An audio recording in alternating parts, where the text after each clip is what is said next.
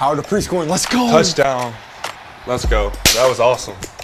I'm unstoppable. With the help of an eSpark. Yeah, no more buffering or disconnecting. Just fast, reliable service to help me get in the end zone. Fiber internet from AnySpark gives you the speed you need to log on and level up. Residential, business, and voice services available. Sign up today at www.anyspark.com.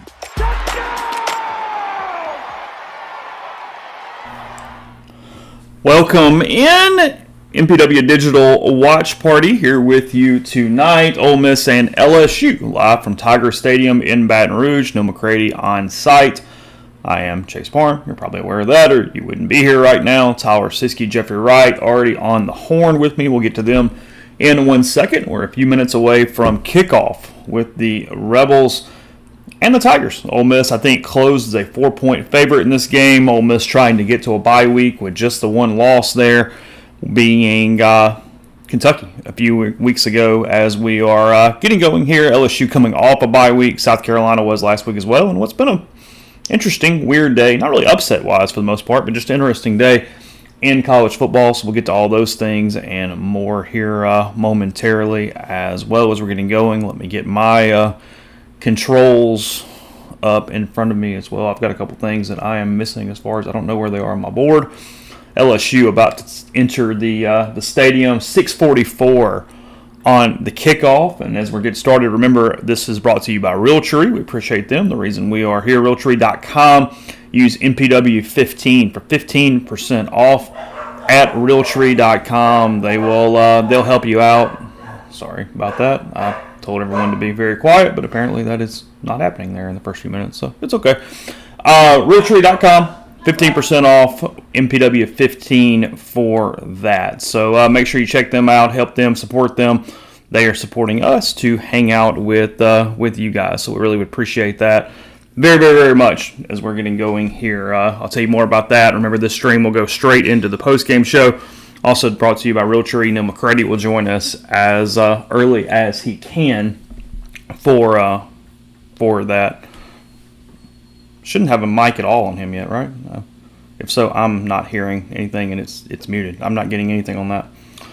So anyway, we'll go ahead. We'll bring Tyler and Jeffrey in, and we'll keep hanging out here with you again. We are there. They are. Mike's good. Yeah, I got you. All right. I was muted, so it was not you. Yeah. Yeah. All right, Tyler. I guess let's start here. What are you looking for, kind of in like the first 10, 15 minutes of the game? I want to see Ole Miss's defensive line versus LSU's offensive line, and then would like to see how clean they can keep Jackson Dart early in the game in the pocket. If he can set his feet and they can protect him, he's pretty good. And when he's thrown off his back foot, he's not so good. On the other side, LSU's allowed only 1 or 2 sacks, depending on the service you want to trust on that all season. Ole Miss, obviously, 24 to lead the country on defense. So whether or not Ole Miss can make Nussmeier move around in the pocket a little bit.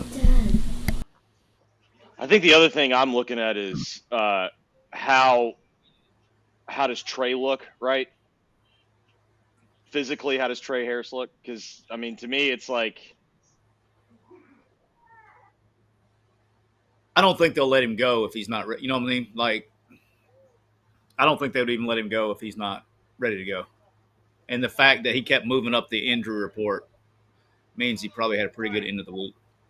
I don't know about y'all. I do not even pay attention to Lane's injury report. Lane's injury report to me reads like a comedy. It's just a troll. This coming on the heels of the statement Ole Miss put out regarding the injuries on Thursday night. It's my somewhat sourced, educated opinion. I think Lane got fined, and as that happened, he was putting it out to try to argue that it wasn't as bad as it seemed, and he was frustrated. I think Brian Kelly had mentioned there was some sportsmanship, there was some potential fines that go with that on Monday, and it's my guess and a little bit of knowledge that Lane got popped with that, and that's what caused that really statement that had no positive purpose at all to come out on Friday night. Just knowing the mechanics of how those things work, when you get an email from a statement that nobody asked for on Friday night, that's usually you trying to get ahead of some story there or something that you are wanting to get your side of the story out there. Mm-hmm. I still wouldn't have done it. I'm with you because it makes you only do that if it's required, right? Yeah, The statement to me read like it was first. It was a giant word salad, and then it read like, "We're guilty." Like there was no denial in there, and so it made you look like you were guilty of something that nobody even asked about. Mm-hmm. Yeah. I would have released a statement that said "kick rocks." That would have been a 2-word statement for everybody. Kick rocks. So to Cousin Greg, it says, how can they fine him if there's not a solid rule, or is there a rule? There is no on-field rule, but the SEC has policies in place to try to slow it down, and the league can fine you. So no, there is you can do it every single play, and it has no bearing on anything as far as actually in the game. But that's not what we're talking about. I still wouldn't have done it. I told him to kick rocks, and I guess the SEC and Big Ten had to have somebody pay for the meeting this past weekend. So Ohio State walked it down the field. Now they did convert a 4th down, but they walked it down the field. Yeah, I think they're a double-digit better team than Oregon. We'll see, man. It's a long game, but I do too, which is what scares me because I feel like, I don't know, I've just been watching Oregon. I don't like Oregon offensively up front. They're facing the face of real defense too. Lucas, thanks for the super chats. It's feeling good vibes. Here we go, Rebs. Appreciate you getting started with the evening. Let's go. LSU likes to receive. We got the real uniforms today. How about that? Been a while. You happy about that, Siski? Yeah, I like the old uniforms. Do you really? I really do. I'm with you. I don't really care, like whatever it's what the kids want. So like that's your recruiting, but I do think wearing this uniform in this game, I think that's like that's something they should stick with. Yeah, it's classic, man. The powder blue didn't really look popped. right from that standpoint. Yeah, I mean, you are expecting this type of this uniform when it comes to Ole Miss and LSU. What do we make of LSU winning the toss and taking the ball? Go ahead and get started on trying to run that clock. Try to get some momentum. I would say it also tells me they don't want Ole Miss to get the lead. Well, you always when you go to the coin toss, you always put your best unit on the field. Best matchup. I like that. That's just a coach's thing. You don't like you don't like the automatic trying to 2-for-1 it? No, I mean not automatic. I mean when you're going against, like, they definitely would rather have their offense on the field, and that the last thing they want is Ole Miss to go down the field and score a touchdown and take the crowd out of the game. To open the game. I'll tell you what, Ole Miss, at least early, is getting some pressure. They had 2 guys that got in the backfield on both plays. Where are you at in the game? I'm just on 2nd 3. So they just threw it and it was incomplete out of bounds. You're a player. Yeah, so 2 plays in. 3rd and 3. I'll give people a spot check on my broadcast. So I'll tell you when the snap comes for 3rd and 3. Jeffrey's going to be ahead because he's on DirecTV. I also think it's interesting on that play they rolled him out. Like, it does tell me that they're at least a little worried about blocking Ole Miss. So give me. I don't have audio. I know none of us do. Help me out with some starters. Who played? No Princely. Pegues is in, or no? I haven't looked. Yeah, he's in right now. I'll be honest. I was watching the ball more than anything. He's in on 3rd now. All right, it's a good little start there. I mean, to me that's the ideal start for Ole Miss. They take the ball and you get a 3 and out. I mean, Well, definitely, I I would definitely chalk that up to ideal. Going 3 and out, that'd be good. That's an ideal start. Oh, that's perfect. Yes, perfect. I'll check it. Golly, are you at the pound over there? What was that? Well, so my brother just walked in with his dog, and so my dog just went nuts. We're having the next meeting. All right, is it too early for the final score prediction today? Well, you've already told me, so go ahead and alert people. It's fine. 31-20 Rebs. That satisfies me because I took under 62, and I got that good closing line value of it went against me 2 points. Oh my gosh! Is that a good oh my god or a bad oh my god? I'm using Aaliyah to give me like a precursor of what's going on the next play. Henry Parrish got sniper. He did get sniped. Yes. Oh. That turf monster's pretty vicious. Yeah, you gotta watch out for him. It can really get you. Kyle, thanks for super chats. Has Chase, do you own more hats or hoodies, quarter zips? Hats, but I have a lot of both, so I don't know. But it's more hats. All right, that was a good start. People give me a lot of caps.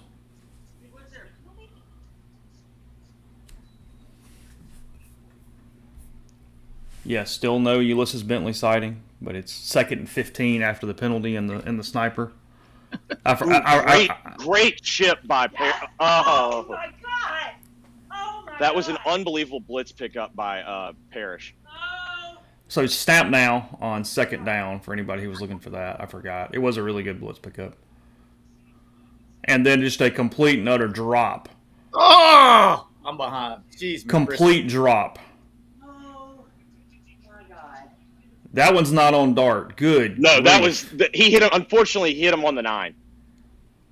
That's perfect. what happens when he's on his feet. Perfect throw. That was a handoff. That was a touchdown. Mark that one down if they don't score on this. Yeah, from 2nd and 15 to 3rd and 15 on that. Mark that one down as a -7. What the fuck was that? And then a giveaway there to punt. A little draw on 3rd down. Yeah. So, yeah, Tyler, put the asterisk I don't know. next to it. I don't know how much you're watching this Ohio State-Oregon game, but our premonition so far has been correct. Oregon has no chance of blocking Ohio State. All right, couple of trading punts. They looked a little different, but yes, that is true. Yep. What's everybody's poison? What are we drinking tonight, guys? What are we doing in the stream? I saw Tyler was already pouring the Diet Millers. And I went with lake water to start it off with. Is it cherry limeade again? Yep, cherry limeade. God dang, man. Hit him right in the numbers. I had a cherry limeade rain at about 3:30, something like that. You're good. You're good. Fraser Massine's actually had a really good year. That was not a good punt, but he's been good. So LSU gets it back. Yeah, the old 38-yard punt. Georgia's going to end up winning 41-31. So that is a cover for the Mississippi State Bulldogs. Are they getting better? They just play hard, dude. You know what I mean? Like you got to that's the thing that they got every reason to quit. They play hard. They still don't have the horses, but they play hard. All right, and then we got Fireball Apple in the stream. Tate, that's an interesting choice. Jack Daniel's Single Barrel Rye. That is aggressive. I didn't know that existed. I didn't know that was. I literally did not know that was a drink. That is running offense with tempo. Okay. Xanax and vodka. I hear you. Pink Whitney. Okay. What we got? THC 10 milligrams. Pineapple cocktail. 3 Sam Adams Oktoberfest. Okay. Any strikes up on the YouTube stream? A warm Guinness. That does not appear to be something that I would want to deal with tonight. I've got an Elijah Craig barrel pick I'll pop in a second. That's what we're going with. This is from Frugal McDougal and the Nashville Bourbon Society. They're out of Nashville, courtesy of my good friends Matt and Cody Penninger. So I'll pop that in a minute. I thought it was raining. Tito's and pineapple. Respect. Evan Williams bottled and bond. That's a good option on that shelf. I like that one. That's a good everyday one. We got a rain sour gummy worm. Let's go. I haven't had the sour gummy worm. Do y'all every time that I think ABC, ESPN, they're sponsored by like Tums gummies, and every single time they mention it, like on the broadcast, I think they're like plugging weed gummies. There's something about the way they say it, like every single time, it gets me. Does Vandy lay an egg in Lexington tonight? That line suggested yes, but I was all in my head to the point that had it been 9, I would have taken Vandy to cover. Because it was 13, I took Kentucky. It was the dumbest decision in the world as far as my logic. no, I honestly think if it was like 6.5, I would have taken Vandy.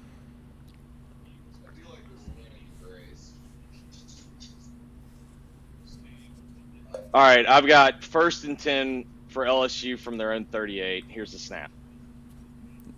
Yeah, you're So we are at least 20 seconds behind. Because my snap is right now. And my snap is right now. I'm almost a full play behind. Garrett Nussmeier threw the ball out of bounds. I think it's noteworthy that was really sticky coverage. I mean, that was honestly one of the things I was curious about is this Ole Miss secondary as good as they've looked? Or they just played crappy quarterbacks? Well, they're not playing a crappy quarterback tonight, so we'll see. That's why I was curious, you know.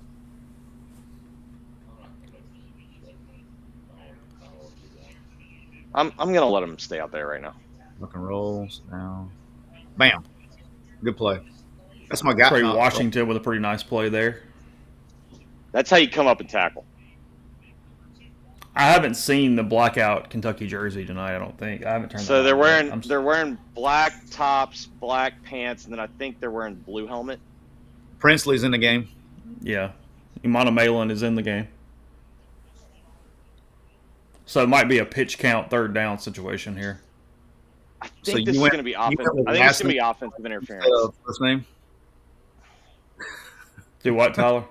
Said you went with last name pronunciation instead of first name on that one. Was there a flag right there? Oh. Yeah, correction.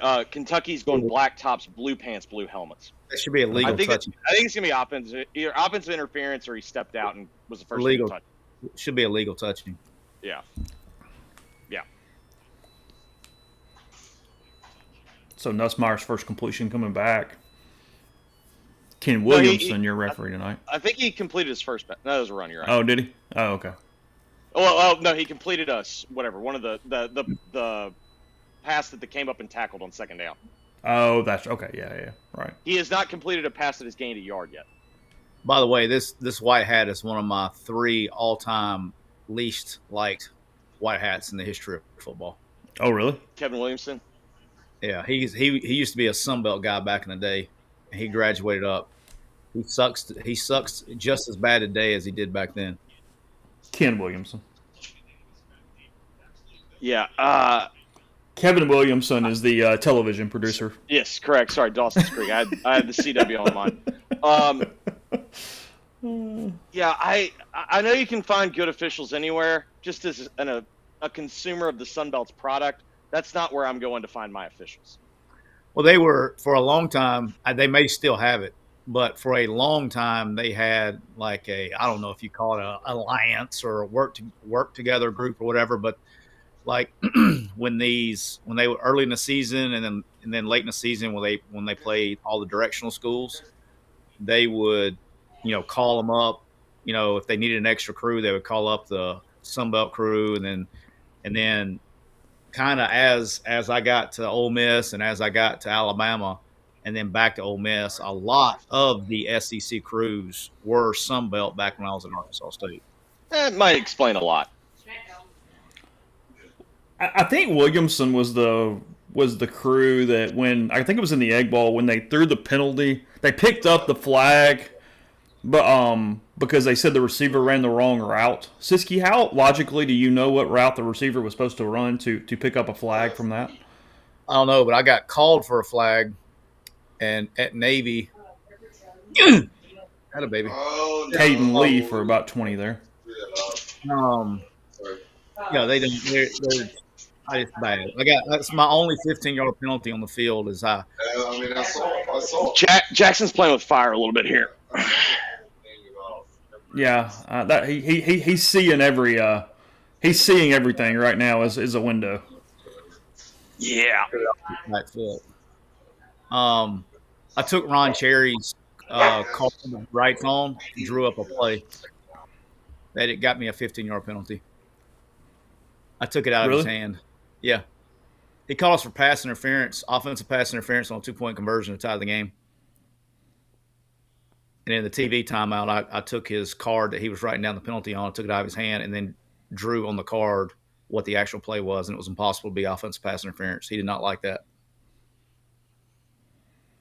Got me a slick Parrish getting all the carries so far, by the way. Matt Jones, obviously out. Did we get a turnover in the Tennessee-Florida game? I have can't. the lights going off. I didn't see it happen. It's 3-0. Oh, good little burst there from Henry Parrish. He's hurt. He's hurt. I mean, not injured on the play. He's running. You can tell he's running hurt. Yeah. So over or under 15 carries tonight. He's got to go at this point. If this is any indication, I'm taking the over. Yeah. It's got to go. You can hurt tomorrow. No pain for the next 60 minutes. Figure it out when you get out of the shower. Florida beating Tennessee 3-0 right now. Give you some Dr. Feelgood and get on the plane. Paging Dr. Feelgood. That was dangerous. I don't like that. I don't like that. I've ever mentioned I don't like the RPO. Bentley's in. They ran. Well, I'll let y'all catch up. Where's Aaliyah? Where's Aaliyah when I? Yeah, this is gonna be a bit of a sideshow. Aaliyah's too nervous right now, and our daughter's been just a terrorist tonight. So. Yeah, Bentley going for 10 on his first run is an interesting way to start the day. I can't wait for Bentley to go for like $150 and then all the on 7 carries. Yeah, it's gonna be like 150 on like. And then all the fans just go, "I told you, Lane. I told you." What are we just doing? like with Snoop? He didn't play Snoop either. They're giving Caden Lee the first little RPO run play there, the typical Trey Harris play. He was blocking for him. Was he? Yeah, he was out there. He caught the last one's RPO he caught. Yeah. You know, ironically, I felt like one of the worst throws that Jackson had is the only one the only throw over like 3 yards that was caught. Who's 52? I think that's one of the Washington kids. But I get them mixed up. Aleppo or whatever. Yeah. Damn. I had the look you wanted too. That should have been out the door. MB Epic, thanks for the super chat. I'll get to you after the third down here. Third and 6 for the Rebels. Here comes Tyler's boy. Spoiler alert.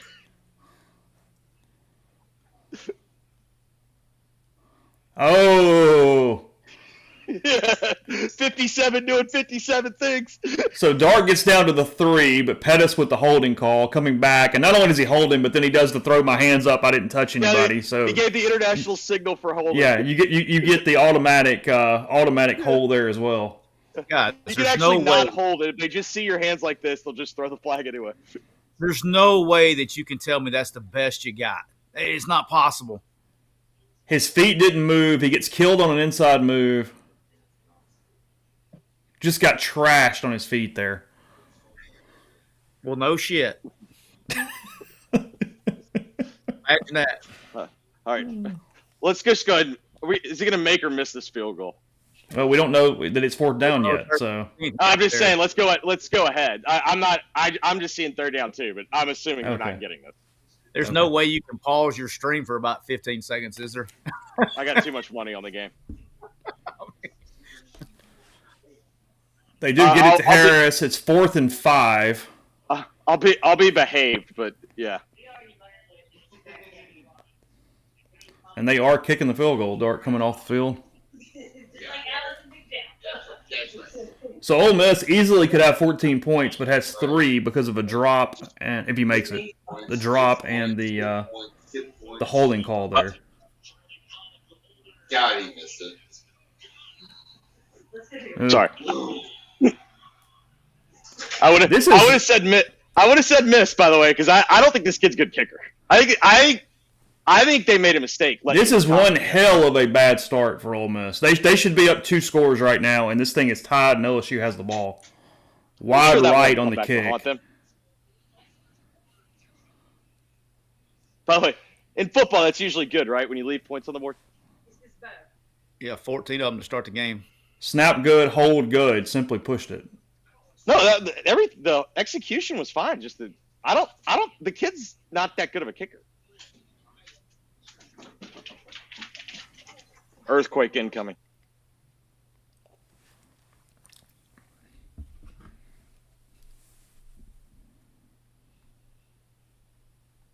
Nico just missed a guaranteed touchdown. Yes, Costa was the more accurate kicker. Yeah, I mean, I'm generally not a big fan of taking a guy. I'm generally not a big fan of betting on the guy that got beat out somewhere else. Where'd this guy kick? A&M. A&M. He was kickoff only at A&M. Maybe somebody's on the Paris plan. You never know. Florida still 3-0. Tennessee punting back to the Gators. 6:39 to go second quarter in that one. Yeah, Nico had a guy running uncovered down the sideline, threw the bitch out of bounds. 7-6, Ohio State. Oregon botched the snap on the extra point. Yes, Caden Costa is the kicker at Memphis.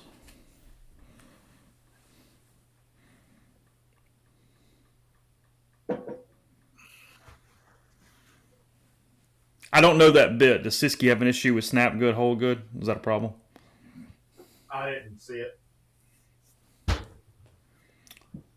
Trivia, what was Ole Miss's last road win against a ranked SEC team? I'll guess A&M at some point because they don't play well at home, but I have no idea. I didn't see the snap hold kick. No, it was good. The snap and the hold were perfect. No issues.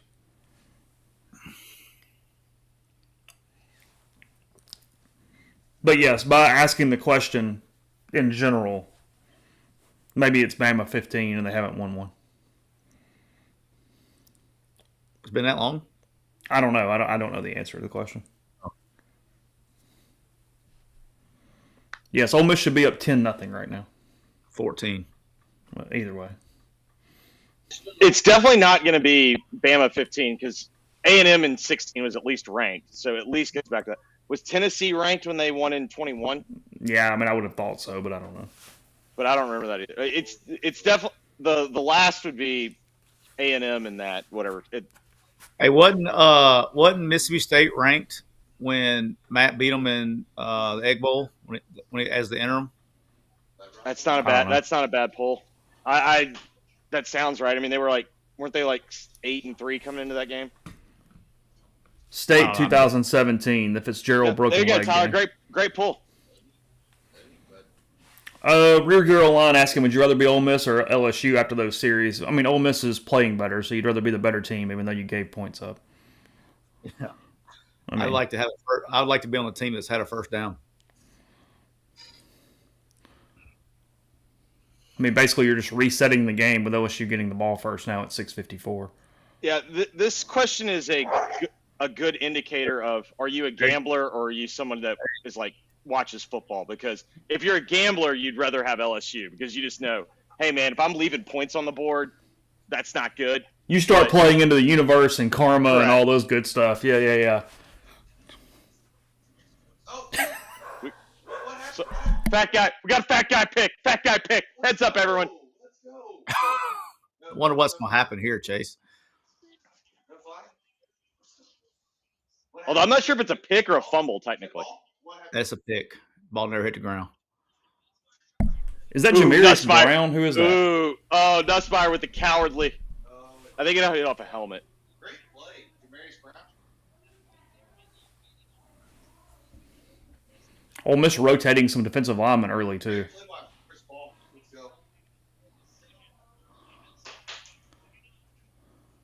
That's a pick, right?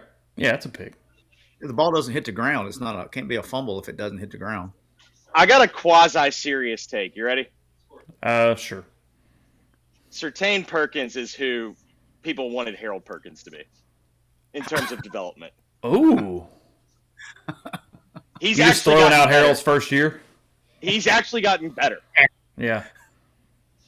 I mean, slow your roll, Jeffrey. I said a quasi-serious. It's like one of those ones like, do I really believe it? I don't. The guy has played one game that you were like, okay, there it is.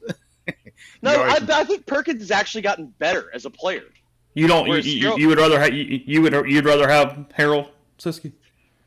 Well, not now. I mean, not with a torn ACL. 14 days ago, yes. Ole Miss picks up 2 on first down, 2nd and 8 here. This is not going to work. You're going to kick a field goal. I guess it doesn't work in this play. I'm assuming 2nd down does not go well. We'll get to 3rd down in a second. I mean, Ole Miss only being up 3-0 would be. Hey man, they haven't made this kick yet. Yeah, I know. It's a win. I mean, Harold Perkins, they have completely misused him since year 1. They tried to turn him into a middle backer. Well, that's because are we sure they did, or are we sure maybe Harold's team did? Well, because that was clearly going to be, for draft stock, that was going to be the best way. Was that 21 or 24? 21, I believe. Just kick the field goal. well, do you go or not, Siski? What do you do? Yeah, I go 100%. I'll go for it. Don't even think about it. Didn't get it, so 0 points now. I wouldn't have having 105-pound running back up the A gap though. Ole Miss has had 3 scoring opportunities and has 0 points. Complete abomination of an opening quarter for Ole Miss offensively. Parrish has hit at least 2.5 yards behind the line of scrimmage on 4th down. I do not like that play call. Yeah, I don't think you had to kick it, but that play call is awful. I mean, just personnel-wise, it's not a good play call. Ole Miss is going to find itself behind in this game after complete domination in the first quarter. I mean, realistically, I'll just say one of those they kick a field goal, but it should be at a minimum 17-0 right now. I will say the one actual football thing, like non-gambler, not getting any points from all these opportunities, that does hurt you in an SEC game on the road. Well, because the game should be almost, not over, but you should be already having them chasing their tail. I will say somebody's on the under. I'm not hating it. Oh, somebody took the under. They're loving life right now. So direct snap to Parrish on 4th and 1. Doesn't get near the line of scrimmage. LSU taking over on its 5. But by the way, It Have is there been 0-0, and LSU has possession, even though Ole Miss has outgained them 88-7 so far in the game. So I got Can a you great think idea. of- Let's can go you think of- 4-1. Can you think of two games more different than last year's and this year's Oh, God. in Let's do- consecutive years? now to a 100-pound running back Who, by the way, who's banged up? who has no explosive power, right up the shitter. That'll work. So far, the early returns from Kentucky Vandy was we should have just trusted our eyes. Like that was a gift. It was a gift, and we didn't take it. Correct. Now, I took it in 8 picks, but I carries, just didn't take it 33 in real life. yards, along of 17. Bentley, the 1 carry for 10 yards. Dart, 1 attempt, 0 yards.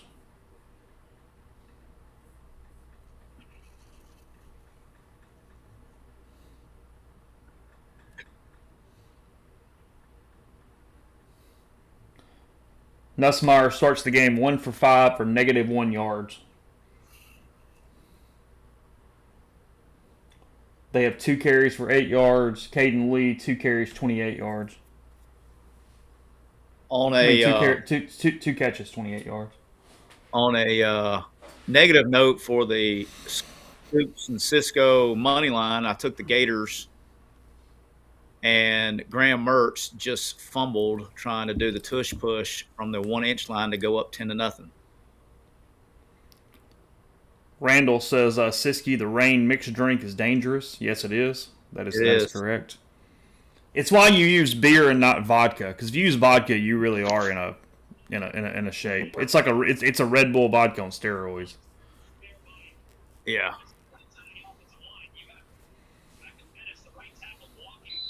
Ball's out. Tyler, how many times do you block, depending on your 150-pound wide receiver to contain the edge? Did you see this? Have you seen the replay yet? Yeah. The guy, you'll never. The guy that beats Watkins makes the play. No way.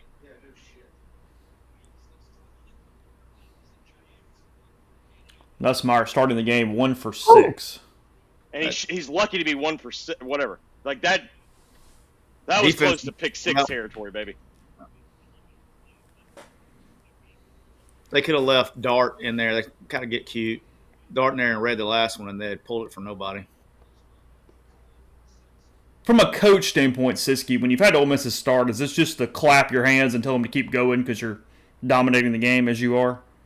Yeah, I mean, you don't have what's the mode here in game? No, it's really, you don't get emotional in the game. I mean, it's 0-0. You can't start. I mean, they're playing their ass off. LSU with its first big play of the game. First down up to the 33. Tennessee got a big turnover in goal to go. They did get away with a hole there that easily could have been a safety, but Tackle. Vandy up 7-0. God dang it! Okay. I'm so mad at myself. Fucking Mertz, man. LSU with some momentum. Another broken tackle down to the Ole Miss 45-ish. No, they're still on the home side. No, the LSU 40. Sorry. Yeah, it's still the -40. These 5-yard things screw me up.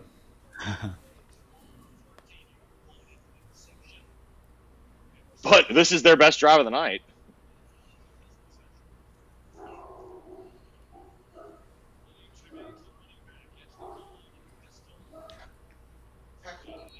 I mean, guys, they're getting held every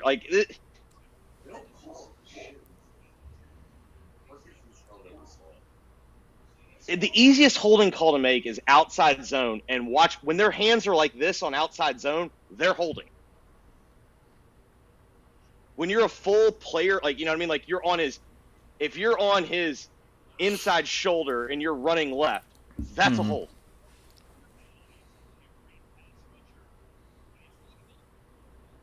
Who's that? Who do you think held on that play? I thought the left tackle held. That's a hold. That's a hold. Yeah, I didn't see that one. I thought they fit it up pretty good. Maybe it was left guard, but there was clearly.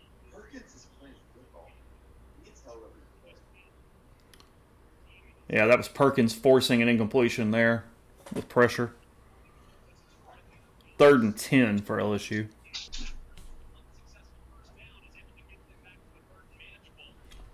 Tennessee still down 3-0 to Florida. About to punt it back again. Wait, have y'all seen Oregon's kicker's name? No. Atticus Sappington. Ooh. Get him. Yes. I'm assuming this play does not go well for LSU. Or at least it's not a first down. I can't say he didn't get some yards, but it's going to be 4th down in a second. I'll say this: Nussmeier sped up tonight. Yeah, he's seeing ghosts You know what I right mean? now. He Tyler, would you agree with that? Seeing ghost?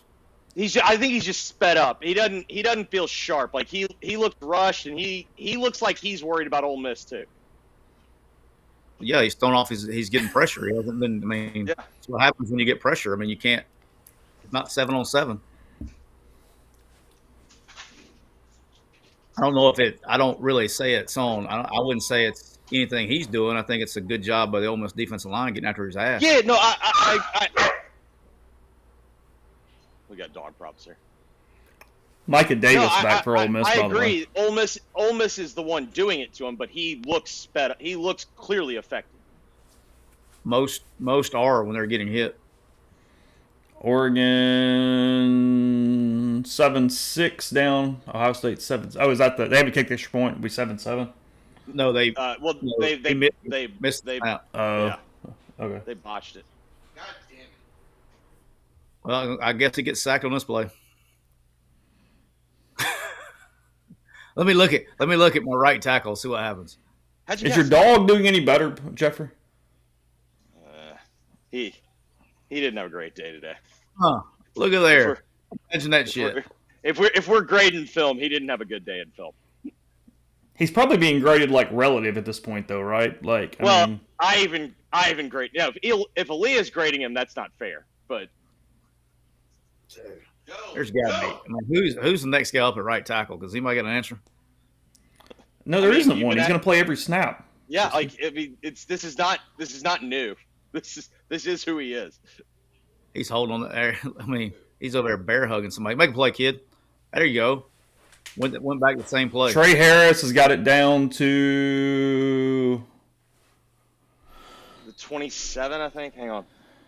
37. 37. Same play. I mean, as the Tyler, first- one thing I do truly respect about Pettis is he takes the approach, if I hold every play, they're literally not going to call it every time. because they're arm cramps. Correct. They do start feeling bad for calling it at some point. They're human. Well, I think they're in interest of time. We'll be here. I mean, if you called that kid for holding every time he held this live, The stream game would go take 6 1 hour. hours, literally.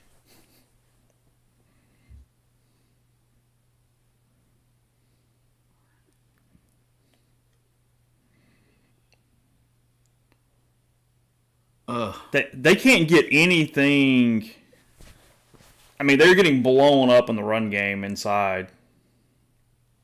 That was stunt issues. That wasn't on that was schematically.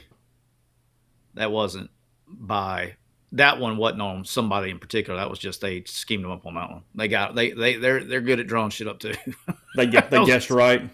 Yeah, that was a good run stunt. They get to make plays too. Yeah, probably two of the best. They probably have two of the best defensive line coaches in the country. Who's that Sherpa they have that they brought in last year? Like, I think after the Ole Miss game? Sherpa. Like he's switch like a legend. coordinators. At least. No. They brought in the D-line coach. Like, he's like a legend. Mo Davis this year. Do you see that? Bo's there. Yeah, Bo's there, and so is Kevin Peoples. All right, I got towel duty. Okay. 4th and 4. I can tell you what your boy's doing right here. Going.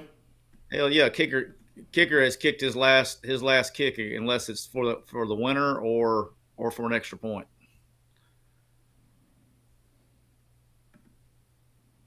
I wouldn't be doing that shit no more. 3 points ain't gonna win this game anyway. You don't think there's something to just trying to get a lead? Oh sure. No, it's common sense, but I'm not with this dude. I'm going for it. Would you rather go down with Jackson Dart and Trey Harris, or would you rather go down because your field goal kicker? There is something too deflating if you miss 2 kicks. Like, I don't know, mentally, I feel like that's a big deal and a negative.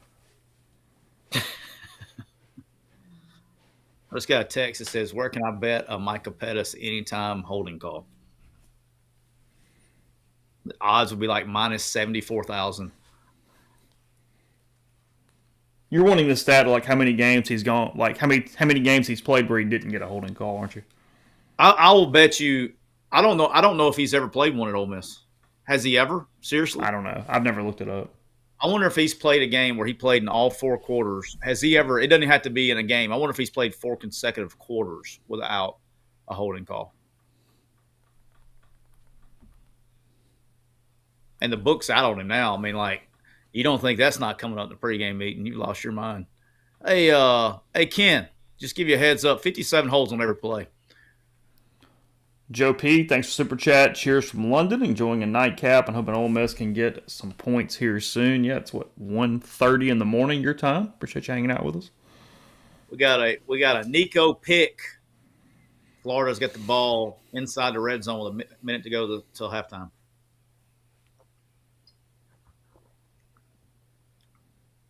Boy, Scoops would retire if I hit this money line on him.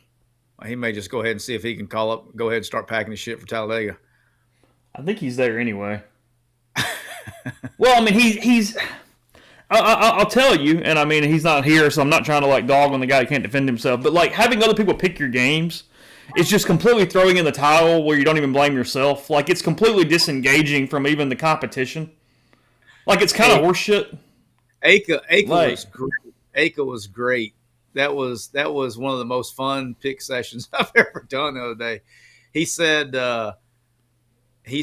Iowa State correctly. He took Iowa State. Okay. And then he took Iowa, but he didn't pronounce he like right behind it. And what did he call it? He calls Iowa or something. It took me a minute when I heard who they were picking. I knew he was saying it was great, man. It was that was. But that was coming off getting Iowa State correct. Yeah. Okay. Yeah, it took me a minute to figure out. Like, I think my guy's doing good too. Actually, I think he's beating me. Probably not saying. So where does Florida have it? 11-yard line, 1st and 10. Lane is quite pissed in the end of first quarter interview on television right now. Hey, how about this? How about these solid picks right here from my guy Aka? He's got Vandy plus 13.5. He's got Ole Miss minus 3.5. He's got Iowa State minus 3, Ohio State minus 3, Iowa minus 3. Dude may go 5-0. And then his money line, if it hits, I quit. All right, Ole Miss hits the field goal, 3-0 Rebels. 14:55 to go, second quarter. Ole Miss, like I said, has completely dominated this football game. They are now 3-0. Caden Davis hitting from 49 yards out. That's why Lane gets paid $9 million, because if I was the head coach of Ole Miss, we'd be going for it right there. Y'all be cussing me right now on this show. I'd be like, y'all, you should kick field goal. Golly, that freaking you missed field goals, man. That one hit him right in hit Trey Harris in the breadbasket, but you gotta let him slide. He's caught a bunch of good balls for the Rebs over the years. So you gotta let him slide. His overall career is still a net positive. He's still the positive. He's still in the green, boys. But it doesn't make it any less suckier. What'd you make of that Bama game today? Oh, I'm still pissed. I'm probably gonna get canceled on Monday on the show, I imagine. Soft. Just soft. Lack of football. I mean, like, just like turning shit down on defense. Like Malachi Moore, they fit a counter and he's got contained, and he literally he did his job. He contained and watched the guy run right by him. He was making business decisions. Then he came scot free on a blitz and just ran around the quarterback. And they end up scoring a touchdown. That was their first touchdown drive. That would have been like they converted like a 4th and 7 for a touchdown. It would have been like 4th and 19, and they would have punted. And then the lack of football IQ at the end of the game, that's just you go down coming out of a timeout. Everybody knows to go down, and the guy scores and gives them a chance. The ball game's over. It's a minute 54 seconds. They had no timeouts, and they drove down the field and had a chance to tie the game. They didn't, obviously, but it should have cost them the game. The score alerts bother me when they come up on ABC. It's Ohio State, by the way, now 14-6 over Oregon. But they look like the flag on the field score, little ticker thing. It bothers me. They should make it green. I see what you're saying, though.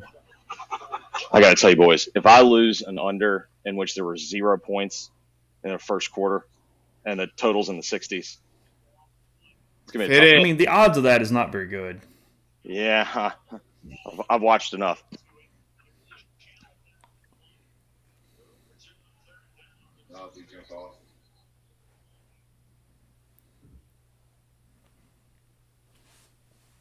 Durham's a good running back. You like him? Yeah, he's going to be good. Neutral zone infraction. Come on, man. You're the fucking nose guard. First down, LSU. Xavion Harris jumping across from sitting in the A gap. Well, that's an eye violation if I've ever seen one. That's a McGriff level eye violation, Siski. That's K5 eye violation. I mean, the ball's literally in the middle of your face. On third down.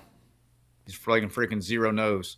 So here's Ken. Ken's got to have a 45 fucking minute discussion. Like, dude, how did you not know what that penalty was? Just freaking go up there and say neutral zone infraction and move the game on.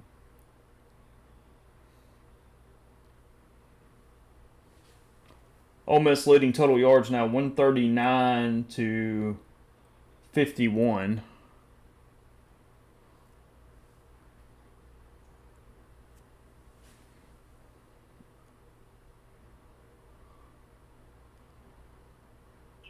Nussmeyer actually had a pocket there and just threw a bad It's literally six. It's Ole Miss is nearly double yards per play, and this game's 3-0.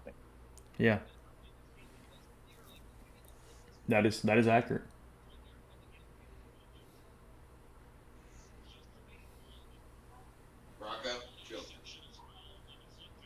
Oh, good. Let's go. Ole Miss is really doing well up front right now. J.J. Pegues with a big play. J.J. Pegues gonna make a play on this one. Mm-hmm. He is. All right, I know where to watch. It's a good tackle. You gotta give him It's credit. a good tackle. Hey, do you want to hear my conspiracy theory? By the way, he was listed. You have my full attention.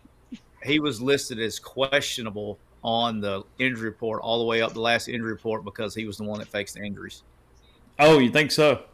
100%. I don't even think that's a conspiracy. I think it's good science. I mean, Okay. he's no more hurt than I am. LSU, ooh. All right, so I'm assuming they may get close to a first down or get it. I think they are going to get it, Mr. Siski. That had to be a coverage bust. He was sitting in the middle of the field with no one within 8 yards in any direction. 4. Vacated zones. Drop 8. 38 chains, vacated zones. Let me see here. Got an end zone copy. Yeah, that's on 4. Down to the 46. 4 vacated zone. He's playing match. 38 chains. Listen, they get to make plays, but I think this is the best Ole Miss has tackled, I feel like, in space in a very long time. I'm assuming he's going to make this play on the edge. Yep, there we go. Hey, my eyes. I know where to take my eyes though. I'm good. That helps. Hey, you left side right here, Siski. Left side. Go. Yeah. As soon as he said taking space, I said, okay, we're in an outside zone or throwing a now screen. Let's see. Oh, outside zone. Tackle! With tackle, nothing behind it. That means he's close to the first down, and he probably got hit and made it across the first down. Let's see what happens. It's a good cut, good run down to the 30 or the 29. There is a flag on the play. Yep, That's an LSU illegal block in the back. Oh, what a catch! It's from the end of the play, though. Yeah, it'll go from the spot of the foul, so it'll be like a second It'll be weird. second and 9, I believe. Yeah, because the I think Ole Miss that might have been an evening up. Didn't see much there. That was pretty soft. Oh yeah, got away with that one. Hey, so just you can't. We're now even. No more complaining about calls. We net zero now, Siski? Wait, no. How many snaps has 57 played? How many of our Ole Miss has played? Yeah, let me see how many plays 22. Run. Yeah. So he's only been called one time? Yep. Yeah, so there have at least been 20 other holds. Yeah, you're still in the good 21. Doesn't hold every play, Siski. Good grief. Be nice. Are we sure? Yeah. Wow, he's getting paid. 3rd and 3 for the Tigers from the Ole Miss 39. Do your job. All right. Little decision time here for Brian Kelly, we think? I got to warm up the oven here. Hang on. I'm assuming he doesn't get it. What are you cooking? Tackle! We're doing burgers and dogs and fries tonight. Okay. What kind of fries? We move on Thursday, so right now it's like clean out really? the freezer. Yeah. Oh. That's a long 2. I mean, you're going to go because you have no choice, but right? Yeah, you got to go. I mean, unless you just got underfoot. And It's you a know he's gonna- 55-yard kick. Yeah, but I bet unless they you do get, that. yeah, I'm willing to bet What's his name? they're going to run the same. They're going to do the thing where the center moves the ball a little bit, and to me, this is at least going to be trying to get them to jump first. They've called a timeout, so it's OSU 4th and 2 from the Ole Miss 38 after the timeout. Well, I would suggest not moving the ball as a center because that's going to automatically get you 5 yards going back the other direction. The officiating will not miss that one, you think? Hold on, you know what I mean? The move where the guy I'm not saying move the ball but where you adjust the ball to find the seams, you tip it up. That's what they did. That's what they did on the last offside. You can't do that when you're set though. I'm telling you, when they got to the line. Now, I'm calling a timeout though. I still think they're going to try to get them to jump first. Well, they may do that, but the center can't move the ball while everybody's set. You're misinterpreting what or I didn't make myself clear. It's the move where you readjust it in the shotgun, you guys do it all the time. They tilt it up. Florida's up 3-0 at halftime, by the way. Did he just miss the freaking field goal? It's 3-0 halftime. Dang it! I looked down I was looking at the Ole Miss game and looked up and they're in commercial. He hit the field goal. They called a timeout, and then I guess when they came back, he missed it.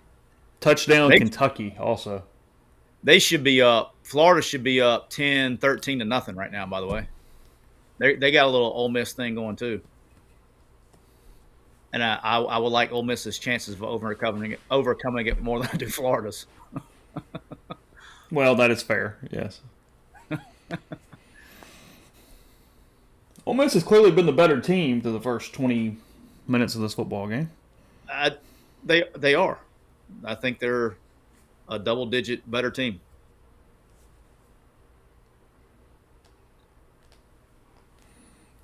Doing one of those nice 3.5-minute TV timeouts here. Yeah. Somebody's got to pay the bills. If you like cashing the check, you got to do the waiting. Yep. If you're for revenue sharing and the players getting paid, then you just got to take a big old bite of the shit sandwich. Garrett Nussmeyer, 4 for 12, 52 yards. Jackson Dart, 6 of 8, 92 yards. Bentley, 9 carries, 32 yards. Bentley, 1 carry, 10 yards. Durham for LSU, 6 for 21. What's she doing right now? Hey, I need to go sing happy birthday to my kid. I'll be right back. Okay, that's fine. Coming out of timeout, LSU will go for it. Again, 9:53 on the clock, 4th and 2 for the Tigers.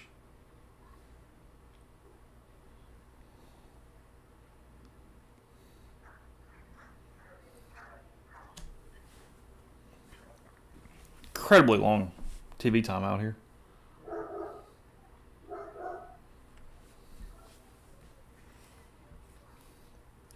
Apparently it's Siski's kid's birthday, so I appreciate him giving time here. I was unaware of that.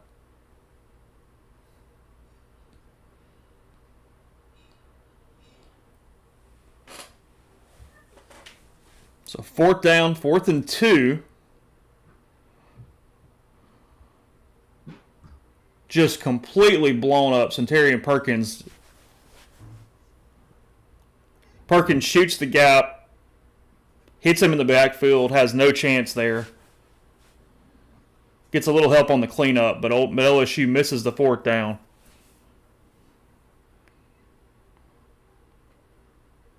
Perkins with the first 20 minutes of his life right now. Good play for. He gave him the old oop-de-doop. Ole Miss starting the drive now. 9:47 on the clock from their own 41. That was a hell of a play right there, Chase. Big drive here, Siski. Big drive here. Can you hear me? Yep, I can. Yeah. He deked him right there. Made him give it instead of pull it. That was a good job by 4. Oh, really? Yeah, I saw the tight copy Okay. right when I walked in. Bentley getting another carry, hit at or behind the line of scrimmage. No gain on first down. Send him back to the bench. Send him back to the bench. Tried to show a little patience, and as soon as he did, he got hit in the ear. Nope. Completely tiptoed into the line. Put the other guy back in. Now, hey, look, that was your chance. It's over. Peace. All right. That was your opportunity. Interesting coverage here. Should be open. Ball. Golly. Come on. 3rd and 10 now for the Rebels. Jackson Dart trying to hit a little tight window there. Not much room. Receivers got to play basketball on that one. Got to come back and box out a little there. Yeah, he let him run through his inside shoulder. I said, no.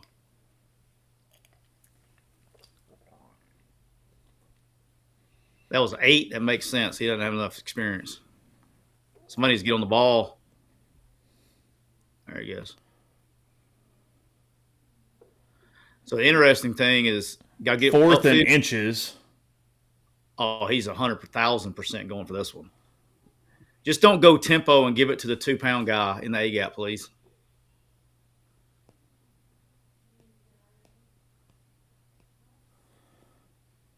Oh, dear God.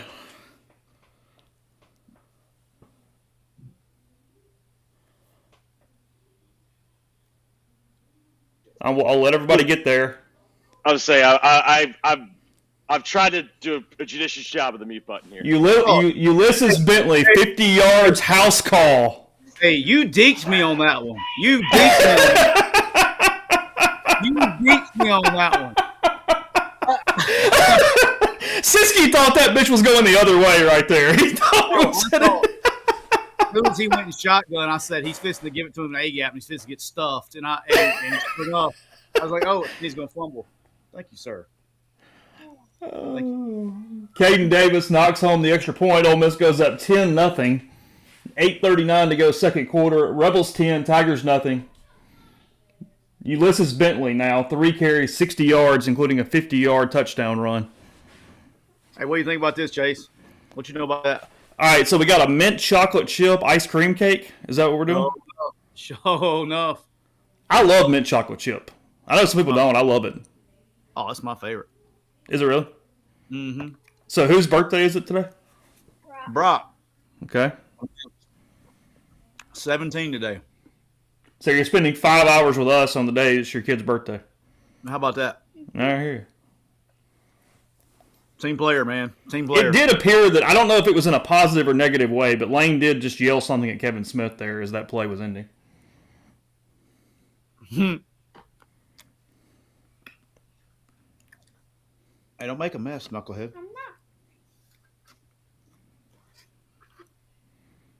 not. I imagine it was not. I bet I know what it was. Again, that play was on 4th and 1 there, so Ole Miss getting one back a little bit. I mean, they've completely dominated the football game. But Interesting question to ask is they're going tempo. They're going tempo on third down a lot. And an interesting question to ask would be, what personnel groups were they trying to avoid on third down by going fast? okay. What was so funny about that? There's some look or somebody that they're trying to keep out of the game by going fast on third down. It's like the 4th time they've done it today.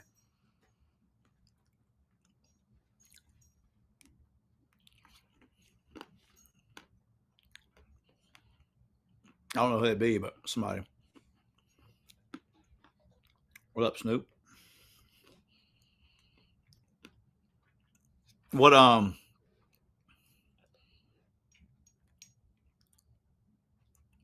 I don't even know. I may have to redo my prediction.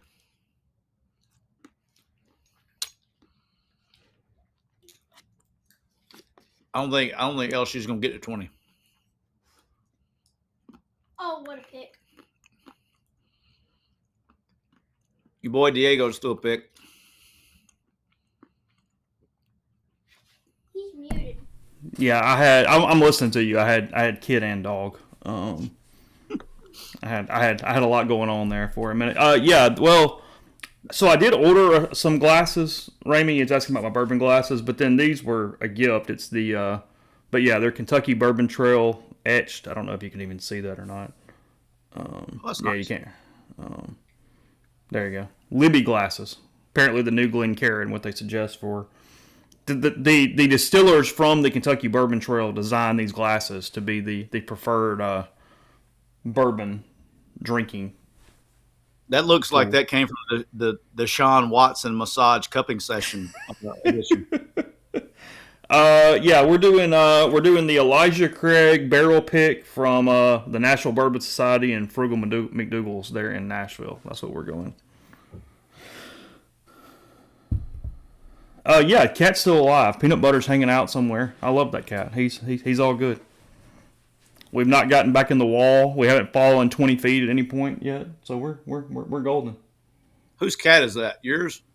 Yeah, the one that was trapped in the wall on New Year's Eve.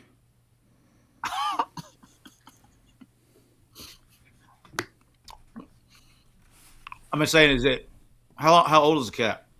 Probably about 2, maybe 2.5. Is there a way that I can get this where I don't have to hold it and Snoop can't eat it? Do what? Nothing, I'll just hold it. All right, Billy Cannon. Hadn't seen that before.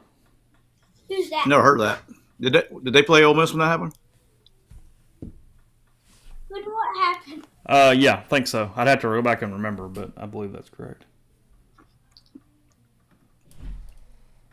All right, Bubba McQueen with the super chat says, go back and watch the replay on Bentley's touchdown. Kiffin is yelling at Smith, play him. Well, Bubba, thank you for the super chat. But by the old math, the head coach can overrule it anytime he wants to. That does appear to be a rule, doesn't it? It's kind of how that works. Yeah. I think it's very odd when he does that. He did that with Levy and the quarterback. Hello, everybody. Hey, This is my cat. Yeah, that's peanut butter. What's up, peanut Let me butter? show you something. Let me show them Okay. something funny. Okay. Okay. Here we go. Chippy, chippy, chopper, chopper, chippy, Oh, yeah. chippy. Hi. Hello. Daddy, I want it. Based on what I'm seeing on defense, Ole Miss is going to have to let LSU back into this game. You think so? Now, it's college football. That can happen. But like, That was Jeffrey. Everything was going great until you said that, Jeffrey. Everybody's in a good mood. Everything was going great, and now you just jinxed it.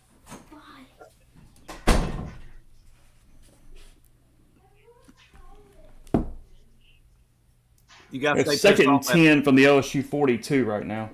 Jeffrey. You need to keep talking shit about the kickers and stuff so they can keep making stops.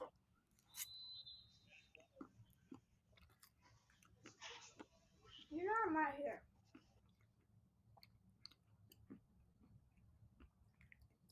Fit it. Bam.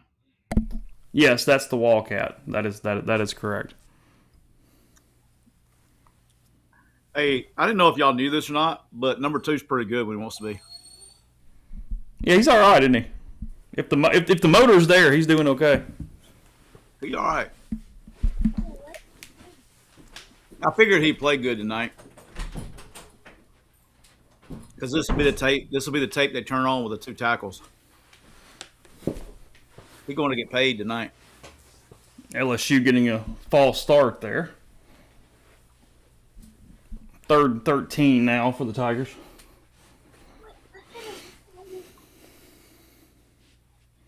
The YouTube multicast is excellent. It's just a matter of if you could pick your own 4 games. I don't like how it picks for you.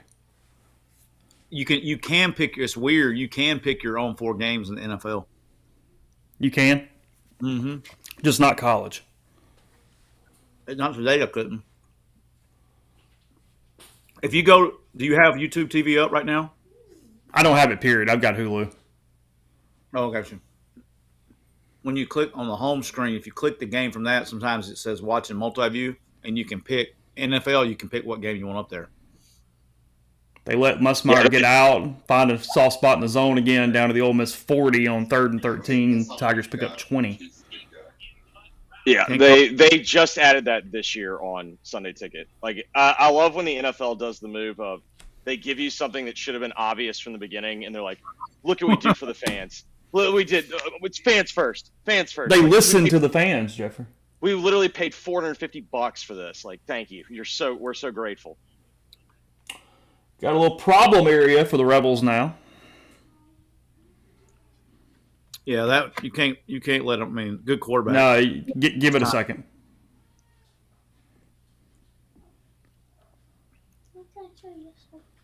LSU down to the 12-yard line, 1st and down at the 12, 25 yards to Kyron Lacey from Garrett Nussmeier. Back-to-back throws where he gets out of the pocket, kind of throws on the run. You step up in the pocket. That's how you make money. It's hard to cover them. 3 straight good throws there.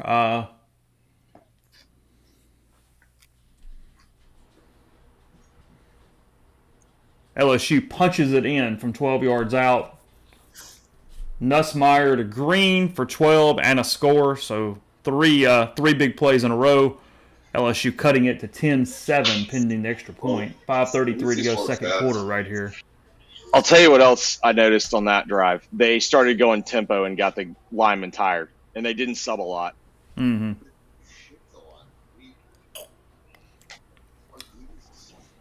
Does every stadium in the country have the lights that go off now? Like, is that just standard issue? Pretty much. Yeah. Yeah, even the Oxford Chargers have them. They do. That is correct. Andre, thanks for Super Chat, says, let's go Gators. No, Siski's backing up on that too. I'm okay with that. Oh, bad snap. LSU punching in the extra point. 10-7 now.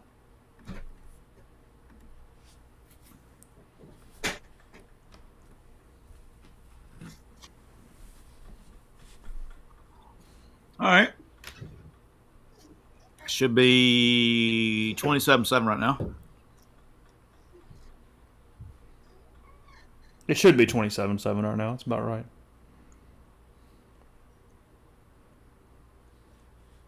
We got a Vandy player getting carted off the field in a board. Clutch Cam says needed a fake injury right there. Slow it down a little bit.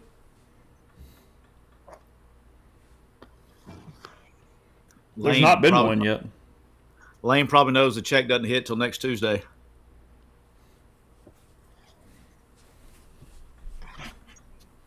$15th of the month is on Tuesday.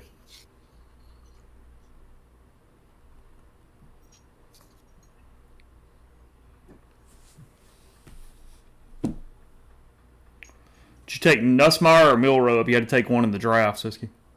Nussmeier wouldn't be close. Milrow can't throw it in the ocean from the beach. It's a throw-in league. Ole Miss trusts its front four, obviously. LSU's done a great job holding up in pass blocking this season. Do you like the idea of how many times they've just dropped 8 and 7 and not brought anybody on third down? Well, I mean, I can't complain. I don't think you can argue what that. I mean, they had that one drive, but it's been working so far. You know what I mean? Mm-hmm. Now, I think LSU is really good at making adjustments, and this is about the time halfway through the second quarter is when they made the adjustment versus North Carolina. Did y'all hear that Did y'all hear that bullshit on the Alabama broadcast about Milrow being the first pick? I felt like that game had a lot of the SEC propaganda in all directions today. Like that, Tess was really laying it on thick this morning.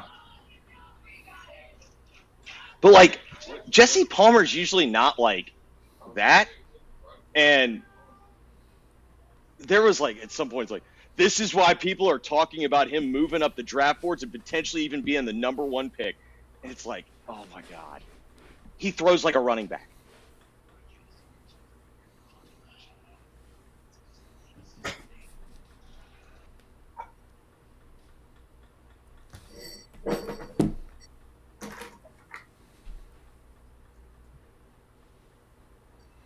Touchback on the kickoff.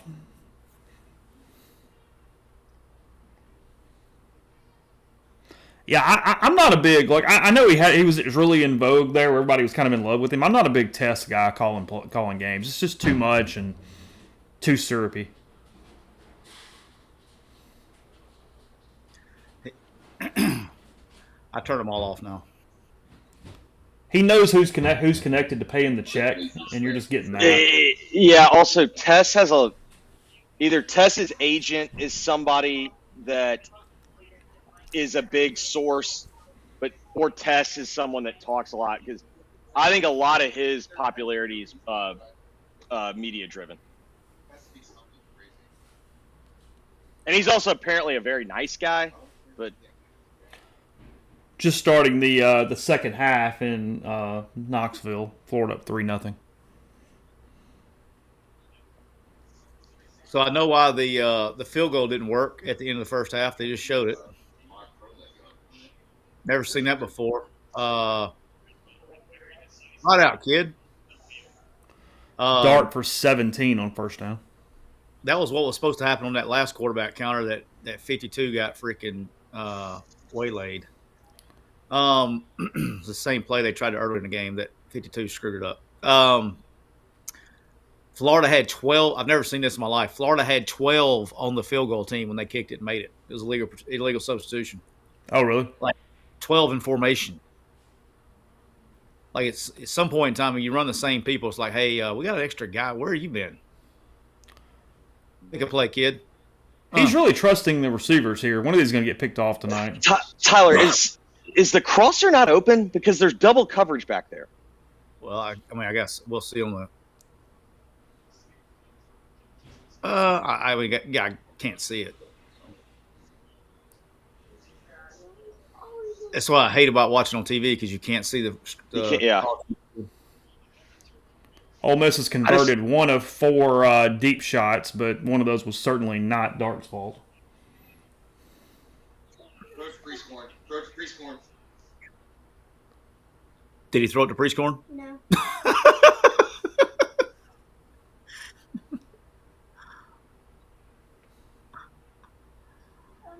Third and 6. I didn't hear any celebrations, so I imagine this play doesn't go well. No, I started muting. Okay. I mean, I'm trying to mute, but team player there for Mr. Wright going in and out. I can't do it every single play. Like, I appreciate you, dog.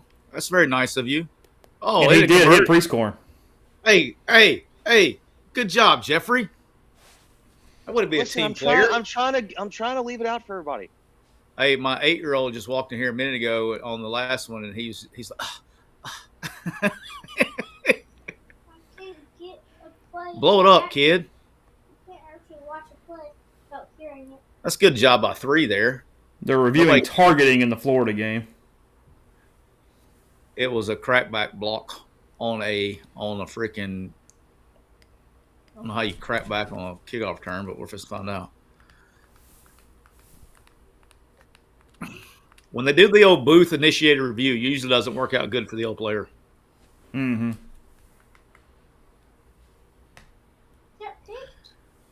Look at that guy. Look at that easy 5 yards right there by that running back there, Chase. Easy, smooth, fresh-legged. That's what he's doing, Siski. He's just playing. He's playing chess. He was just holding him out until now. Yeah, keep the tread on the tires. Want to keep treading the tires, That's it. That's all.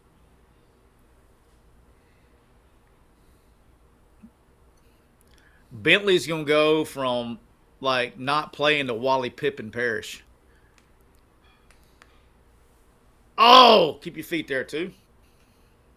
Uncle Jeff's guy. That is Uncle Jeff's guy. That is correct. Got a loss of 1 on that play as he trips up. And got grabbed. I mean, that's not really tripped up.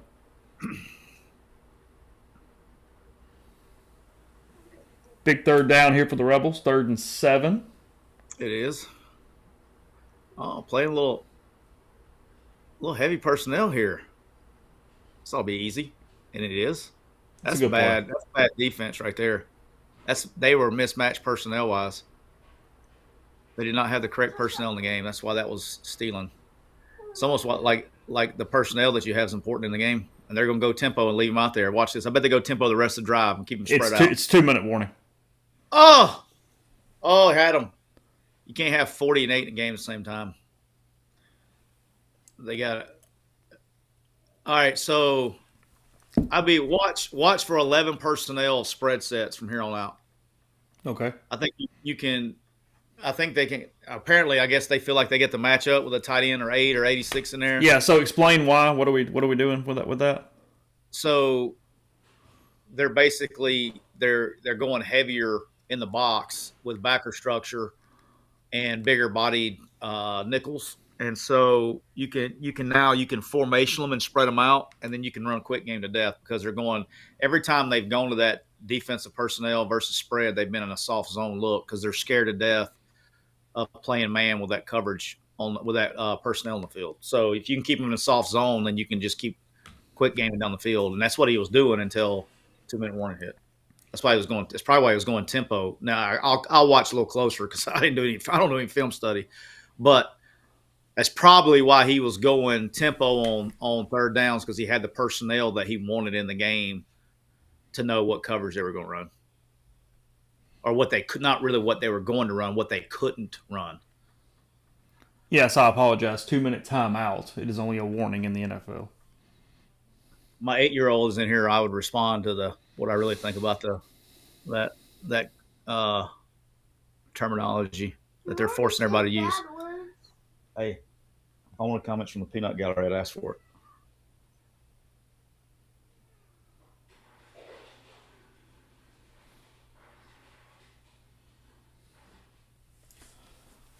Somebody asked me on Twitter the last time Ole Miss had a safety. I have no idea. A safety? Yeah. On defense.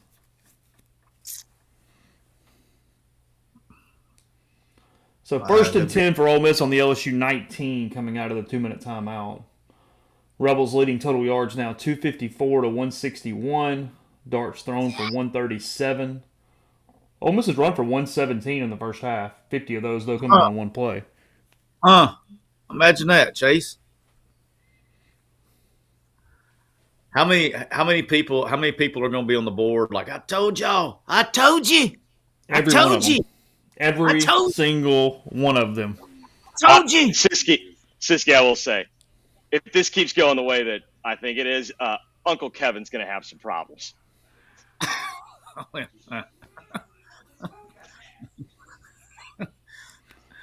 Hey, Jaheim Otis going to come to Ole Miss, Siski? I mean, yeah. I mean, are you serious? I mean, is that a serious question, or are you? I mean, You like the chances? I would. What's the signs point to? Like Magic 8 Ball signs point to? Yes.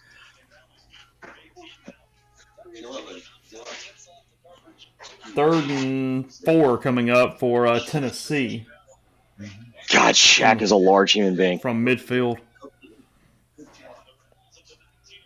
Don't you know his knees feel good when he wakes up in the morning?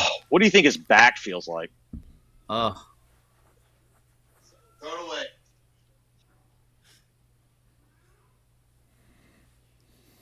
All right, 1st and 10. Told you 11 personnel spread set.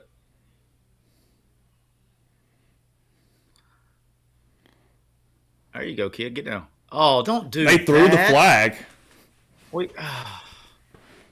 I mean, I get it helps Ole Miss, but I don't like that call. He's already moving toward tackling him when he slides. Jackson's got to be smart. It's how that's the one way you get a quarterback hurt. I've had more quarterbacks hurt doing that than it's. I hate that, man. Don't late slide. I get it, but don't late slide. Yeah, I just don't like that call. They may wave it off. Nope, not Ken. Oh, they're going to call targeting. They're not just going to call personal foul. They're going to call targeting. All right, you want a hot take right here? Sure. They don't want this guy to get ejected. They need to pick on him. Hey, leave him in the game. I mean, hey, we decline that penalty. We're good. No thanks. Find the target and leave him in the game. That's what they're doing. I told you they're going 11 personnel spread set because he's in the game. Let him get outside the box.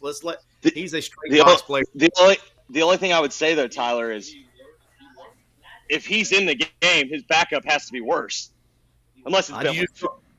You just don't want him to be any. You just don't want him to be any faster. I mean, I like where I'm at. I don't know who's next, but I like this area. I mean, it's clear targeting. He's gone. Ducked crown of helmet into the quarterback's helmet. Towards a defenseless player into the head or neck area. Would that be? Yeah, I think that would qualify as targeting. That's almost as good as Jeffrey saying moving the ball at center would get him to jump off sides. I'm good, thank you. No, you have some.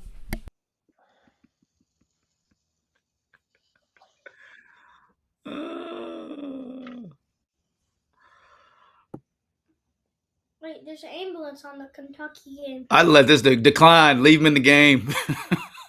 Dad, there's an ambulance. I wonder what they would do if you said that. Decline. Leave him in the game.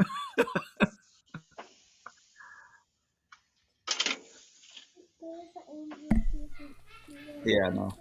Hey, do you have Twitter pulled up, Chaser? Yeah. Will you see if there's anything on the Vandy kid that got hurt? Like it's not good. They stretchered him out. He did not give a thumbs up and all that stuff, and he's in the ambulance. Okay. And they brought his mom and dad on the field, and then they left an ambulance. Bad looking deal. Oh, Mom. Oh, ball!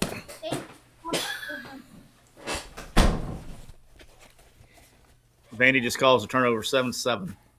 I am kind of wondering, why is this review taking so long? Yeah, this is taking.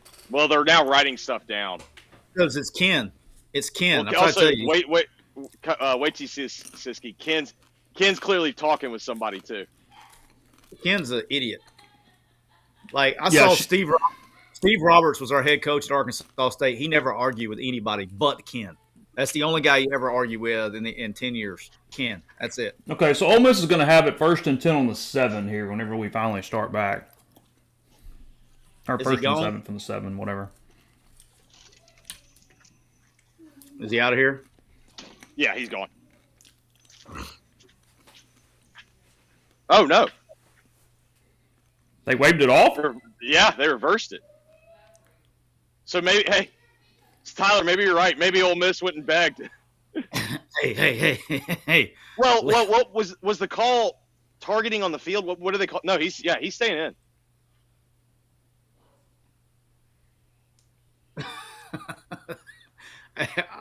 I give up. If that's not targeting, I don't know what is. Maybe let's see if Lane gives a fist pump.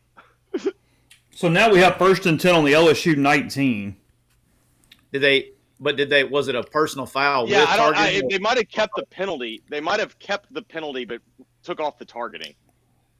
Yeah, if they call personal foul with targeting, then yeah. Did they call the late hit? Is that what they called? Because I've been on the grill here. I didn't see what the original call was. But if it's a personal foul with targeting, right? then, so you can still keep the personal foul, and then they can take off the targeting. Yes. No, they waved off everything, so it's just 2nd and 6 from the 15. Yeah, oh, look, Lane's getting him. Ken. Lane is learning to like Ken too. Lane's getting they literally waved off everything except for the play. That's it. Look at Lane. Lane is now understanding why no coach in America likes Ken. So look, I don't like the play. I don't like the call, but it's textbook ruling. How the hell do you wave off targeting on crown of the helmet to the helmet of a player that's moving? You got my boy Ken in there. The only thing that I like, I will say this year, the thing that I like this year is, I was just going to say the only thing that's less the only thing that's more biased than Ken Austin defending the officials on a call is me talking about Billy Napier and the Florida Gators. The thing that I do like this year is I feel like they're actually taking some targeting back, because targeting is like, there have been games I feel like have been decided by targeting. But by rule, if that's not a targeting, there is no targeting. Well, again, I don't like the late slide being a penalty. Had it just been a personal foul late hit, I wouldn't have liked it. How do you think Cal feels last week? Yeah. Oh, shit. That hurt. That kid just broke his leg. Florida game. Hip drop tackle. Yeah, you can wave it all off, because if it's targeting, it's because they didn't call a late hit. They just called targeting. How about your boy Dan's Orlovsky's shoe game? Man, geez, how about that suit, too? What's he rocking, the burgundy? Bright red suit with doo-doo brown shoes on. I actually like the call if you're always going to call that. Not letting a slide turn into targeting. The problem is you see that nonstop. That's how you get hurt, though, man. Yeah. All right, bounce it. No, I'm not talking about both sides of my mouth. I'm saying what they typically call versus me liking the call. It's a different deal. Third and 6 now from the LSU 15 for the Rebels. 1:48 to go. By the way, Jeffrey, Oregon Ducks 22. Yeah, I just saw it. Tez Johnson has like all the yards. And your boy Diego Pavia is playing like shit. Yeah, he looks hungover. But listen, that's when he plays his best. It's a big call, though. It goes from Ole Miss 1st and 7 at the 7 to now 3rd and 6 from the 15. What are we at time-wise? Like 145? What are we at? 148. So LSU's out of timeouts. If you're Ole Miss, do you run it and then kick the field goal to burn clock and then get the... Yeah, you're just trying to score 7. You're only up 3. You get the ball to... All right, so it's 3rd down, 6. I wouldn't be surprised if you get a run here, because if he decides he's going to go for it. I'm going to say he throws it. He's trying to score. I'm going to say this is going to be a highlight play. 11 personnel spread. Here we go. Where's my boy 40 out of the box? Just throw your slant down here and call it a day. Jackson Dart takes a snap, goes back, throws. Trey Harris with one hell of a touchdown catch. All right, that made up for the other one. Good job. Yep, that made up for the drop. You're good. 1:42 to go, pending the PAT. Rebels 17-7. If he makes the PAT, 15 yards, Dart to Harris. Goes up and through the receiver to catch it. All right, so that's how you got to look at it right there, Chase, right? So he's back to even. You know what I mean? Because shouldn't have caught that one. He catches that one. Tyler views playing receiver like counting cards. He does. Yeah. Yes, it is. He's got +1, -1, +1, -1 face. 1,000%. That's how you like. I've had to avoid many ass rippings in staff meetings over the years when your receivers are dropping balls. So you gotta make sure you keep up. Like, look, we dropped that one, but you remember the big one-handed catch he had? Like, so it's all even. Tyler, did you have someone like if you knew, like, did you have someone that was like a GA sitting outside the room that would let you know if the count was hot or if it was cold? No. Did you have a spotter? No. But you got a big problem in the meeting when you got the kid who's like -4. Oh yes, Sunday was the worst. Sunday was the worst, especially when you work with a defensive head coach. He's like, just too many drops. I'm like, Coach, I'm not teaching them to drop the fucking ball, Coach. You know what I mean? Like, I'm not. We're not going through drills like, hey, all right, guys, listen. I want you to drop the ball that goes right in your hand. I mean, we're not coaching them to do that. You know what I mean? Like it. And Guys, then gather around. We've caught too many balls. They're gonna think we're better than we are. You're gonna have to drop at least the next 3. yeah, it's like that's my big pet peeve in coaching, and it never fails. Go to your local high school practice and listen how many times at practice somebody drops the ball and a coach yells, "Catch the ball!" And I go like, "Hey guys, like, he's not trying to drop it. I got an idea. How about you teach him how to catch it? Like, teach him. Like, don't just yell, catch the ball. Hell, he knows he dropped it. And that's like my pet peeve. I hate that. Catch the ball. Catch the ball. Well, no shit. Like, come on. Oh, let me write that down. That's what he wanted me to do. Yeah. Oh! I need a touchdown bad for the Gators. Siski, and y'all's travel ball, do you still hear keep your back elbow up? No. Do we still hear that? Okay. Are we finally out of that? Thank God. Yeah, we're in the launch angle now. I was gonna say, aren't we in the drop and drive era? Yeah, we're in launch angle now, boss. It is my, like, I get that it's just 8-year-old softball and it's rec league, but if I hear get your back shoulder up one more time. Elbow up. Step and boom. They don't realize, like, physics says if your back elbow's up, you are going to slump. You're going to drop your elbow and swing up. It's like the golf swing. You go in to swing out. Like, it defies physics. Oh, wait. Yeah, that's my guy. My favorite DB. Got a PI. That's not good for LSU right there. You don't need him to go out if you're an LSU fan. Oh no, don't. I hate this. I mean, he's such a good player. He's a first round wide receiver.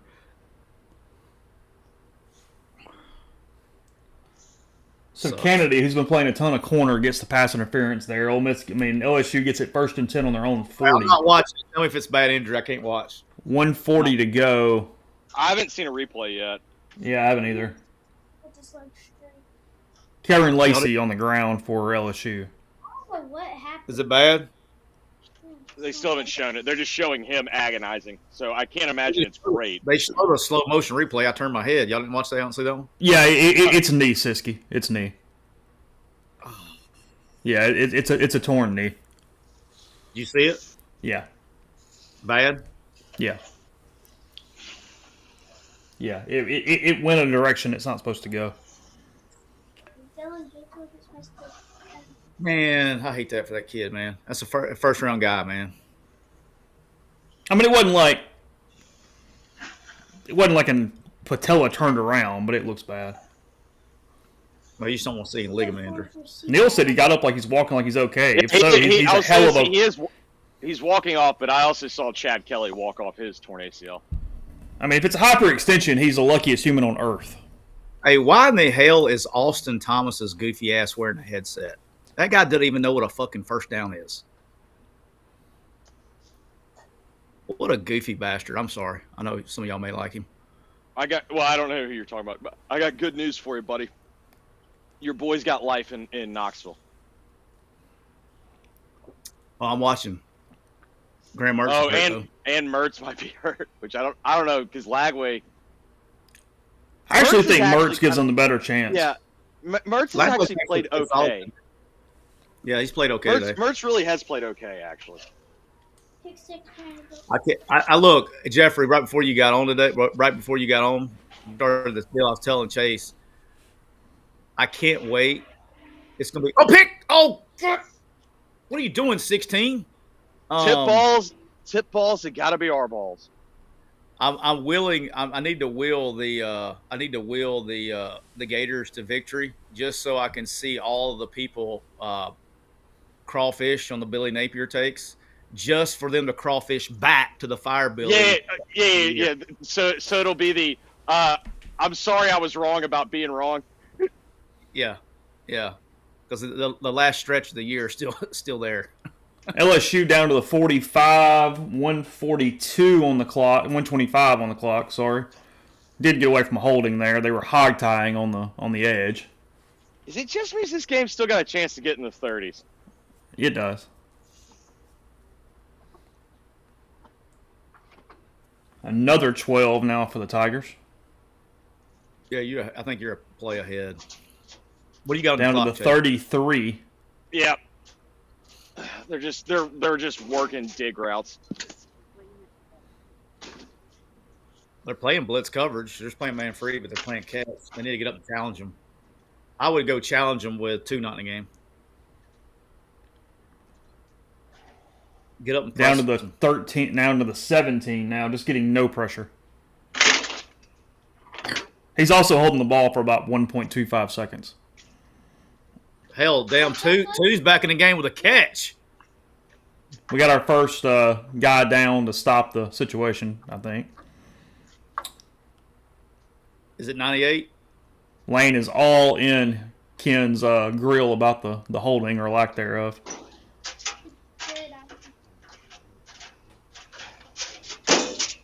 Get him, Ken.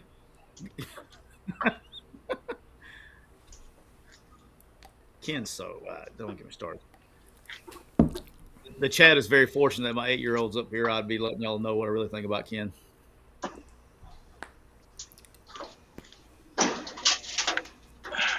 So the clock's at 109. LSU has it on the 12, first down. First 12 or 17, I'm not sure which one. 18 is what we're calling it officially. All right. They're mad because they didn't run the clock at all, apparently, which is a thing that happens in Baton Rouge. She's obviously, it's her team. This one's usually running it, right? Do what?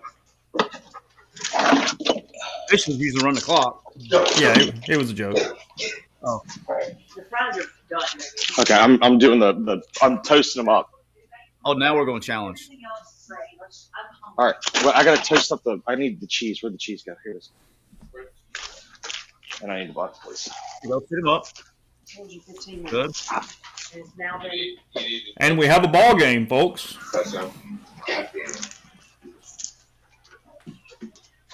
Nussmeier hits Thomas in the end zone. Touchdown Tigers. 44 seconds left on the clock in the first half. They get the PAT. 17-14 Ole Miss. Again, 44 seconds left in the first half. Ole Miss gets it after the break. LSU walked right down the field for the second series in a row. That was a hell of a throw and catch. Ain't shit you can do about that one. Ole Miss has 3 timeouts. What are they going to do here when they get the ball back? Hell, they're going to try to score. He is throwing off his back foot to really open receivers for the most part. Well, that was a hell of a throw and catch. I mean, you just got to tip your cap on that one. I mean, that was off his back foot where it had to be, and it was pretty good coverage, I thought. They get you sometimes. That ball might hit the ground. Let's see. They were playing right now. He tipped it. Yeah, the other angle showed it. It hit the ground. That is incomplete. Hey, that is incomplete. That's not even close to being a catch. Yeah, ball right there. Ball moved. That's incomplete. They better overturn this. If they don't, I will for the first time, I will say, tell Ole Miss fans they got screwed if it gets overturned. If it doesn't get overturned, they got screwed. That's incomplete, man. That's not even close. That's not even close.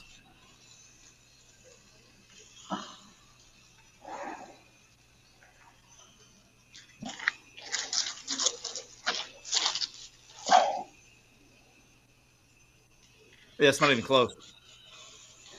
Ball moved and was on the ground. That's easily reviewable.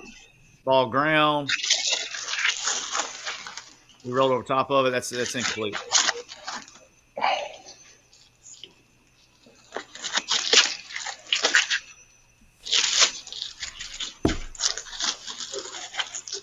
I guess McElroy's calling it a catch in the booth. A shocker. Well, that's good for Ole Miss. Shocker.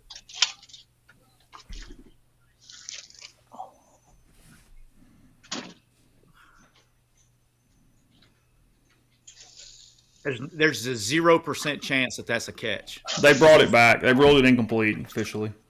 I was supposed to say that would be the worst. That'd be worse than the Montreal screw job by old Vince McMahon. Brett screwed Brett. So now it's 3rd and 18 from the 16. 44 seconds to go. That's big. That may buy you 4 points. You need to stop. That was a hell of a throw and an attempt at a catch. That was good coverage, and I mean, shit, threw that off his back foot. I'll tell you what, that was also big for the heroes out there. They got the under. You got the under? Oh, yeah. And I got a bad number, too. I got that good closing line value of -2.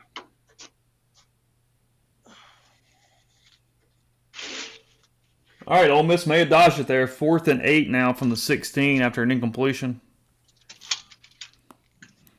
Yeah, I mean, guys, they definitely screwed up.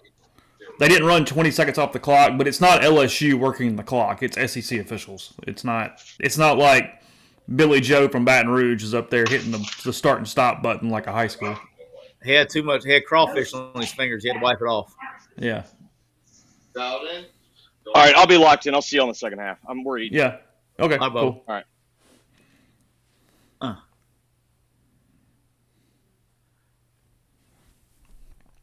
Yeah.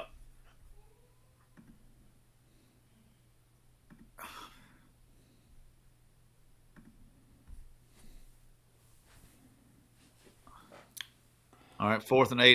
They're kicking it. You're going to be ahead of me. Yeah, he has made the kick. 17-10 Rebels. 34 seconds to go in the first half. Ole Miss gets the ball out of the break. The Rebels have 3 timeouts. How much time left? 34 seconds, Siski. 34 seconds. Yeah, I think they have no timeouts, right? Ole Miss has 3. LSU has none. That's what I'm saying. LSU has none. Yeah, he'll take at least 2 cracks at it. If he doesn't get it, he'll probably just run it out because they have no timeouts. So he's got 2 free downfield cracks at it. Yeah. From a game management standpoint, does that make sense? Well, Cajuns were running the clock when they ran 4 plays in 10 seconds or whatever it was, 8 seconds to beat Ole Miss in that game down there. Yeah, but I'm saying you're actually going. You got 2 free cracks at it, and if you get a sack or something on third, you still can just run it out and go. Yeah, you don't have to put yourself. You don't want to get in a situation where they're dropping it, like where it's 3rd and 17 or something, and you're trying to push the ball downfield and it goes incomplete and you have to punt. This is kind of like a 4-minute, 2-minute situation where the last team that touches the ball is Ole Miss. So we're going to give you 2 free cracks at it, and if it's 3rd and long, then we'll just run it out.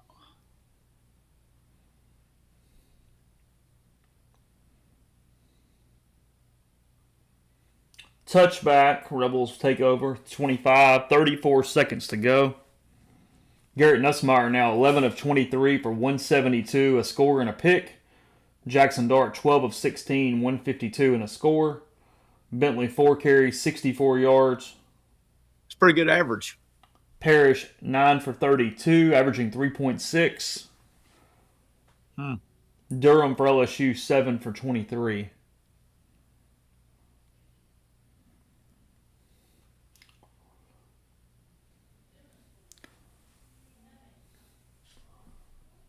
Ole Miss.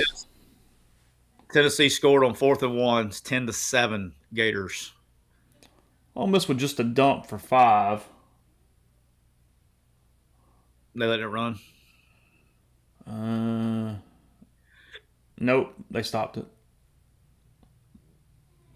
Timeout Ole Miss, 2nd and 5 from their own 30. 22 seconds to go. This is... Did he fumble that? If so, I didn't see it.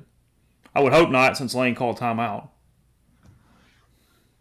Well, I mean, it wouldn't matter.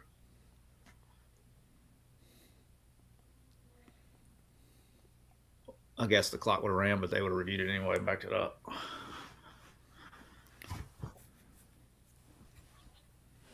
Yeah, 2nd and 5 from the 30. 22 ticks. 26 ticks now.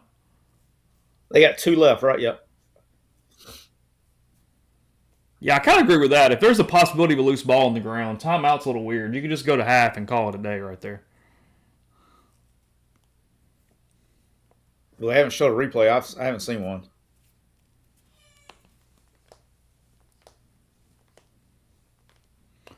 The odds of something dumb happening versus odds of you getting 45 yards in 26 seconds. They're reviewing to see if there's a fumble. Yeah, you call timeout to let them check for a fumble here. So, boy, Ken. I mean, frankly, that's kind of that's on Lane though. I mean, I get he was in a hurry, but ball is definitely out. By the way, Is it really? yeah, ball's out. LSU has it. Oh, yeah, it's out. Sudden change situation because you didn't just go to the half here. So I'm saying, like, the odds of going 45 in 30 seconds versus doing something like that.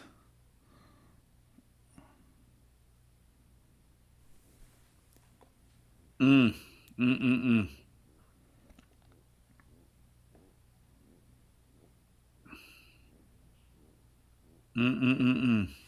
ball is out. It's out. Yeah, 100%. Yeah, LSU got the ball. Yeah, there's no that LSU's got the ball. It's their ball.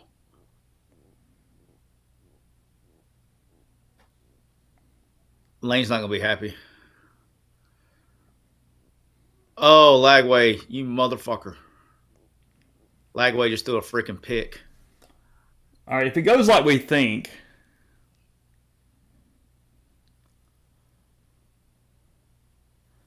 LSU would have it on the 30 with 26 to go.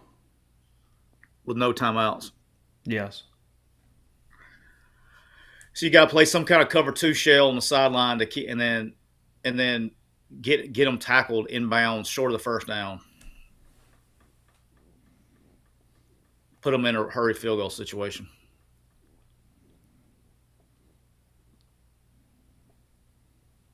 Oh, Lagway. God, that's so bad. Tennessee's got the ball in the red zone now with 2 minutes to go in the third quarter, down by 3.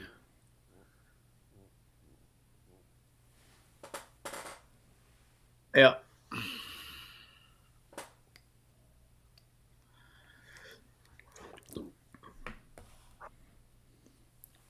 I mean, I know there's going to be a lot of people second guessing that, but you got to try to score there. 44 seconds and 2 timeouts and all that stuff. You can't call the game worried that somebody's going to fumble the ball on a check down.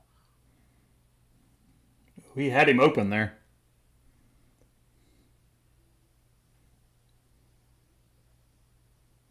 Woo!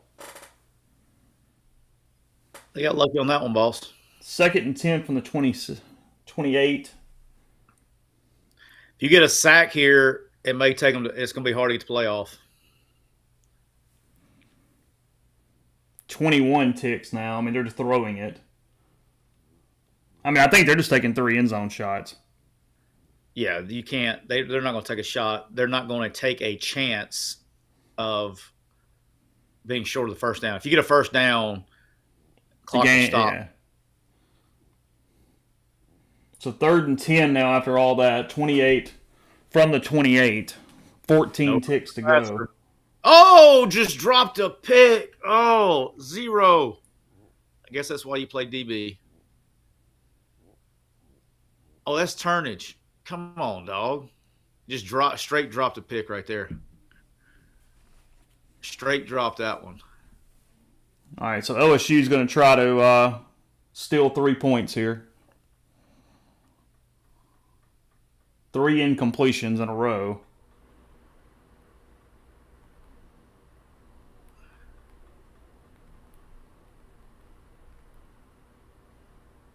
Yeah, you're play ahead of me. 4th and 10 for the Tigers from the 28. Ole Miss has called timeout. 10 seconds left.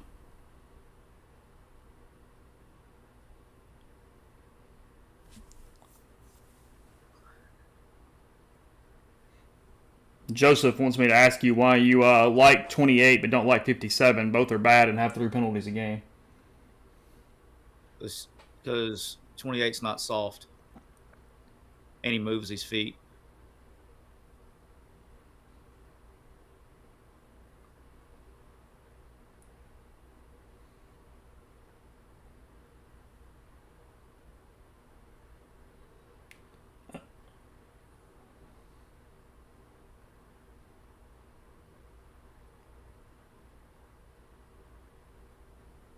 Got a tie game in Knoxville.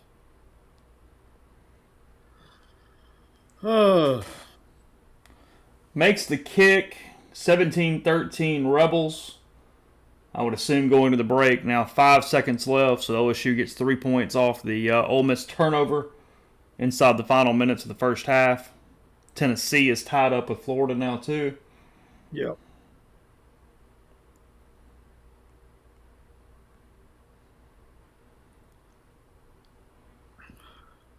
Right down the middle on the kick. From 45, it's good. Again, 17-13 Rebels. LSU 205 total yards. Ole Miss 276. LSU 172 through the air. Ole Miss 155. Ole Miss winning the rushing yardage 121-33 currently.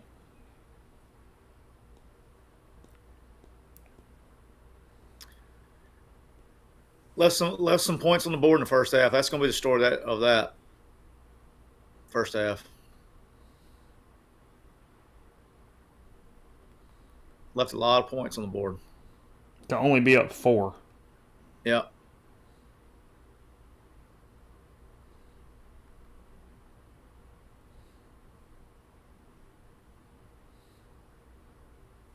(22-21) Oregon at halftime. All right, they'll take a knee here. 5 seconds left in the first half. I would assume. I mean, surely touchback. We need to go to the Stanford lateral play. Yeah, I mean, if there's time on the clock, you keep playing, right? Yeah, man. I think we should put Pettis in the backfield and let him run it. What are you telling the guys at half before we get out of here for the break? I'll just keep playing. I mean, they're doing they just got to execute in red zone. They're playing well. You've outplayed them, finish drives, get this one, go down, get points, blah blah blah. Hey, you gotta get on film and figure out why you're not executing the red zone. Now you gotta figure that out. But everything else, I think they're executing everywhere else. I think they're playing pretty good. You know, and then the drives on defense, the drives on defense that you get points, you got tempoed. So you gotta fix that at halftime. Get a better plan of just playing catch coverage every time they go tempo. Yeah. All right, Ole Miss gets it after the break. It is Ole Miss 17, Tigers 13. LSU will kick off to start the second half. Hang out, go take a bathroom break, get another drink, whatever you got to do. We'll be back for the second half of this one. Rebels and Tigers coming up in about 20 minutes or so.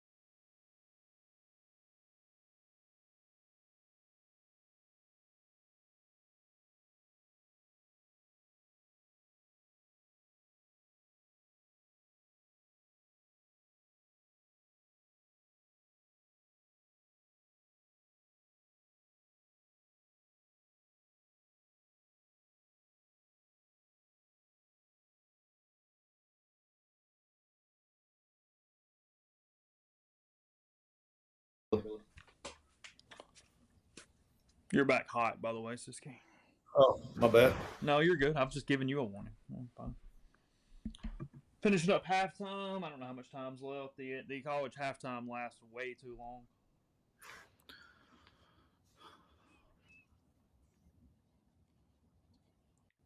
It's just polar opposite of the NFL. We'd already be rocking and rolling. Yeah. What time did you get in from baseball today? I had a thing with my older son today. We didn't have baseball day, thank goodness. God dang it, son of a bitch. The Florida went for it, didn't get it. The probably 5 minutes before you hit the button. You were the bad luck charm for Oxford last night. You left in a 28-28 game. Oxford wins 48-28. I will promise you, I'll agree not to go back to another game. You're okay being done? I'm good, dog. I am good. It's hard to watch. There was nobody covering anybody in that game. When I was Why did the Missouri AD agree to play a game at Amherst? Somebody's got naked pictures of him up there, I think. I don't know. That's interesting. I love the video of them walking into the locker room. It is a high school. I mean, there's high school. 90% of high schools are nicer than that place. It holds 17,000.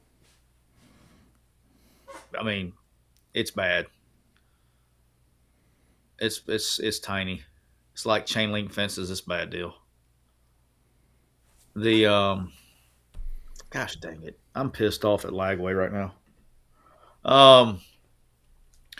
Graham Mertz is hurt and hasn't come back, so I don't think Lagway is playing because of to get him some reps. I think he's having to play. Doors Rule asked him, what adjustments are you making on defense after the first half? Oh, you just gotta figure out what you're doing your tempo call wise. But I thought they played well. Besides that, just not getting pressure when they sped up. They just couldn't sub, But it's more back end coverage. I thought they were too soft in coverage, playing off too much, not challenging the receivers in tempo.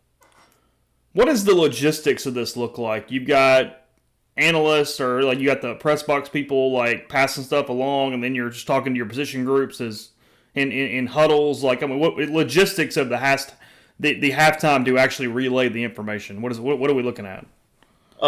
Usually you will go to wherever your designating meeting spot is. Usually it's the coach's locker room, and you will wait on the head coach to come in there, and the head coach will say whatever he has, and then you break off offense, defense, half, let it adjustment, so back. And then, hold the end of that real quick, Mr. McCurdy. How are you? Oops. I don't even know whether this will work, whether you can hear me, but I was going to give it a shot. I can kind of hear you. Yeah, there's a little background, but it's all right. We've obviously watched Ole Miss dominate a quarter, not get many points out of it, gift a little bit to LSU there in the at the end of the first half. LSU with two pretty solid drives. Just in general, what's kind of the mood around there? Can you hear me at all? If not, then yeah, I can. It's kind of mixed. I'm not sure exactly what I'm doing wrong. I mean, I think from an Ole Miss perspective, that first quarter probably went as bad as it could go, and they survived it. The remote's your phone. Probably the one thing that would worry me the most from an Ole Miss perspective is that it looks like Garrett Nussmeier is getting into a bit of a rhythm. He's got a hell of an arm. They're getting guys open, especially middle of the field. Probably something to watch for moving forward because Ole Miss is having a hard time getting to them.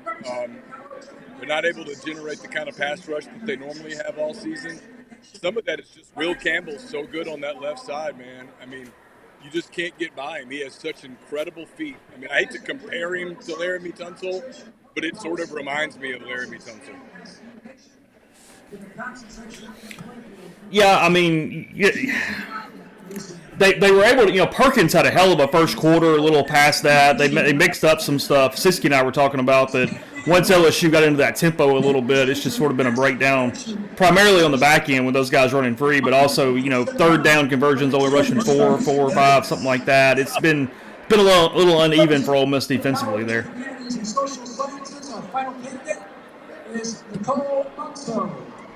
I missed some of that, Chase. I'm sorry. It's kind of hearing both ways a little bit. Which is par for the course. My watch is going off like every 4 seconds, telling me that the decibels are too loud. Is it really? Loud in here tonight, for sure. I mean, Ole Miss did a really good job against the run. They they left a lot of points on the board in the first half. They've got to play a cleaner second half, and if they do, they'll win. If they don't, it's a little iffy because this crowd's going to smell it late third quarter if LSU's still in it. Now LSU's having a hard time with any kind of a run game. And, they had the touchdown that got overturned. It was the right call. The ball hit the ground. But Ole Miss has played with some fire tonight, dropped the touchdown pass and missed a short field goal and had the turnover there at the end of the second quarter. It hasn't been clean, and I think to win here at night, as loud as this place is, you do have to have some cleanliness to your game. I think they've got to play a cleaner second half. What was your take on the? I mean, obviously Ole Miss scores anyway, but what was your take on the targeting call? I mean, this won't be popular, but I sort of thought they got it right. I mean, he was standing there, Weeks was, and Dart sort of slid late, and I didn't think Weeks thrusted at him or launched at him, I guess. And I mean, what's he supposed to do? Because there's a chance Jackson tries to run over him. I mean, it was just a weird play. At the end of the day, watching live, I sort of thought they got it right. And then when I watched the replay, that didn't really change my opinion. The bigger thing with it was, I was telling Siski, I hate the personal foul call on a late slide because it hangs the defender out. I thought they would hold it up simply because it was such an obvious crowd of helmet onto Dart's helmet. He didn't thrust, but he was completely down with the top of his head. I thought was why it would stay. Does that make sense? If you can hear me, I don't know. Makes sense. Yeah.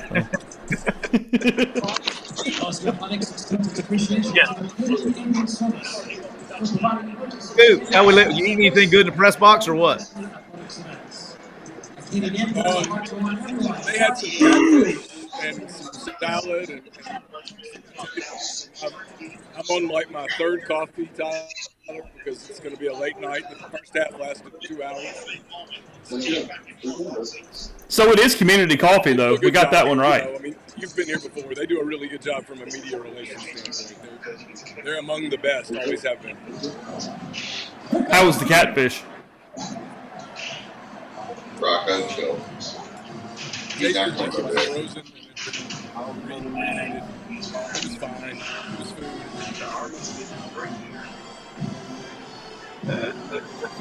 How much time is left on the clock before we start this thing? There's 4 minutes and 30 seconds until half. LSU just took the field again. Ole Miss is taking the field as we speak. It's the worst visiting locker room in the SEC, by the way. It did kind of look like a high school locker room. It was just like it was pretty bare bones, iron, steel, the whole deal. It's tight.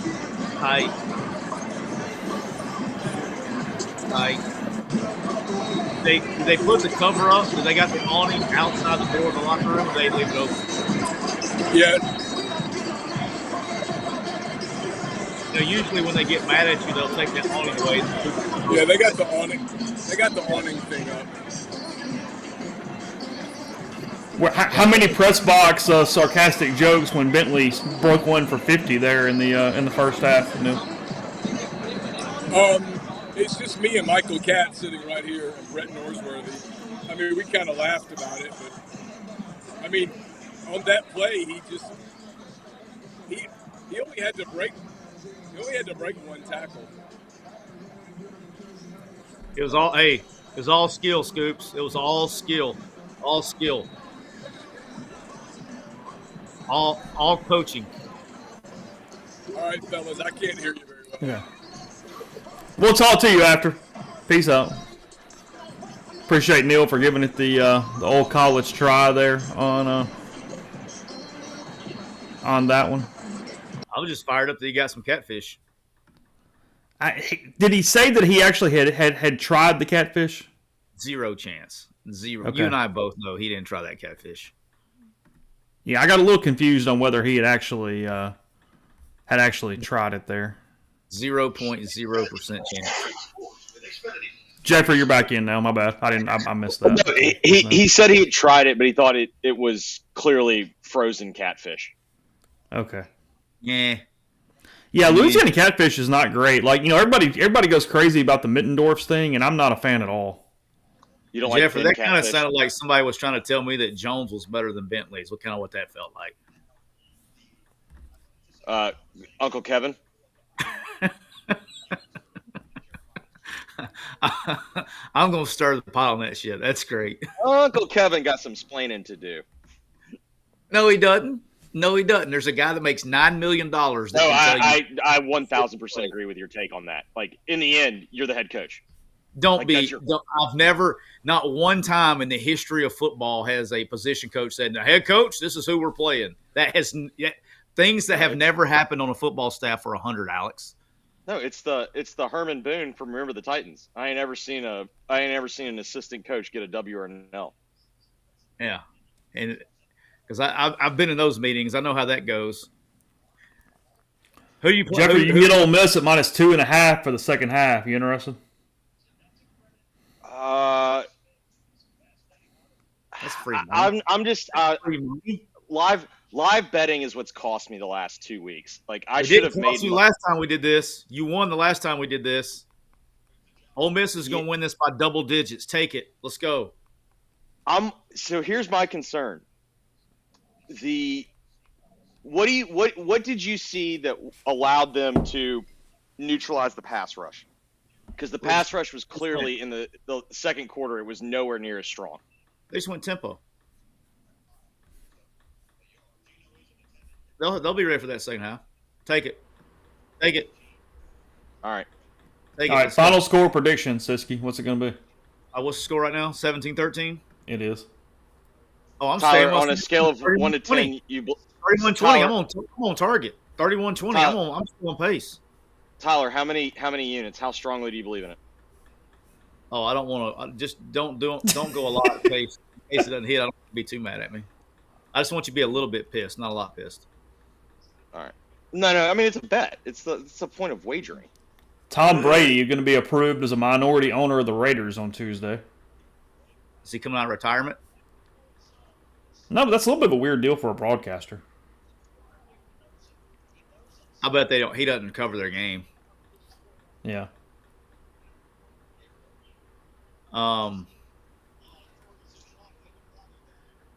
Nothing like old DJ Lagway, true freshman, trying to come out of the freaking end zone. Man, he is looking like a true freshman, isn't he?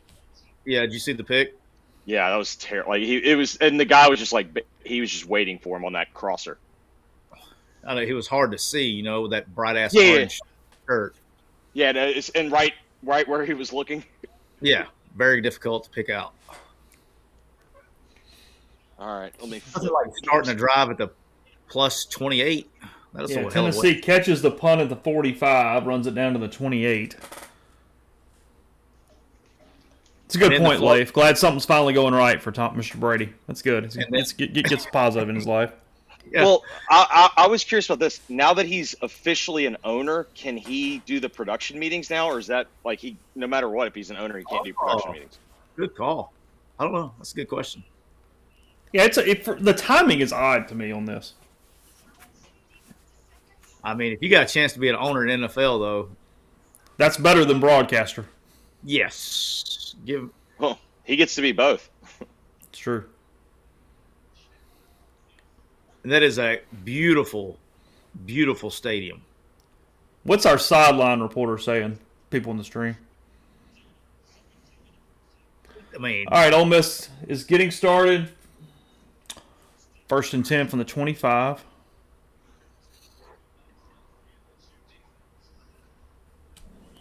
Make that 2nd and 10 from the 25. trying to throw a crosser to Harris, and broken up by Swinson. They tried to get him on the. They're the same thing. They're just so they went 11 personnel right there, swapped the outside, and got Harris on our boy 40, and tried to work a option route, and Harris did not take it up deep enough to get it. I feel like, what has the average third down been? It feels like they're just. I'm sorry, it's 2nd and 10. My bad. Yeah, second. It was 2nd and 10. I feel like the average third down tonight has been like 9 yards. Boy, they could freaking hammer him up the seam right here. It's a good catch with the hands there on 2nd down. Short. Rebels quickly pick up the first, though. Parrish for 2 or or 3. Give it to him. Short, but they get it on the next, hurry up play. They're fine. It was first down. I think he actually got it, but whatever. I think this is about to be the Trey Harris show in the second half. Y'all are ahead of me. I'm in 14, 27, 26, 25. They hit Harris for 9 on first down. He's going over the 100-yard mark, by the way. 7 catches out of 10 targets, 102 yards for Harris. I think Diego got hurt, by the way, in that Vandy game. Yeah, he's not in. I didn't see him get hurt. I just looked up when you said that. He's walking off now. He almost tried to go back to it and didn't get it. So a little third down action, 3rd and 1 from the 46 for the Rebels. I don't hate that. 2nd and 1. See if you can get a chunk play. I don't hate that. God, they are giving it to him.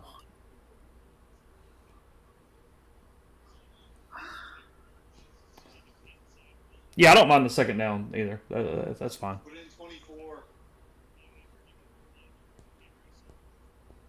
We want Bentley. That's an early timeout right there. Who called timeout? Ole Miss. They're not set, man. They couldn't. Yeah, they. Oh, yeah, they were not organized at all. He's putting in big boy personnel. He's got 12 people on the field. I bet. Look. Yeah, he did. Big 4th and short in Eugene. Ohio State's up 6. What is it? No, they're up 28-22, 4th and short. They ran a little play action into the flat, and I think Ferguson was wide open. That's a big nuts call right there. Did y'all see in game day, Puddles had the sign, Sydney Sweeney wouldn't call me back, and then she apparently saw it on Instagram. She's like, sorry, changed my number. Oh, that's good. That's clever. I love Puddles. Puddles is an elite mascot. We need to yeah, they're going to rush to the line. It's just what they do. I was going to say, 3rd and 1, I mean, I don't know if they kept the same call. I felt like whatever they were going to do was going to be something kind of gimmicky. Like, I think they were going to do something based off of that short yardage package that they've been using. It'd be the time Walker from Kentucky injured Pavia. Okay, well, that's 350 pounds versus. Yeah.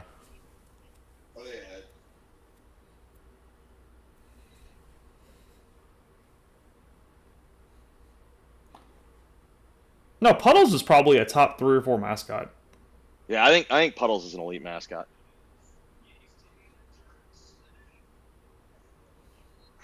Big boy run. On the direct, too. You know there's a method to the madness with this layout of the huddle, right? Well, I didn't think it was completely without any reasoning. Yeah, because you'll switch, you'll go heavy on one side and light on the other, and create more gaps in it. I'm trying to catch somebody out of a gap to misfit them.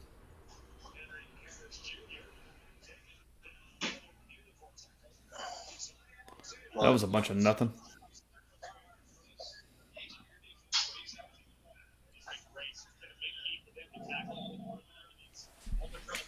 Oh. He's just a tick. He's just a tick. I mean, like, that play was blown up, but he's just a tick slow. A tick. I mean, I wish he pulled that one. You thought you should pulled it? Well, I know why he didn't, but I would have trusted I think he's a better athlete. It was a good matchup to pull it. The guy was kind of dead-footed, so I mean, I get it, but I like 2 chances better than 21s on that one. Oh, Gators down 7. 3rd and 6 for Ole Miss on the LSU 45.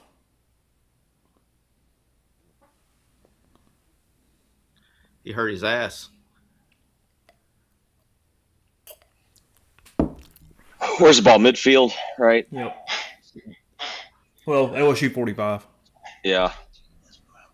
I think it's 4-down territory for Mr. Kiffin. Oh, yeah. What do you think he goes on anything less than, 4? I think he goes on 6. At midfield? No, I think it's 3 or less. You think it's 3 or less? Midfield? LSU 45. Hey, what do you do if you're Dan Lanning? You're down 6. It's 4th and goal. You're probably right, Chase. If it's plus part of the field, 4 or less. I thought it was minus 45. No. Another huge play in Eugene. Yeah, there's a lot of Group of 5 teams that have better running backs than this. That kid at South Al's better. Huge stop. Huge stop. Huge stop. What's our Florida-Tennessee situation? 17-10? 17-10, and DJ's threw it out of bounds. Yeah.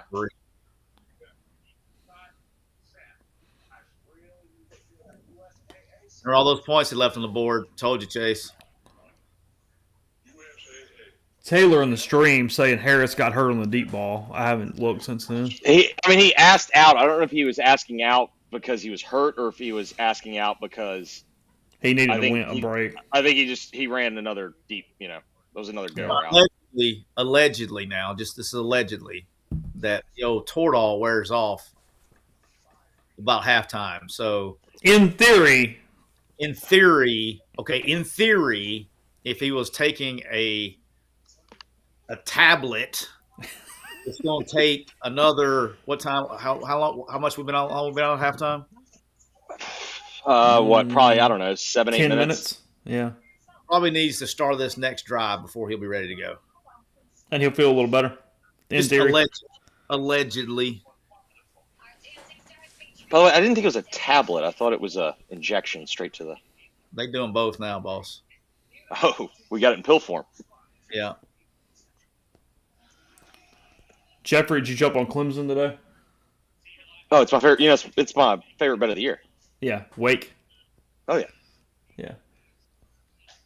Nico taking a home run shot. That's pass interference. I don't think. All right, what are they? Thank you. Wow. Thank you. All right, 3rd and 6. Hell, Lee's lucky he didn't get hurt on that one. It was, yeah, that ankle.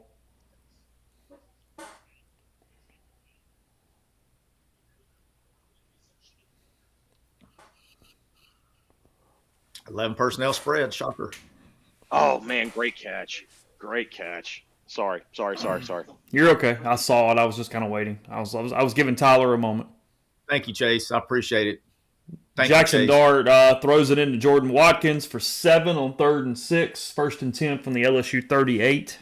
That's a hell of a play by 11 there because that's a bad ball. That was a great catch. Ball's way too far inside. Randall says Vandy up 17-7. I don't have that game in front of me right now. Yeah, he kicked a field goal. Vandy did. Shitty snap, great hold by 29. Kick right down the fucking middle. Dart swallowed at the 44-yard line. Ball may have come out. The ball definitely came out.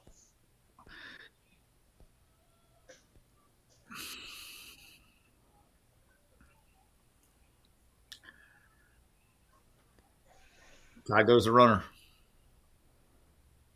I don't know. They haven't signaled anything yet. I think they're saying it's on the ball. Ty goes the runner.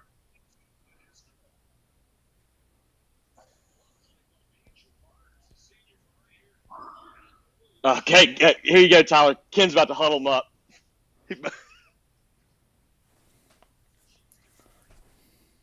He's so terrible. They're going to review it. It's going to be LSU ball here. But like, what is there to review? It's at the bottom of a pile. Like, you know what I mean? Well, no, I'm just telling you, he's going to go to reviews. Come on, well, they signaled LSU ball on the field, didn't they? No, they signaled to huddle up. Right out, kid. All right, we got a good punt return.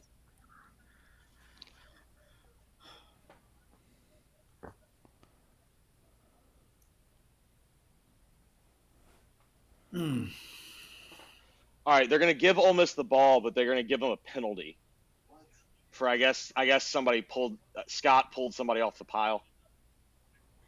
Well, that's going to be a drive killer because now you're talking about 2nd and 32. Yeah. What you got in your play sheet for that one there, Chase? I try to get me about 15 and then figure it out from there is what I try to do. Oh, okay. I mean, hey, it's a legit fumble. Yeah. Now, I don't know how they could ever review anything because there's just nothing but humanity in there. 2nd and 32. Yeah, personal foul on Jaquan Scott. How about a 2nd and 37? Because now you got a false start. So back to the Ole Miss 35 for 2nd and 37. Just punt it. I mean, I might just contemplate 2 arm punts and see if you can get lucky on an interference or a catch.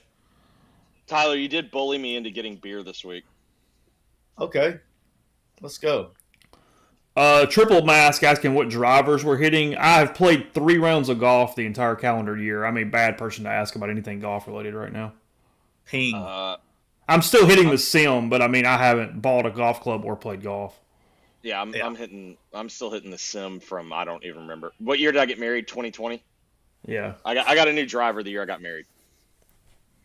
Okay. So that was that's what my groomsman got me. I mean, frankly, Dart was lucky that wasn't another sack, just completely blown up. 3rd and 37. Yeah, that was Parrish got blown up in pass pro on 2nd down. That was a hell of an incompletion. It was, yes. That was a 10-yard incompletion. It was great. Yes. Huh. Look there, 57. Imagine that. Can't move his feet. So the easy run play gets 8, 4th and 29 for Ole Miss from the 43. Frazier Messine will come into the game. There is a flag on the play. I cannot imagine what it would be. I mean, it's got to be holding on the offense, right? It's certainly in the area you would expect it. Ooh, DJ. Oh. Woo! They came after him on 3rd and 12. Oh, sorry, that was Bentley, not Parrish for the 8 on the... I didn't hear who they called holding on. Oh. They haven't put it on the stat broadcast yet. They said 60. I think they're showing 61 on the TV copy. I mean, this is one of those ones where you're kind of lucky to be punting, I guess. But you're also, at the same time, you probably should have had points on this drive. All right, LSU's going to have it 1st and 10 on the LSU 18. 45-yard punt. I mean, they should have had him down. They let him break a tackle and get another probably 5 or 6 yards. Yeah. Come on. 10:38 to go, 3rd quarter. All right, update here. My brother couldn't stand watching the game here anymore, so he went back to his house, so you won't hear as much live reaction. Okay. My brother loves his Rebels. I don't care. I'd rather them win than lose, so that my wife's happy. Is Connor a big Bama fan these days? Connor's a bigger Ole Miss fan than he is Bama. Is he? Yeah. Well, the best was when Connor committed to play baseball at Alabama, and his Twitter background was running Jalen Walton catching the touchdown pass against Alabama. Oh. It is. I literally 25? God, so soft. Blow it up. They had him for a freaking 2-yard loss. 25's back there playing like Malachi Moore. It shows you haven't really accomplished anything in your life. My mother has that Jalen Walton catch photo on her refrigerator because I'm standing on the sidelines in it. And you can see me on the sidelines. It's like the ultimate. You've done nothing. We're going to put somebody else's athletic achievement on my refrigerator. Triple mass. My brother has a massive black lab. He is huge.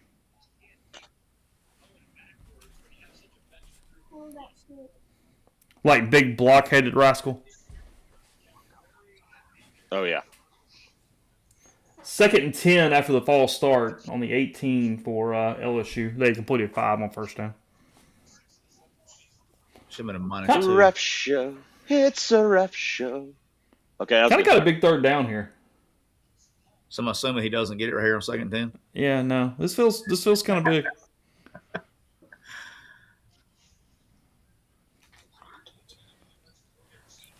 Chris Paul Jr. with a pretty good tackle there on 2nd down.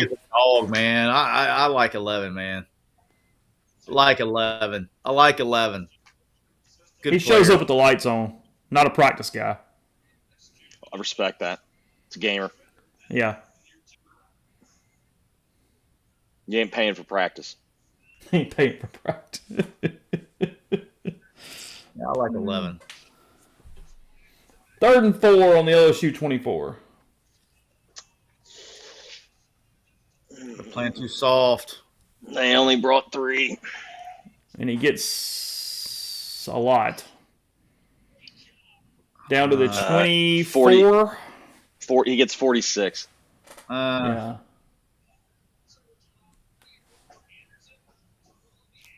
Ooh, Called Tyler, nice punt return for your boys. I'm just waiting for the flag to come out. I don't Called see to the one. 45, runs down to the 30. 1st and 10 LSU on the Ole Miss 30. All right. Do you come after him? I mean, yeah, you can't sit back. They got to stop. They got to stop bringing 3. They got to start heating them up a little bit.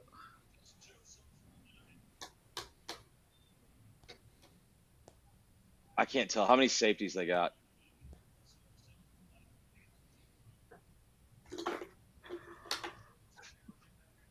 One man free. Yeah. Or they're showing man free. I don't know what they're going to do post snap. That looked like what they ran.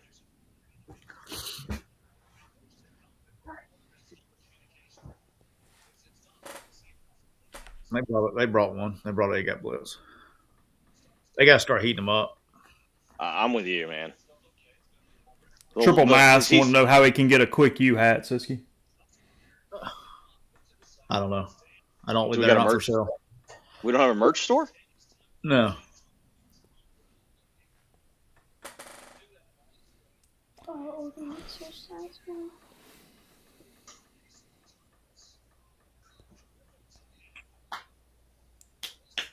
Man. All right, 3rd and 8 from the Ole Miss 28 after Amos breaks that up around the goal line. They got to stop playing freaking coverage, man. I'm with you, man. They got to come after him. He's getting too comfortable, and he's throwing a good ball right now. Oh, he can throw a ball now. That's not. I mean, I know that was into double coverage, but he threw such a good ball, it was almost caught. Florida's got the ball 1st and 10 at the 19, down 7. If they scored, you go for 2 if you're Billy? Yes, 100%.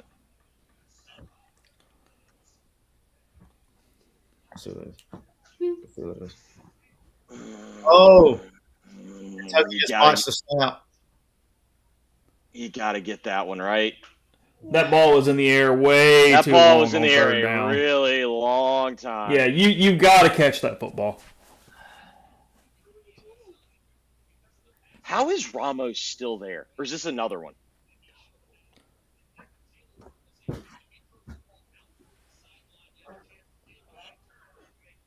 Oh, wow. Okay.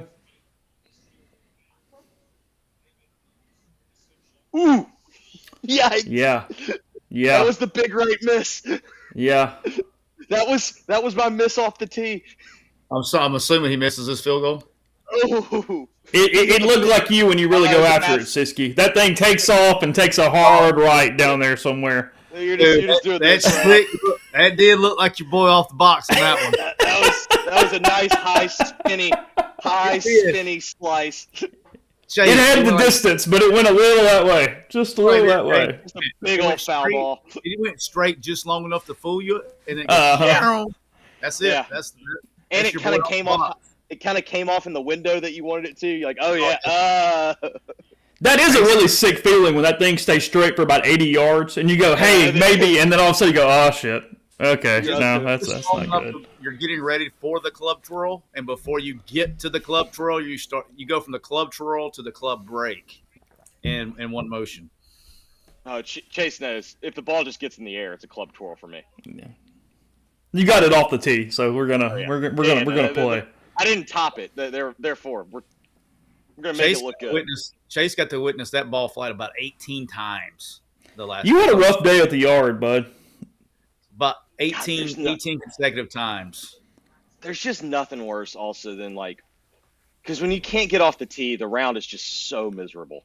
Oh, if I can't get off the tee, it's really miserable. If I can get off the tee, I can have fun. Tate, what do you want a poll to be? Say any polls tonight? Yeah, we can do polls. What do you want? What do we? Polls. What are we asking the good peoples?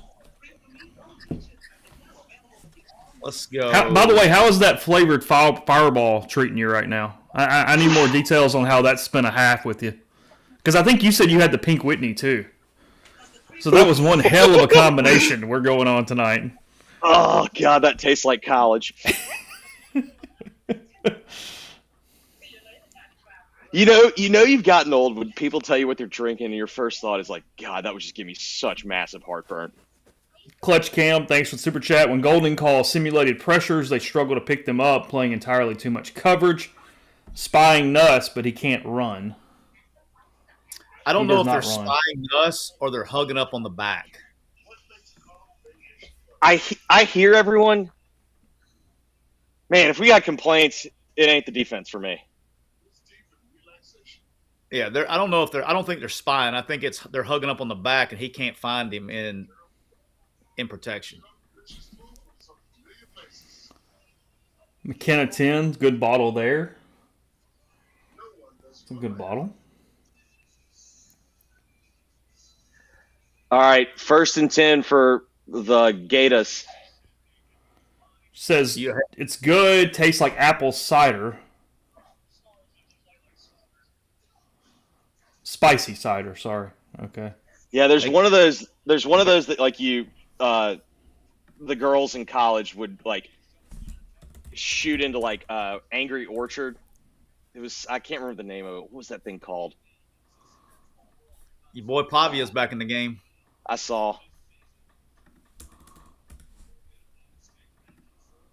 Billy's in that tough spot where they're daring him to throw, but he doesn't want to throw with DJ. He don't have much of a choice on this one, boss. He's going to have to. You're never going to guess who got 12 on this.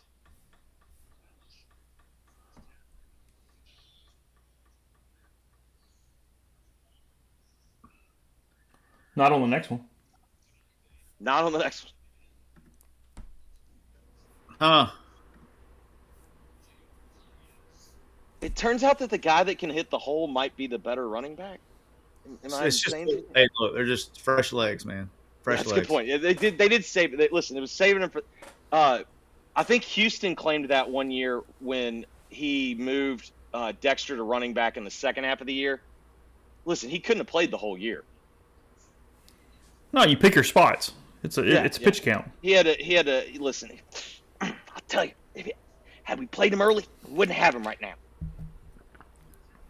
Let's go here. Even catching it out of the backfield. Look at him. 3rd and 6 from the Ole Miss 44. Whoa, boy. Diego's really hurt. All right, I'll give you all a minute to catch up. Hey, right. The crosser! The one I've been Jeffrey calling for. Yeah, thanks, Jeffrey. I don't know what's about to happen. Well, Chase was ahead of me. You can't get mad at me if I'm the second guy. You got to get mad at the first guy. Nobody ever bitches at the horse that's on the second line of the carriage, do they? He's just there. He didn't do anything wrong. They went quick, so Ole Miss has it 2nd and 2 on the LSU 21 for anybody who's for some reason. Siski's trying to be a Siski's trying got to an be 8-yard ref, completion or a run here. Which one? A completion, little RPO, little. We got a man down. Nate Kalepo down for the Rebels. What number is that? 71. Oh. No one has ever rooted for an injury quietly quite like Ty.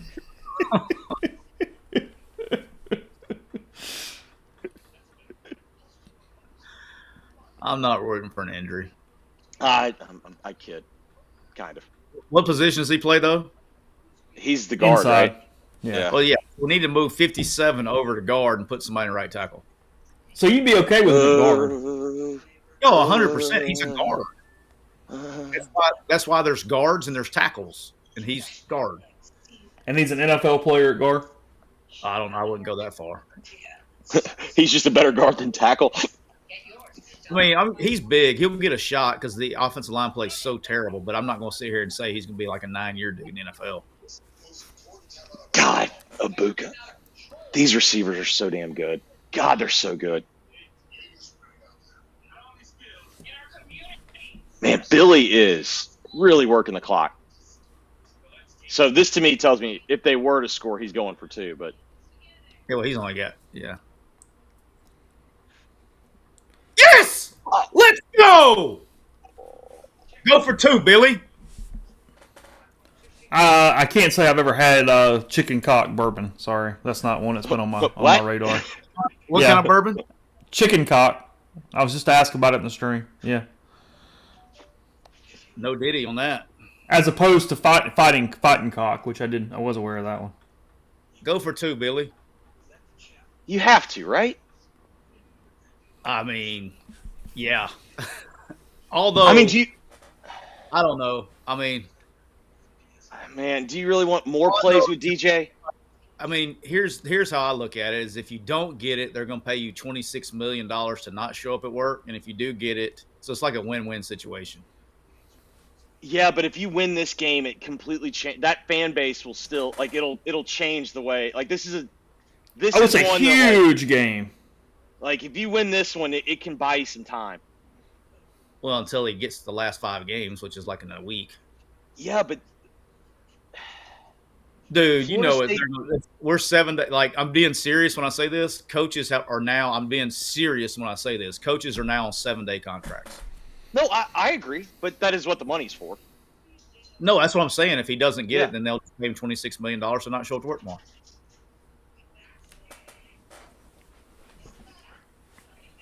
What is our Oregon situation? First and 10 for Ohio State. They're down a point with. Here we go. I don't know. They're somewhere around the 45, maybe the plus 45. All right, this is for the money line too for McCready and Siski. By the way, what'd you get? I got it at plus 500 on my own. Scoops gave me plus 400 for the show. Hold a minute. He wouldn't give you the full line. I don't understand. What are we about to do? Let me tell you what he was about to do right there. Let me tell you what he was about to do. He was about to run center eligible. How is that not a false start? You had people moving forward. They call timeout. Yeah, but he's kicking it now. He thought differently. All right, second and 2 from the 21. Caleb Warren back in. Yeah. Kalepo to the locker room. There we go. We got Caleb Warren back in? Yeah. Yep. All right, maybe we can move somebody now. He's a good run blocker. Let's do a little counter. Let's run a little counter versus this front. Anybody opposed? Inside zone, baby. Sorry, spoiler. Sideline reporter saying they have cramps for yes, not sorry. Kalepo has cramps. There you go. My bad. I think they'll run a little counter. We're 54 right here. That would have made Twitter if anybody was listening. Tried to get it to Priestcorn on first down, broken up, 2nd and 10 from the 18.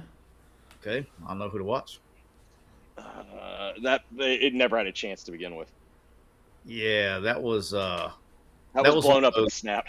That's a bad feeling as a quarterback right there. Let me run this. Wait, let me Nate, run this smooth guy right in my dish. Right when you turn, you go, oh fuck. Yeah. No chance on that one. God, this drive has eaten up some clock. Halfway through the third, 7-17.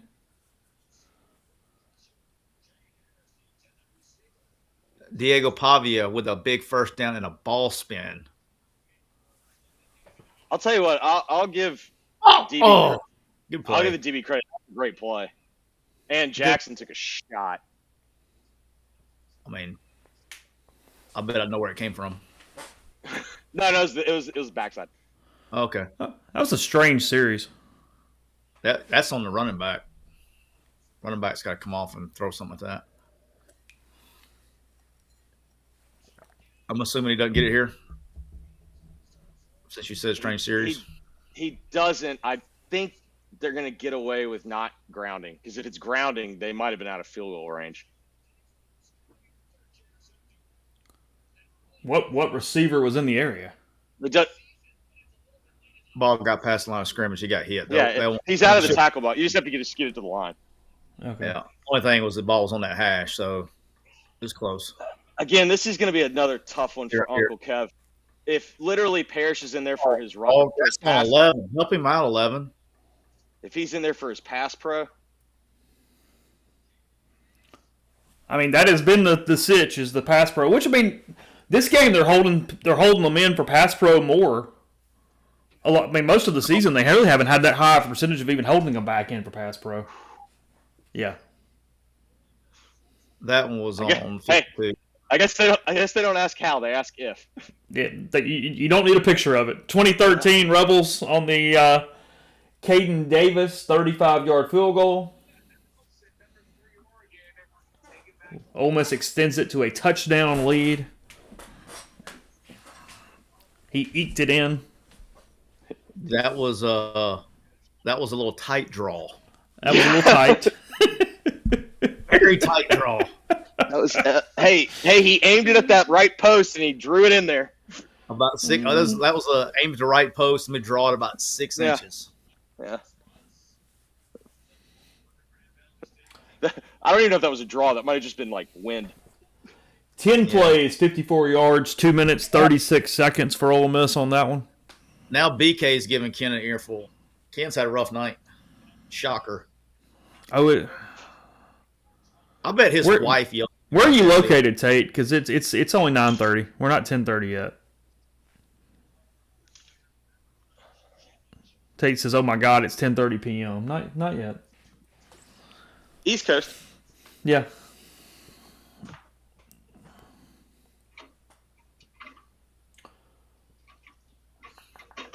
Ole Miss up to 368 yards of total offense. Dart 20 of 30 for 224. 1 touch, no picks.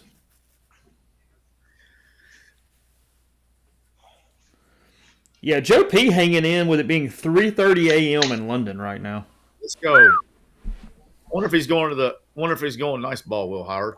I wonder if he's going to tea and crumpets in the morning, or I guess it'd be this afternoon or here this morning. He's going to who's playing the Jags and Jags and Bears. Jags and Bears. It's the Jags London trip. Yeah. We're going to the NFL game in the morning in 5 hours. All right, Tate's in Bloomington, so okay, that's why the time is where it is. Oh, and Indiana's in the weird one. Like half the time they're in Eastern, half the time they're in. You all right, close.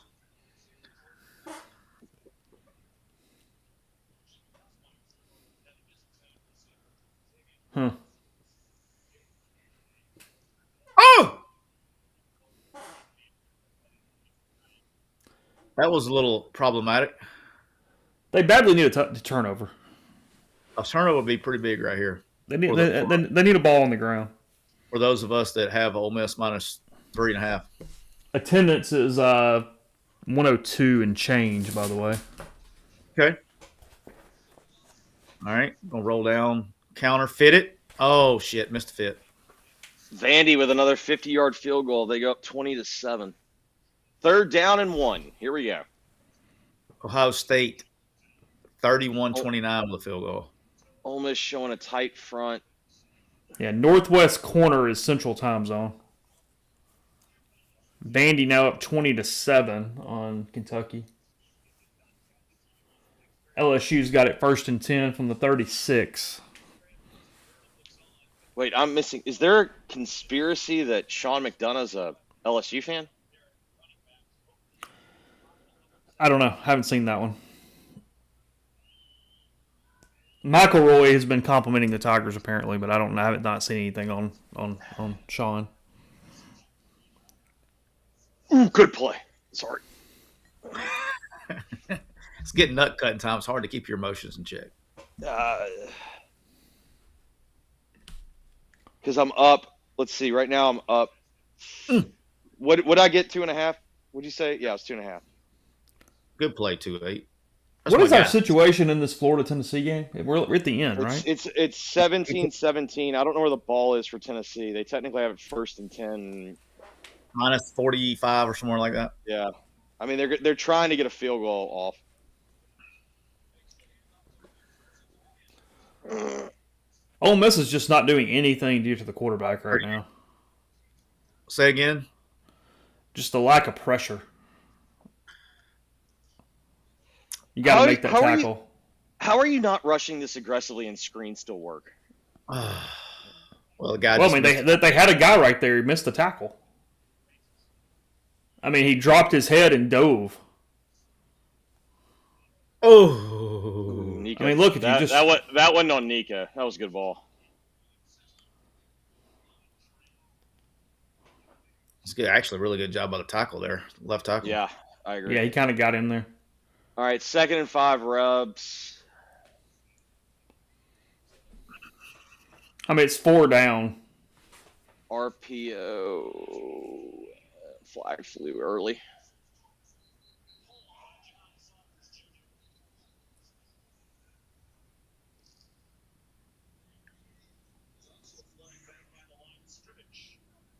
Oh, just don't jump. Just run. Apparently, there are two flags down. Apparently. Oh God, Ken huddle them up. God, they take forever to make a call. You got to call them all in. Oh, Ken's the worst. I literally have nightmares of Steve Roberts going, Ken, you screwed us, Ken. I mean, this guy called. I bet this guy's been the white hat in 30 games that I've coached. And that's not even being hyperbolic. All right, so the one that mattered was a face mask, 15 yards. No, they declined it, so they called roughing the passer. Oh, okay. How do you rough the passer when he jumped? I don't know, man. Ever since the Tua injury, everyone in college was just. It was down to 28, I believe. I don't think it was a bad call. It's kind of an unfortunate call. 6 bumps him into 2. Oh, I thought it was on the blitzer. I thought they. No. Oh, that's a really 6. that just. That's unfortunate. But like, yeah, they're gonna call that one though. Yeah, that's one that it gets called. That's all right. Just go sack him this time. You'll be all right. We'll go. You'll go to Trey Harris. We'll get you. You'll be free from the charge. Go sack him one time. Get pissed off. That back for LSU's running downhill pretty well right now. He's good, man. Is that the freshman? Yeah, he's a good player.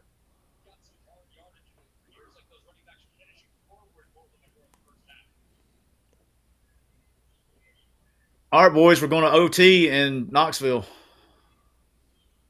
Well, that's fun. Stunt. All right. All right, got a bit of a big play here. I'm assuming it's going to be 3rd and something. I mean, I know there's plenty of time left, but this kind of feels like 4 down territory. This feels like a play here. 1:52 to go, third quarter, 3rd and 6 from the 24. You smell that, Tyler? Smells like some free football in Knoxville. All right, Ole Miss 7 penalties for 70 yards right now. LSU 4 penalties for 20 yards.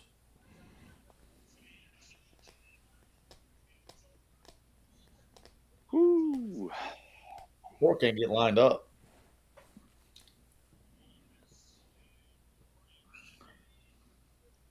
You got to kick it, right? On 4th and 6? Yeah. 4th and 6 from the 24. Oh yeah, you got to kick here. Anything less than four, more than 3. Oh, thank God he did not run. Holy cow. I hate to say this. I agree with Greg. It's 2-man and everybody bailed. Yep, it's the best third down call in America. That is the penalty that they're letting go all night, is like that neck grab around the head. Like, LSU has done that out at the tackle spot all night long. I don't think they've called it once. Usually that's one that gets called. See. Yeah, that was the who was the kid for A&M? That was the power fade right there, Chase. No, that was a pull fade. That was the kid for A&M when Jimbo beat Nick. That's what he hit. Because it started out like you're like, oh, he missed it, and then like, listen, Tyler, if you're struggling off the tee, a nice pull fade, that will keep it in play. Brother, I'm just gripping and ripping. I don't. That's what I'm saying, but just aim left and pull hard. Shut that face down. I'm gonna pull hard, aim left, right, up the middle. I'm pulling hard regardless. Swing hard in case you hit it. That's pretty much the theory I go by. All right, 20-16, Ole Miss getting it back. 1:10 to go, third quarter. God, Vegas is amazing, aren't they? LSU just got to 300 total yards. Only running for 54. Ole Miss has run for 144. The key question is when do you get the Vandy overcorrection? I don't know, man, because like well, they got a MAC team next week, right? Isn't Ball State next week? Is that next? I have no idea, Bo. They do have they still have a non-con left. I'll tell you what Vandy needs more than anything. They need a bye week. So how banged up is Pavia? What happened? He is gutting it out. Like yes, right. You are correct, Chase. They have Ball State next week. Okay. 20-14. 20-14. A lot of football left. Come on, Gators, win the coin toss. Let's get some positive juju going here. Bentley in at tailback, by the way. Yeah, I see that. Oh, good. That means they're going to score.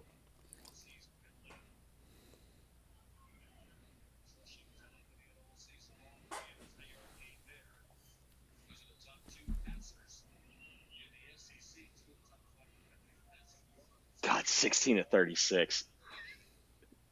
Look at that good run right there. Look at that 4-yard run right there, Chase. Look at there. 4-yard run when there was nothing. Absolutely nothing. Look at that. No. Look out.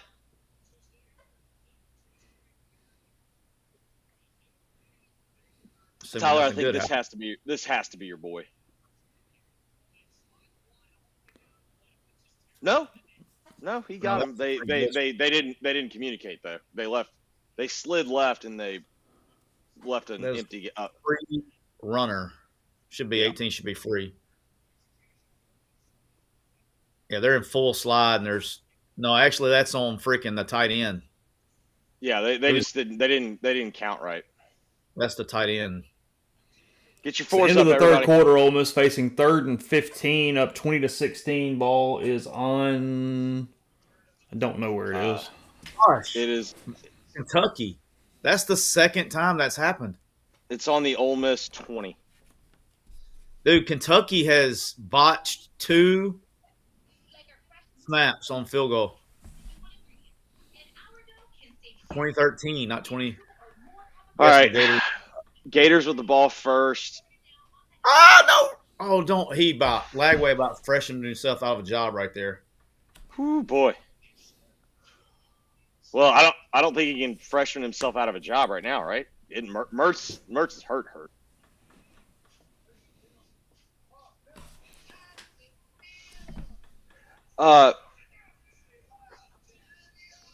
Chase, do you know why did the internet hate that Timothy Chalamet's playing Bob Dylan? Oh, I haven't seen this. I don't know. What happened? So that Bob Dylan movie that's coming out, they just showed it, but apparently the internet was very up in arms that Timothy Chalamet was playing. It's like he's like the biggest young actor. Jeffrey, watch this center move the ball and get called for a false start. Well, but you're proving my point. They're trying it. No, you don't. They're trying it. That's my point. It's do you get away? You're acting like LSU did it earlier. I was watching it. No, you don't. You ain't cheating. You ain't trying. It's what can you get away with? Do you really trust the refs to get it right every time? This isn't the NFL. That's what drives me insane. When I watch people that don't watch college football and they complain that the NFL refs don't get anything right, it's like, try watching football on Saturdays.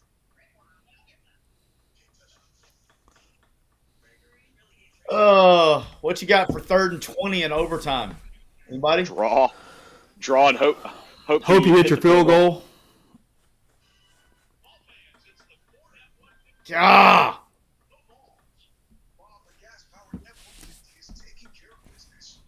I mean, I guess chunk into the end zone, right? Hey, maybe you get a flag. Nope, they ran inside zone. 46 yards, right hash. Is their kicker good? I don't know. We're supposed to find out. No pressure, kid. God, I see people complain about the play calling. Hey, no pressure, kid. If you miss, your coach just get 20. This is a $26 million kick. He's 3 or 4 on tying or go-ahead field goals. Where's that?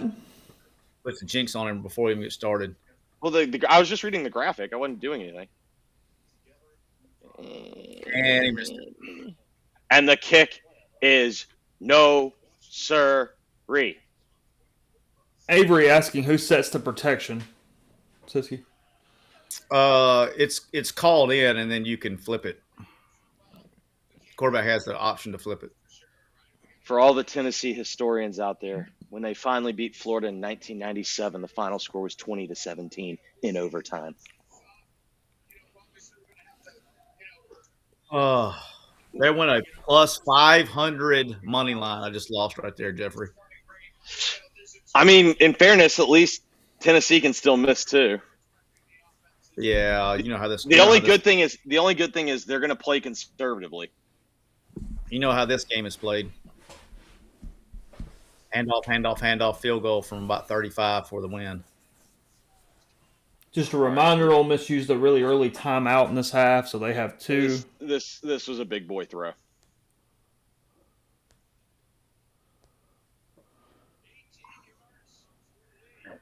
Wow. That was a damn good throw. Sure was. Pretty good when he can set his feet. Well, and he threw on time. That's the other huge thing.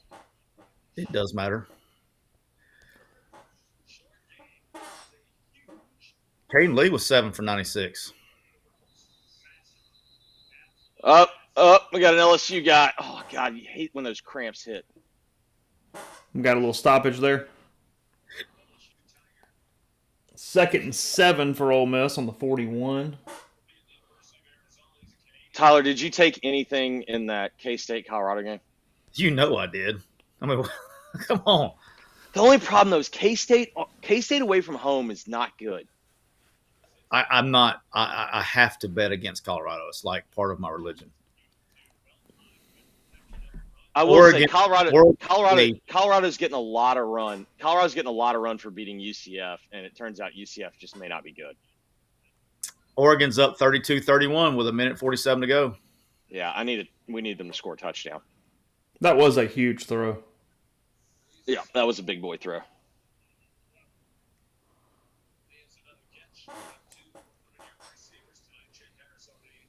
Does Florida think there's a second overtime? Are they just going to let them score? Yeah, Harris 7 for 102, Leaf 7 for 96. Lee, by the way, is 7 on 7 targets. My guy Bo Davis wearing the headset on the shirt. Juice Wells does not have a target in this game. Did they not count? They marked him down? Oh, they marked him down, and he scored. They marked forward progress. Well, you never know when they blew the whistle. You know what I mean? Yeah, man, it's just delaying the inevitable. Yeah. I mean, your only chance here is a muff snap. Is that RPO there with some kind of numbers? Because that's just 2 runs up the middle on first and second down with Parrish. I look down too late, Chase. And Tennessee scores. Ball game. I mean, that was into numbers. Just a straight draw with Henry.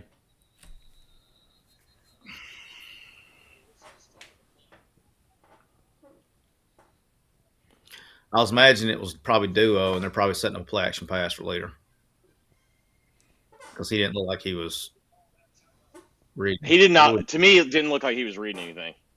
Yeah. All right, after LSU timeout, it's 3rd and 7 for Ole Miss from their own 41. All right, I'm going to try to see if I can reset my deal here to see if it'll catch up like it did at Jeffrey last time. I mean, Ole Miss 10 of 17 on 3rd down, LSU 4 of 11. Since he was yelling at them, I get the sense that they were coming after him, and they were trying to line who should have had whom man to man. So to me, this is like, hey man, what's your best cover zero play?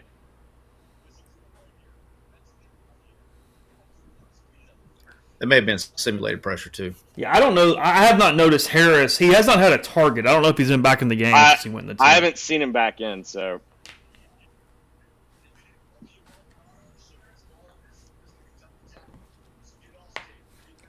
Yeah, Henry Parrish, 14 carries, 42 yards, averaging 3 a carry. Bentley, 8 carries, 86 yards, averaging 10.8. Man, I'll tell you what, Tyler doesn't get enough credit. Vanderbilt can move people up front on offense. Maybe not defense, but on offense, they can move people. Yeah, there's going to be an overcorrection on the line. There's got to be, because this is if you 13. take Bentley's 50-yarder away, he's still 7 for 36. He's their best running back. He's the only one that can hit the hole. Oh, Colorado and Kansas State already damn near the first quarter's almost over. You know, Tyler, you say that, but like we kept doing the same thing with Arizona last year, where they just couldn't get the number right.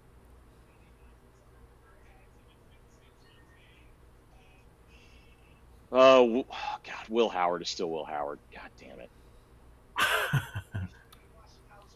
Not a fan? No, I'm not.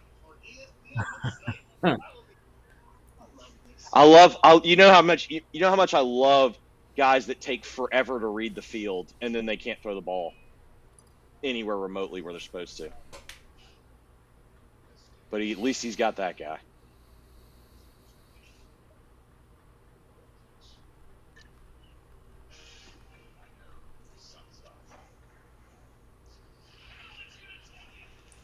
David says, change shirts, enjoying the feed, doing what I can over here. Yeah. No, tight end has not been in the game plan. I mean, Ole Miss.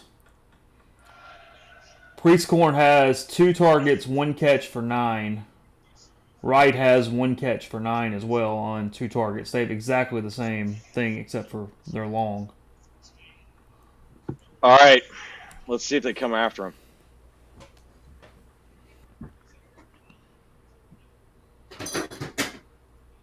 They're showing one safety in the middle of the field.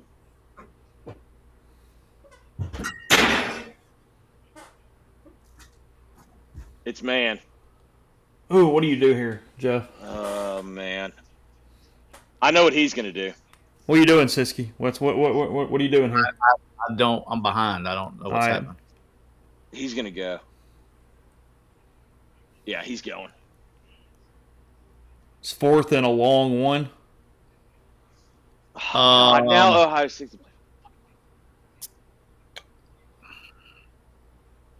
Yeah, why not? Trey is limping on the sidelines now. We all see that. I don't like this. I don't like this. I don't like this. Big boy from 1.5 yards. I love this. I love this. Oh, my God. I'm assuming it works.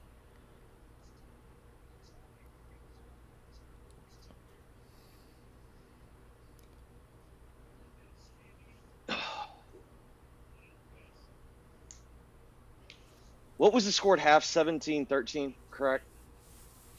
Yes. All right. Caden Lee for 33 on 4th and 1. Rebels down to the LSU 20. 20, right at the 20. Yeah.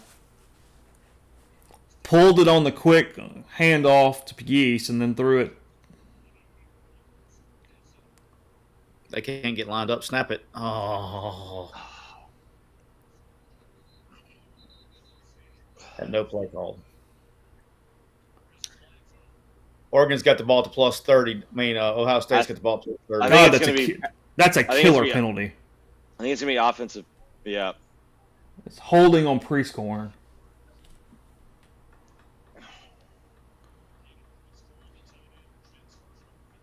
I want to see it.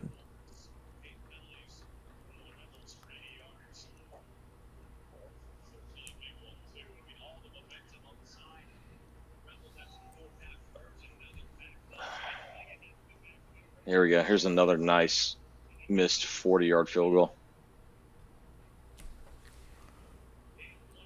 No replay? Ohio State doesn't know the clock's running.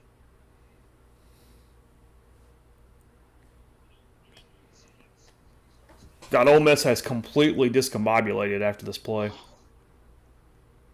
Did Lane get the timeout? I don't know. Yeah, it looks like he did.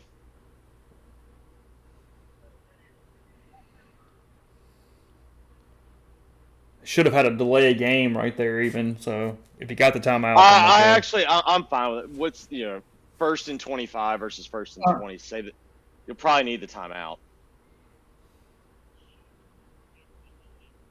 3rd and 25 for Ohio State. So holding and a delay a game pushes it back to the 35. Yeah, I think LSU has one holding penalty, right? Like the first series. Did I dream that? I'll look here in a second. Here's the hold. Yeah, he held him.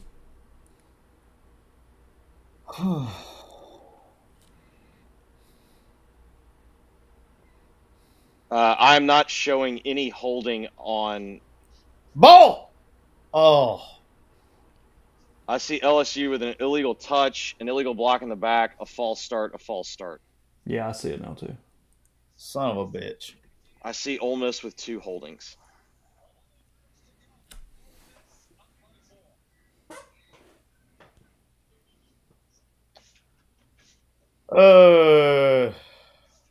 He was open in the back if you get it there. Yeah, I mean, it's just he underthrew it, but,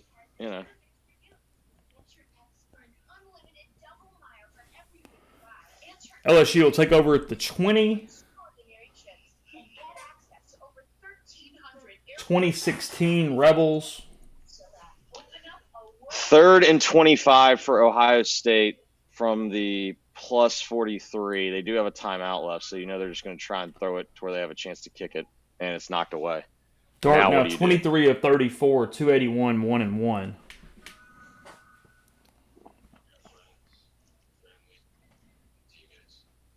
Yeah, who else was in the route there if you got 3 guys on the one receiver?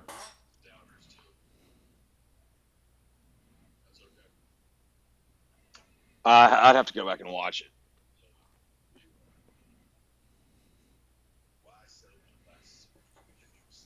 It was probably in 2-man, and he probably threw it down middle of the field, so you have both safeties and whoever's covering him. I mean, the key is you just can't underthrow that ball. Oh, Oregon had 12 on the field. Yeah, but it doesn't really change anything because now you're at 6 seconds, and you still need, like, I don't know, I guess you need at least 10. You got to catch it quickly down. Out. Ole Miss has 4 red zone positions. Oh, my God, what are you doing, you idiot?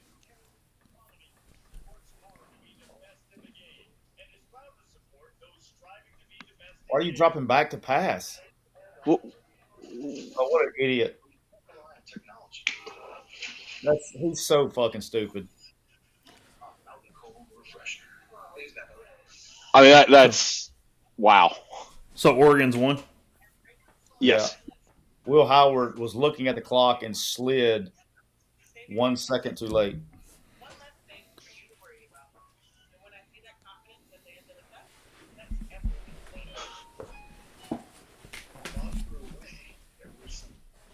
Honestly, that's just as bad as like what Nico and Joe Milton did. Like,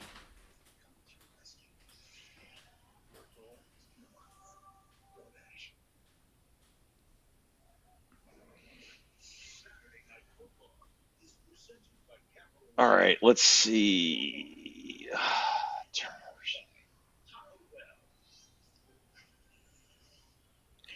They needed points on that drive. Yeah. Yep. Siski, good calls. Just cover 2-man.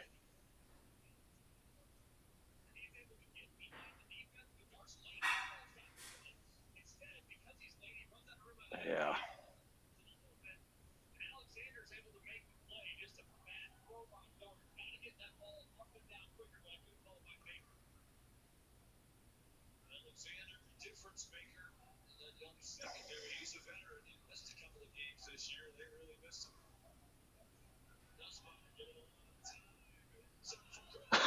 we got dueling. We got dueling shit throws. Just flinging poo. I'm assuming something good happens.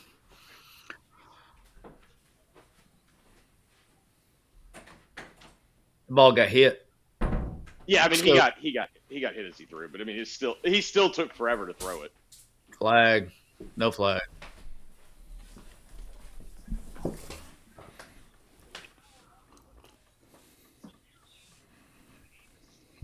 Who got a hold of him? Who? All right. We need a touchdown. So what yard line are we on? Minus 38, maybe? 35, yeah. Oh, it's that deep? Yeah. 39. Ah, I was close.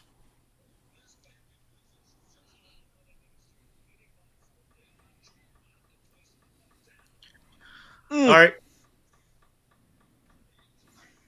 11 personnel. Right week. Playing a little palms. Oh, you got to hold that. There it is. Bender. Oh! Oh! That was right, Reed. That was it. What'd you say, Chase? Said you got to grab that. They're seeing how fast they can give it back. 11 personnel empty. We'll see if we can keep them in palms. You can. All right. Down here. Work this boundary. Work the boundary. Work the boundary. Work the boundary. Oh, he tried. What do you mean by palms, Siski? Man up on the outside, zone underneath the quarters look, where they can bracket number 2. Or they can bracket slots, or they can play it how they want to with a nickel. It'll look like quarters. Press, like 4 press. Some people call it 4 press. Some call it palms.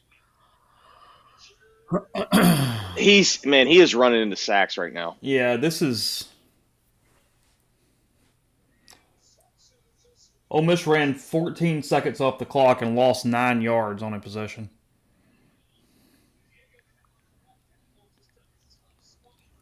They will punt from their 26.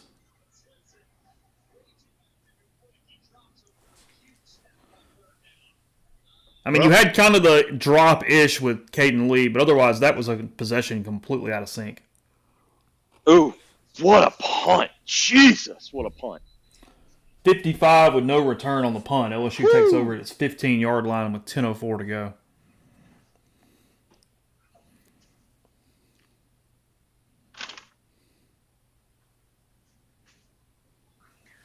Why did he? It doesn't matter.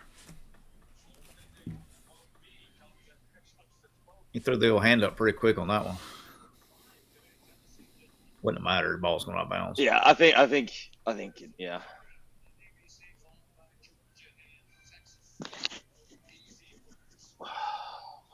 Let's see.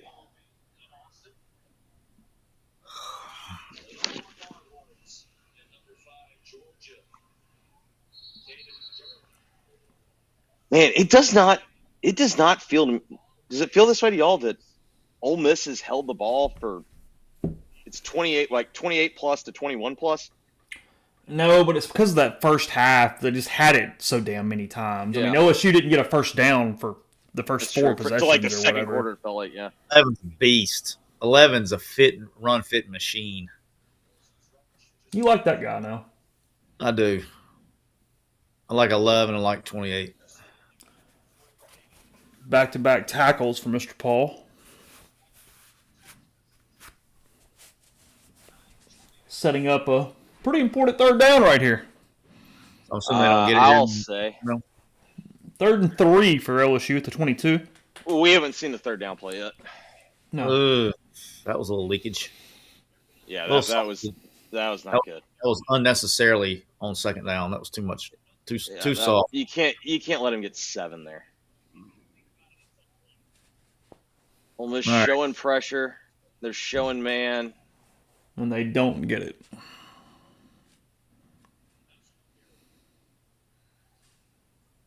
There's a flag on the play. Is there? But I think it's going to be roughing, considering there's multiple flags. Well, if it's roughing, then it'll be down to the Ole Miss 45. Illegal formation. That is Illegal formation and holding. That is a. Did they call the tackle? Yeah. Wow, that's a big. I mean, That's I assume that's what they called it, but the illegal form, it didn't matter. It was the hold that mattered. Yeah, so they call a hold. Now it's going to be 3rd and 13 for LSU on their own 12. That's a big nuts. Yes, that was a hold. Okay. They actually could have called holding on both the tackle and the guard. That was a big nuts. This is the get the fuck off the field play. 3rd and 13, get off the field. From the 12, get off the Yes. field.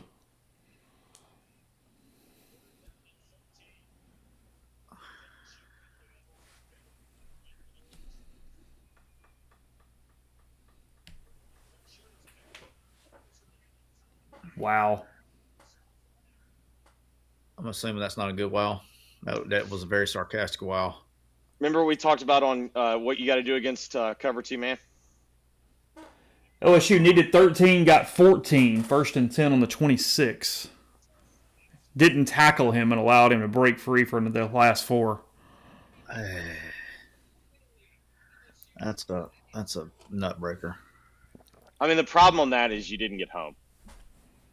I mean, you brought 5 and you didn't get home. No, they just brought 4, boss. Oh, you're right. He broke off and covered the back out of the wheel back. or whatever. Yeah.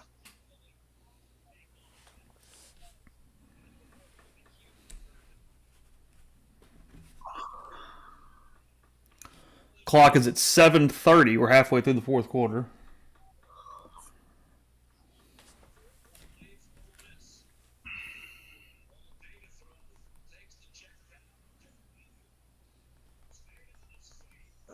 This is going to be reviewed, I think. If you're Ole Miss, you got to take a timeout. You got to waste one to let them. Yeah, you got to. Ugh. Lane's talking to. He's Yeah, down. yeah. He's down. Yeah, that. You think that's he's what I was down, saying. Siski? I think he's down Going too. down? No, they called him. They didn't say he was down. That's why he's going fast. 51 got him a cramp.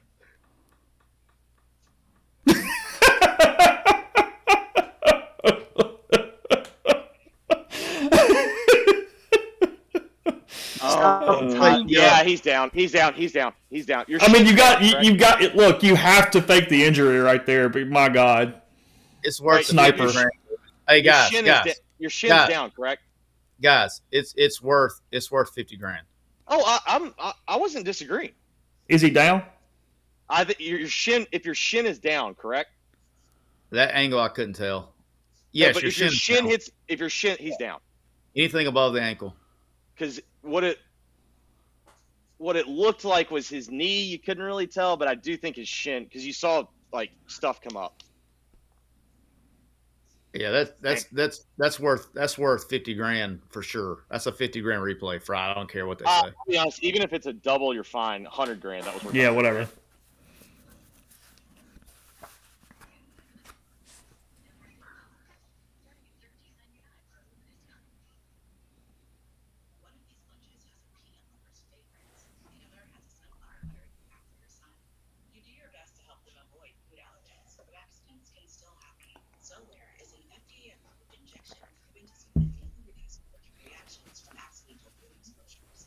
All right, if he's not down, it is.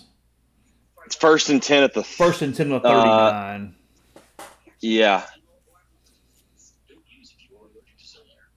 Yeah, the SEC, if there's something blatant, they can fine you. It is my working theory that Lane got fined this week.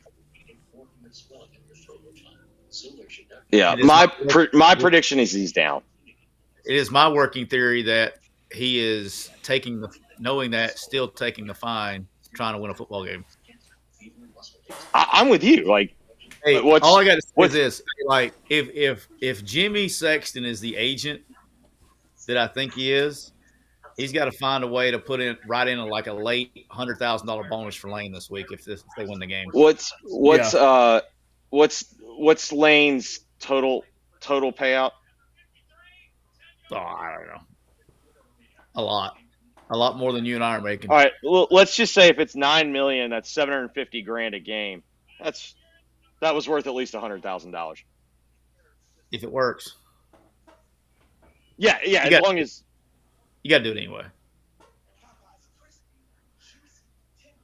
All right, they overturned it. 3rd and 10 on the 26. I'm saying he's down, because he had. That's a hell of that's good use of a fine right there. So a 13-yard reversal. Excuse me, that was a good use of a cramp. Yeah.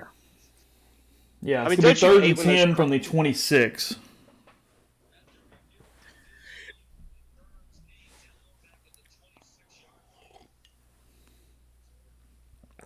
All right, so it's no gain. That means it's what, 3rd? 3rd and 10 from the 26.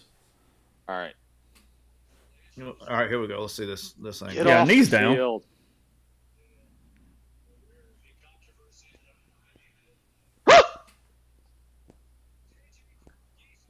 This is going to get reviewed. This is going to get reviewed too.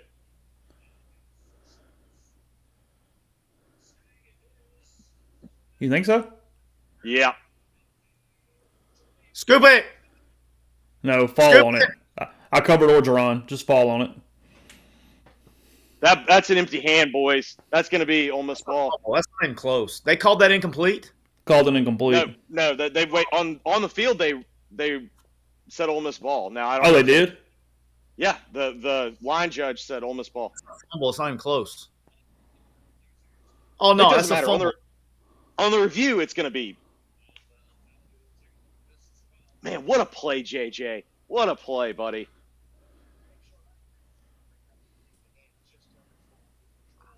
I'm assuming Michael Williams. Oh, Matt Austin apparently saying his arm's coming Matt forward. Austin saying he thinks that it was arm was coming forward with control.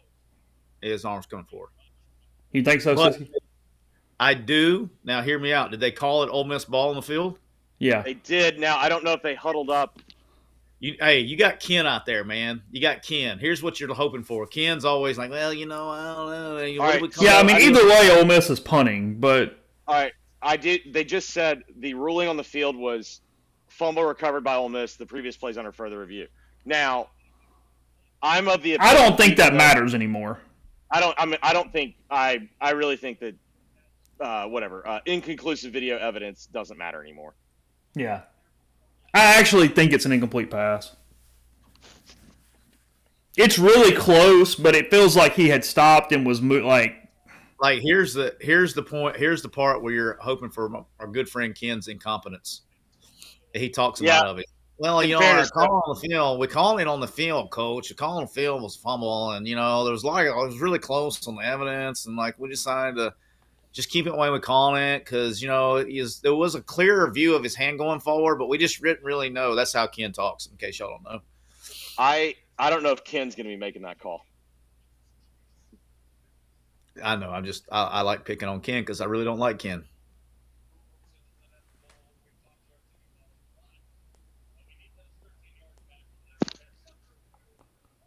All right, after official review, the ruling on the field was overturned. Incomplete pass. That's the right call.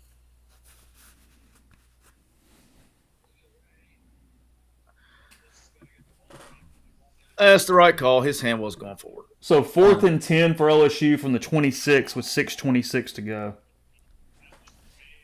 I mean, put together a drive, man. Put the game away, right? You're gonna have the ball with 6.5 minutes basically at your own 30. Go put a drive together. Put the game away. That's true. Not quite there yet. Also, at the minimum, at least get a field goal so I cover the 2.5. Oh, you need points. You got to get points. I definitely need points for. I think you lose this game if you don't score again. Vandy's taking a knee, boys. That's 4-win Vandy with Ball State up. Still Auburn to go, Jeffrey. 37. Oh, God, Auburn for bowl eligibility. I guarantee you all that will be a champagne game. All right, Micah Davis, fair catch. Ole Miss is going to get it with 6:21 to go from the 36-yard line. I'm assuming it's going to be holding. Sorry, you still got the ball.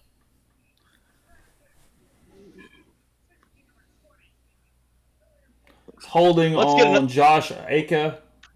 Let's get another TV time out of him, boys. What do you say? 1st and 10, Ole Miss at the 27. God, this play was so stupid. God, it was so stupid.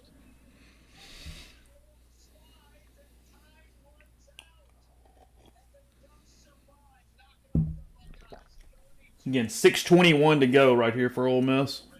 Up 4. Hey, they didn't take a TV timeout. Okay. Yeah, Oregon 32-31 final at Autzen. Heads up play by Will Howard. Was he point shaving?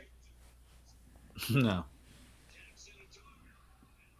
Hold on to the ball. Well, I mean, if he gets down with a second left, they had a timeout. They could have at least kicked a field goal. I mean, it wouldn't have mattered to us.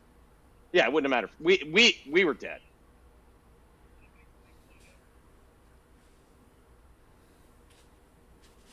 Hey, Chase. Ooh, face mask, I assume. You know what script we're on right here? I do know what script we're on right here. I was just thinking that. I was just checking. Is this 4-minute offense? Yeah. You okay with it running it?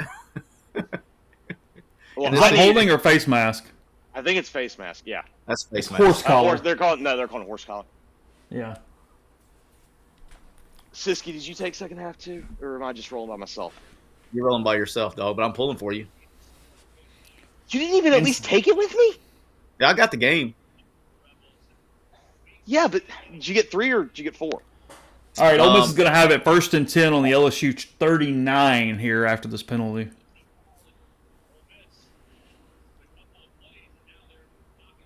God, I'd be annoyed by that penalty if it was like if I'm. I'm fine. I'm fine with it. I was more Get a touchdown. Bit of a Jackson Dart show right now. That's what it should be. I'm behind. I mean, he She's had a hasn't beer really, or two. Yes, the LSU. Yeah. Maybe not beer. She's had some Chardonnay. Had a baby. Yeah, Dart down for 15, down to 1st and 10, LSU 24 at this point. Hear me out, Siski. Am I better off with them getting a field goal because then LSU has to go for a touchdown? What I'm worried about is Ole Miss gets a touchdown and then LSU gets the soft touchdown to match. I mean, If it's seven, Ole Miss still has to play hard. They've only had one real touchdown, right? Let's see. 3 field goals? Yeah. And then they had the one that they dropped in the, whatever. It was a pretty good pass, but What about counter? I mean, they're just bleeding clock right now. 4:34 and running. They're fisting to give the ball to Bentley on the edge off that same play. Yep, they flipped it. Yep. Nope, they're going to throw it. One incompletion here, and Caden Davis setting up for a very important kick. Did Wells kind of stop his route? I'm behind. I haven't seen it yet. I mean, I think it was over everything. I mean, I think it's whatever. I'm not trying to. This isn't like a blindly defend Jackson. It just kind of was weird. It looked like. So 3rd and 9 on the 23. That's a weird play call. I think it's safe to say that Diego Pavia in 6 weeks has become a freaking Vandy legend. Well, big minute here, boys. Surely he's not going for this. Man, and free. Hit it. 4th and 5 on the 19. Which game? Which game are you watching? He may try to get him to jump and take a timeout. I don't know what game he's you doing. watching? Well, He's sending the kicking team on, but the play clock's down to 10, They've kicked it. and I assume they miss it. No, he made it. 23-16. okay. Holy cow! That was literally as the clock was expiring.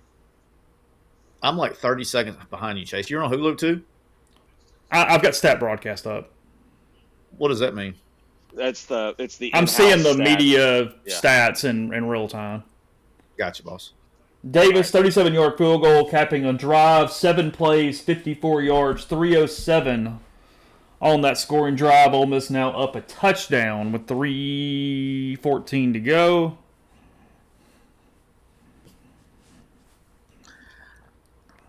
They'll go. He'll probably go dime rabbits this whole drive. What does that mean? He's going to put 1 and 4 on the edges and put 38 and 2 on the inside and then bring 4. So he's going to drop 7 on this? You can play 2-man or man free. Okay. But you got a better chance. But you know they're throwing too, so you can speed rush the edges and push the pocket inside, and create pressure because they're throwing or you throw. Touchback. LSU gets it back, down 7, 3:14 to go, fourth quarter.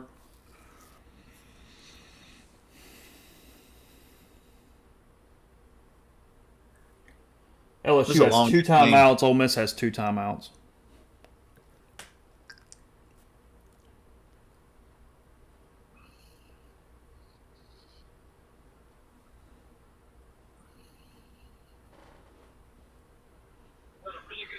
All right, you coming after him? I'm behind. No, I mean just in general, like philosophically. I know you said you'd go. With I 60 would Ds. try to get there with dime rabbits, knowing they're throwing it before I brought pressure. I'd play man So for you're playing coverage. I'd play coverage to start the drive, but I wouldn't just be locked in it.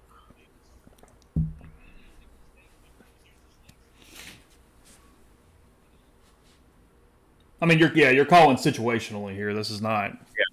You're off the script. Oh, God. Let's see. Let me see the front, jackasses. Let me see the TV copy. Let's go. I don't want to watch Nuss. Post time. They did not have dime rabbits in the game. Did you keep your up high middle court basketball seats again, Siski? What's that, Bo? Did you keep your way up high basketball seats again? I just go every week. I don't have season tickets. I just buy the season. You just sit tickets in the every same place, give or take. Yeah. Okay. LSU signifying this is 4 down no matter what, right? With that Oh, play? yeah. Yes, you got to. 3rd and 6 now for the Tigers. I guess technically you don't have to, but That play to me signified they're going for it. I mean, you get 3 stops. You get 3 timeouts. I mean, you get 2 timeouts in 2 minutes. The two, well, unless they get they're not in a hurry though. That's what's a little odd. Well, we're about to find out. Ole Miss is not lined up. As much success they've had with tempo, I'm kind of surprised they haven't got back into it. You know what I mean? Yeah, they've been very methodical right here. Good rush. Good discipline on the rush. I mean, they're running the play clock now. 8 seconds, 7. What are we doing? I mean, they're going for it because this is, as Chase said, now that the clock stopped, you don't get it. You get your 2 timeouts, and then you get the timeout with the I'm saying 2 minutes. You got to score, and they let 37 seconds run off the clock before now, they snap. The problem is if you don't get it, Ole Miss is damn near in field goal range. Yeah, you're damned if you do, damned if you don't. Here come the rabbits. Here come the rabbits. Here come the rabbits.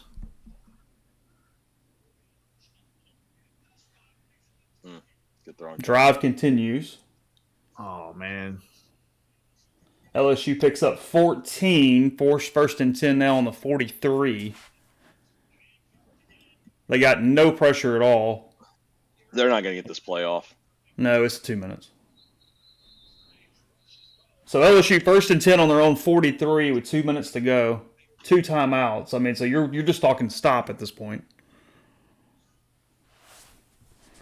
They dropped 8 there? Well, they didn't really drop in the zone. They played man with safeties. Perkins did his hug up thing. Well, they tried to twist, but it looked like they twisted too late. I think Perkins was supposed to come off the edge on that one and didn't do it. Yeah, that looked weird. They had 3 guys coming off the right side of the offensive line and nothing off the left.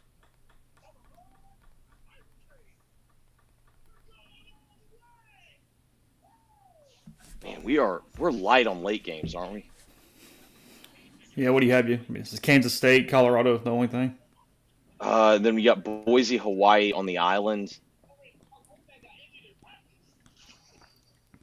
My man Aka picking the Rainbows money line over the Boise State Broncos. Ooh. Well, if so, that might get Neil all back up in that bitch, Siski. That's bold. I got a feeling our boy Ashton's going to have him tonight. Yeah. We're a long way from this, but Kendrick does point out that in 2022, Kelly went for 2 when they scored against Alabama. My suggestion is don't let that happen. Yeah. Well, I mean, we're 57 yards away from it mattering.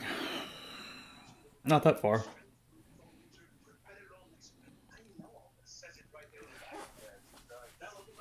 I mean, a ton of time left. You just have to have a stop. It's not about the clock at all. I mean, they're at the 43. I mean, LSU would have to botch something for the clock to really matter here. 2 timeouts. Oh, well, I'm not talking about clock. I'm not talking about clock. I'm talking about. Do you maybe heat them up a little bit? I mean, I know if you don't heat him up, I'll go ahead and tell you, you're going to have like LSU 1st and 10 at the 18 and have to have 4 stops. I mean, they are clearly very worried about leaving guys one-on-one. They're going to get down to like the 20 or the 15 if you don't bring pressure.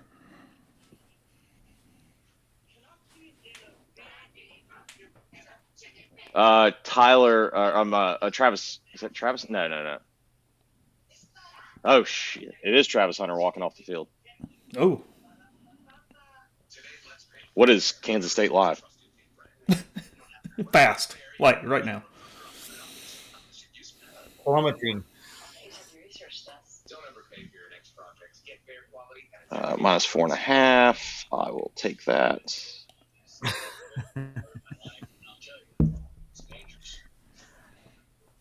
We're going over the 4-hour mark on the stream, which means the game will be over the 4-hour mark in about 5 minutes. Yay! We don't even have scoops yet. Last week he was like really late getting here. Like I was kind of like in stall mode trying to get to him because it went. I had to go. I had people here downstairs waiting to eat dinner on me last week. I was contemplating just stopping with him at one point because I didn't know. Like I was having a hard time figuring out what to do.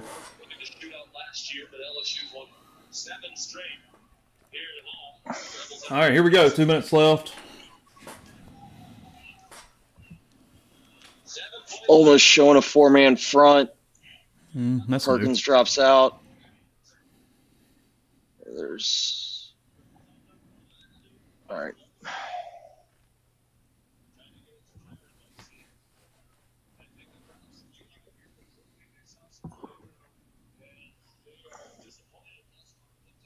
I'm also convinced in the last 2 minutes you have to basically tackle somebody to get a holding call.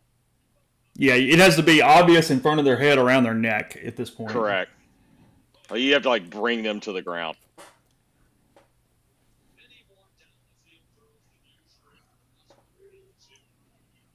They only ran off 6 seconds.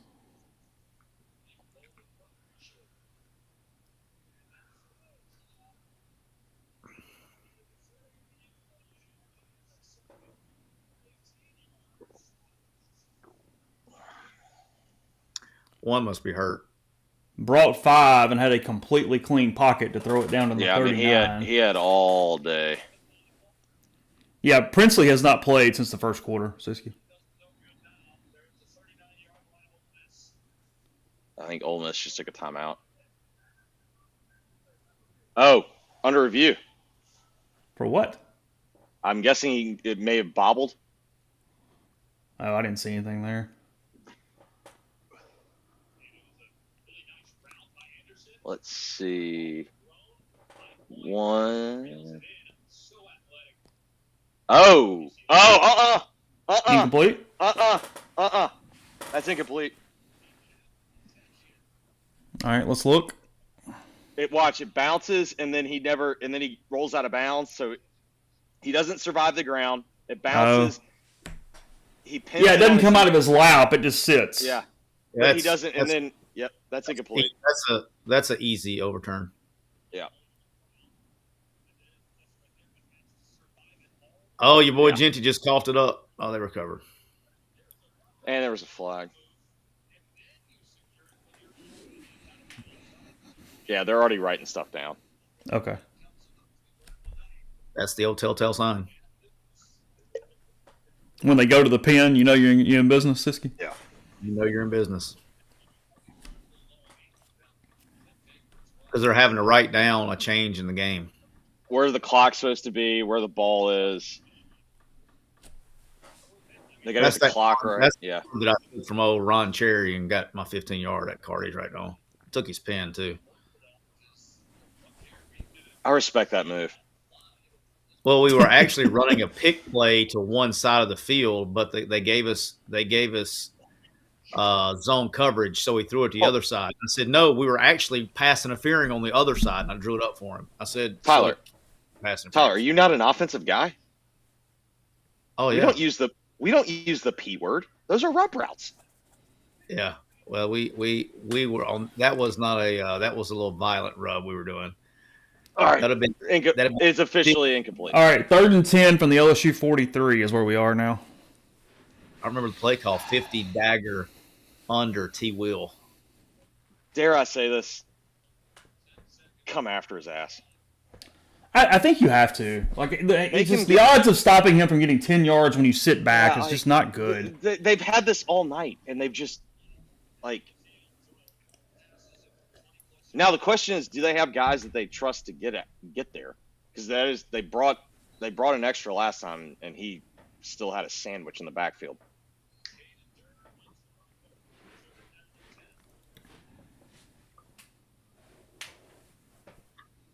I'm still mad at myself for not taking Missouri and minus the points. That's Oh. All right, what didn't happen that should have happened? I'm assuming it was a pick that didn't happen based on the reaction. All right, going straight, man free, bringing 5. That's hold.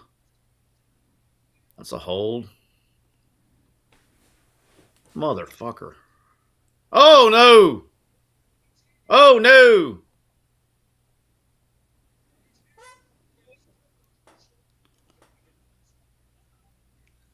What are we doing? What happened? Now y'all. Okay, so we're calling him down to the 38. So I think they're saying his wrist was down because his knee does not go down. Yeah, his wrist, elbow, everything, that's all down. Yeah. Okay, down to the 38. So they complete for 19. I thought it was a score in real time. I mean, I give him credit. That was the right call. Good call. It was. Oh yeah, I mean, it's not. All right, so setting up now from the 38 with 119 and rolling. And they're not. They don't know the clock's running. The clock still doesn't matter. Yeah, I'm with Chase. They have 2 timeouts. It can just get you in a pressure situation if you get a sack or something, you know. Yeah, they have 2 timeouts. You run that bitch down to 1 every time, it'll start mattering in a minute. I can tell you that. You're stopped at 57. I mean, they're chunking it 15 I yards. just know this. I know they've had 2 plays on this drive that they've ran the clock down inside 3 seconds on the play clock with the clock running. Ole Miss showing man. They're going to try to get the rub. He's waiting. They got exactly 10. And he got out of bounds. Yeah. All right, resetting it. 1st and 10 LSU at the Ole Miss 28. Got the first down. The clock stopped at 50 seconds from the 28. Yeah, they are protecting their ass off right now. Yeah, they really are. It turns out if you have 2 NFL offensive linemen, that helps your offensive line. I think you're going to have to do some kind of simulated pressure to get them to see a free runner.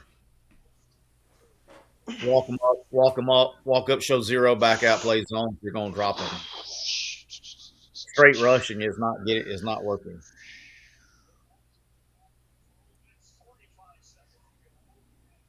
Because like even the incompletes aren't in danger. I mean, do you think about calling timeout just to give your defense some rest? Like, I know theoretically if they score, you want some time, but yeah, I wouldn't yet. I'd hold it. 3rd and 10 from the 28. I mean, they've been here all night and picked up this play. Genty just scored from about 50. Yeah, that's going to be a rout. God, he is a stud. Who, Genty? Yes.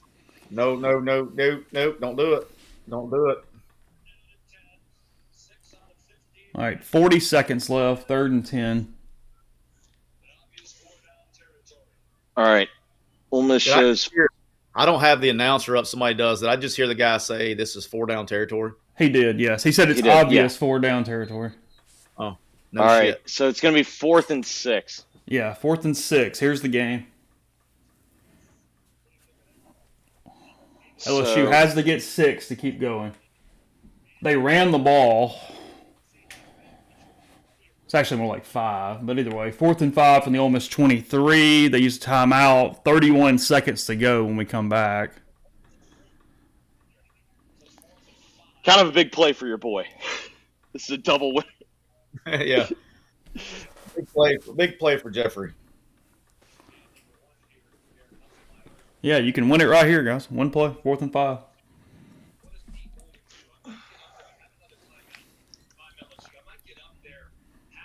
What's the play call, Siski? I'm showing cover 0, and I'm bailing out underneath the inside guys and let him throw a friggin' hot route right into my dropper. Okay. I like it. But I think what they're going to do is I think they're going to run some type of guys blocking, whatever, receivers running and blocking, throw it behind the line, and see if they can run for the 6. I do. Siski, here's where you are right, though. If they get just 5 here, that clock does start mattering. You'd be inside 30 with one timeout. If they get a first down, it's going to start mattering in just a second. Yeah. Well, it just forces you to do things you don't want to do. All right, 4th and 5, Ole Miss 23. Here we go. Chase, don't look at the stat broadcast. I'm not. All right. All right, you got to mute. Don't be. I need no reaction, please.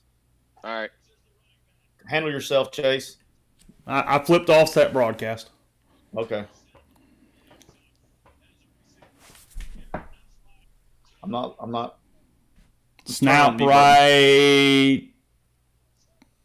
Nah, still not. No snap. Motion. They're bailing out. Took a guy away.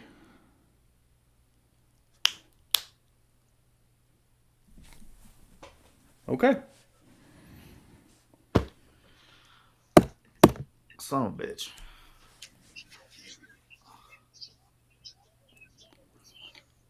Aaron Anderson from 23. That motion did that pull a rusher out? I know it definitely pulled the safety. It pulled the safety left. They're going to kick it. Yeah. Well, that's on the safety. He's back there. He has there's no threat. He's got to squeeze that down. Yeah, there was nothing there. I think the motion fucked with him. Well, there's nobody he's got to squeeze that down. Does Lane even do something here? Oh, man, I don't know. I wouldn't get too aggressive. I got 2 timeouts and 27 seconds, Siski. Yeah.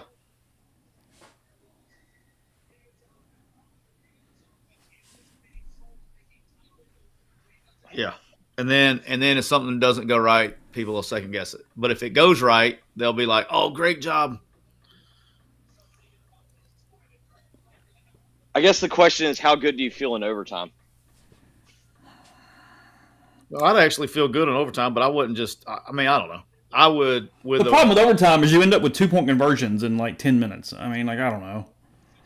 Yeah, I hate that, but you got 27 seconds, 2 timeouts. So yeah, I mean, you might as well go try and win the game.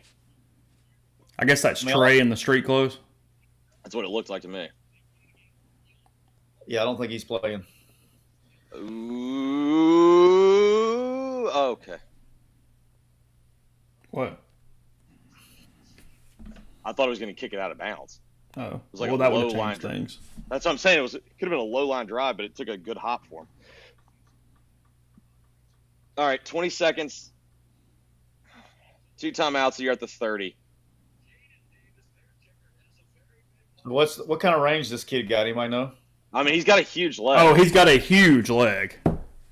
I mean, if you get it to the 40, if you need to get to the 40 to have a long shot. If you get he hit a 57 yarder against Tulane last year. Now the problem is, if you get it to the 40, you bring in the old block field goal, but yeah, that's not my concern right now. And Ole Miss is playing for overtime.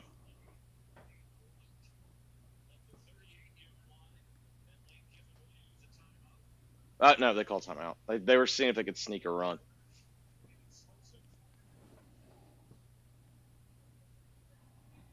So you need 20 yards in 13 seconds.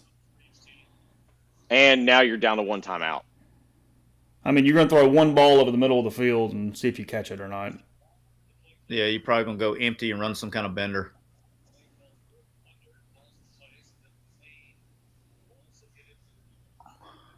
Yeah, no, it's not very accurate. But if you're just saying, I mean, could you hit a game winner from how far? It's like 58-ish. He's hit a 58 before. Yeah. I mean, this isn't psychotic.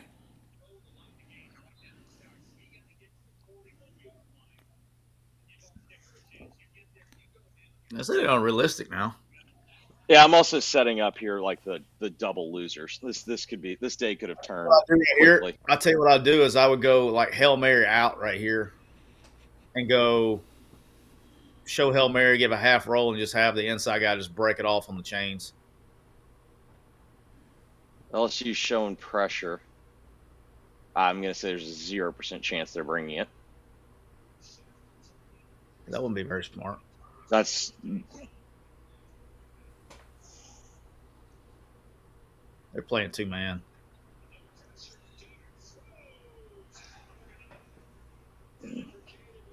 They're gonna hug up the back and play 2-man. yeah.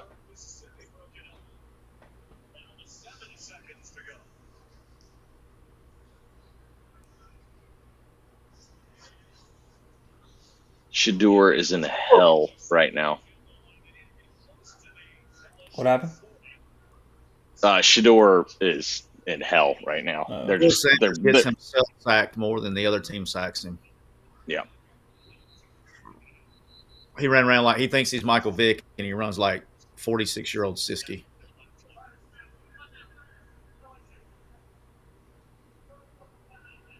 I mean, now they're gonna go to overtime. Yeah, I mean,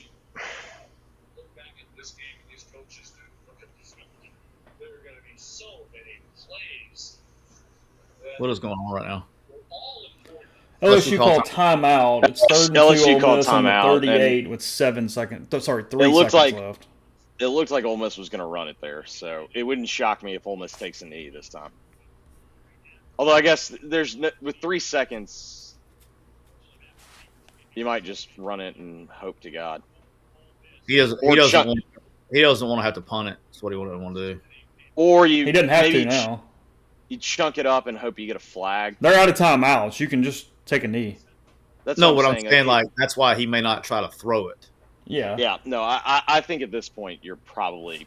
But it's only 3 seconds. You're not punting either way. Yeah, but what if it's he's 7, right? The screen says 3. I know, but didn't they call a timeout on an incomplete pass with 7 seconds left? Oh, okay. Yeah. The stat broadcast says 7. The game clock showing. Yeah, it is 7 seconds. You're correct.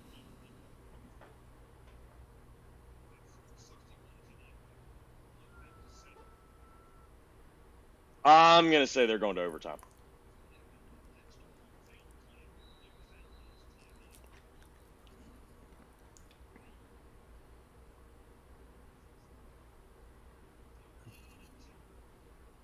The only thing I could see is them throwing a deep shot to the single side, hoping you get a flag.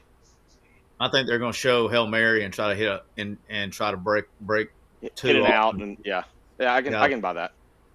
Or just, but you got it on the wrong hash to run that. I mean, he's moving the receivers around, so maybe they're gonna. He's gonna go real wide rush. Oh, he's gonna bring 86 in the chip. All right, so they're gonna get it to midfield and they're gonna throw a Hail Mary.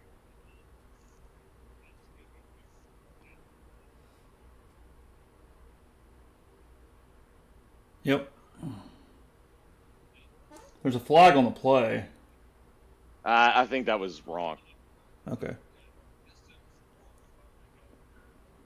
No, you do not let Davis try to kick it from here. That is not. Yeah, because Jackson's throwing. Henry's guy. Kick sixes are not fun to walk off.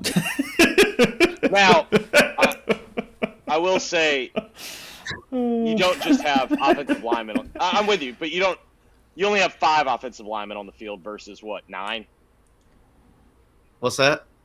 You only have 5 in this situation. You only have 5 offensive linemen on the field versus 9 on a kick. Well, you only have 5 on the other one either way, because the other 2 are tight end. The tight ends you don't have 7 offensive linemen on the other one.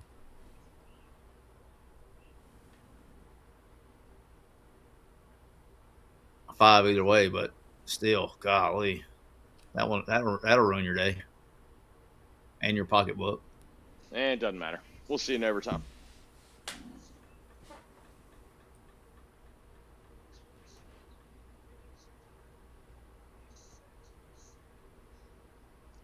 Now I bring everything into play because we're at 46. This goes Good to job. double over. Oh, This goes to pass double protection over. there. Parrish is hurt. Do what? Parrish is hurt. God, I really wish there was overtime insurance for freaking unders.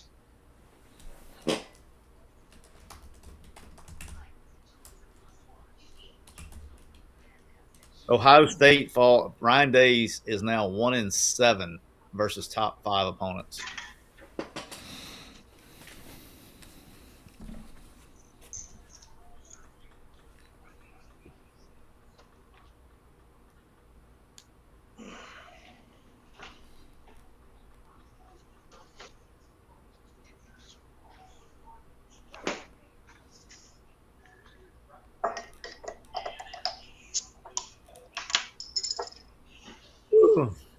Has Ole Miss? Yeah. There was overtime against Kentucky. How many overtime games has Kiffin had at Ole Miss? That's what I was trying to think. The 2020 game went to overtime, right? The Kentucky game. Did that go to overtime? I think that was overtime. I know they won like on the last play or whatever, but yeah. I think they missed the extra point. I think it was overtime. They missed the extra point, and then I think Ole Miss hit Elijah Moore on the motion play on the flat, and then Ole Miss made the extra point.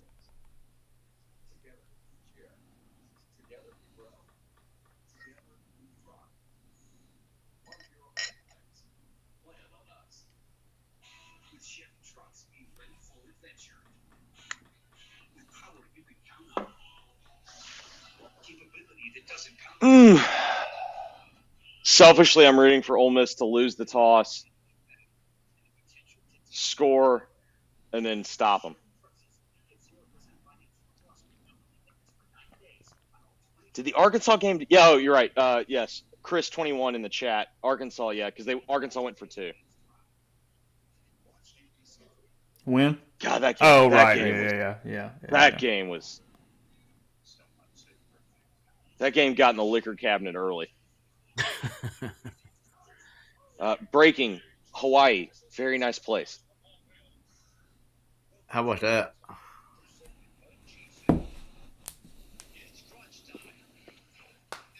Oh, I'm glad to see that overtime is brought to you by Cheez-It.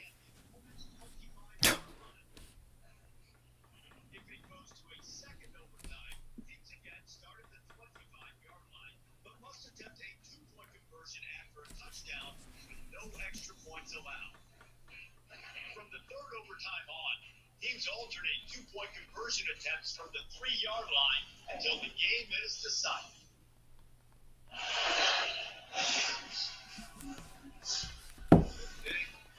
Chris, that's why it's overtime sponsored, because everything is sponsored. Yeah, because there's money to be made. You got to write them checks. Ole Miss finished with 464 yards, LSU 396. Dart 24 of 39, 284, 1-1. Nussmeier 21 of 50, 312, 2-2.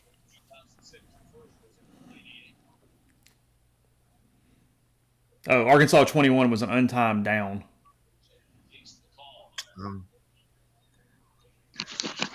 LSU wins the toss. Ole Miss will get the ball, and they'll play to Ole Miss's end zone. I mean, it's good for me. Get the touchdown. How about that? How about that coin flip by Ken right there? Anybody check that coin flip out? It was a slow toss. That was not a lot. That was the worst coin flip of all time. There's not a lot of RPMs on that toss. Yeah, Joe, thanks for hanging in. Super chat. I really hope my wife will have coffee for me when I struggle to wake up in 3 hours. Yeah, he's pushing 5 a.m. now, London time. Hey, just go straight to the Jags and Bears game. Yeah, it's not a hanger if you don't ever go to bed. Facts. All right, overtime. What's essentially a playoff game? Yeah. I'll speak for the chat. Bentley better be in there. Hey, if I hit the mute on my sound, can you hear me? Check, I check. can hear you. We can I hear can you hear now. you. Yeah. You can hear me? Why? All Yeah. right, good. Because I'm going to hit the mute when they get the ball so I can, like, watch the game without the knowing You what's can going get on. this hoodie at Realtree.com. You code MPW15 for 15% off. Realtree.com, yes. Well, that's not a good start. No, it was not.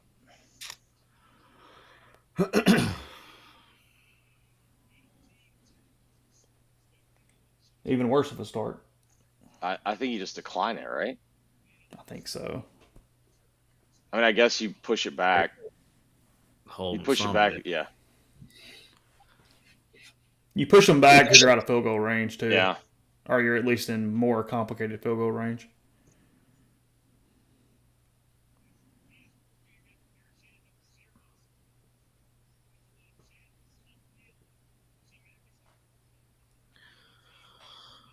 That's not good.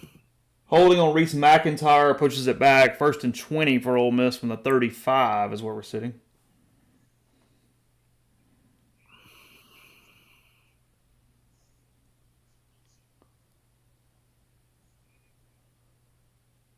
Ole Miss can't even get the play in. Yeah, they look completely discombobulated right now. Unless this is by design. It's not. Well, catch the ball, dude.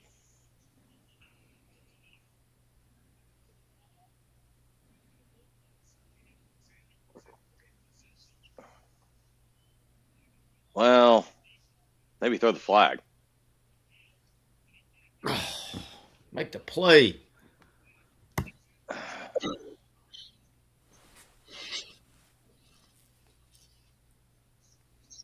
Yeah, make that play. Yeah, you could have got a pass interference there.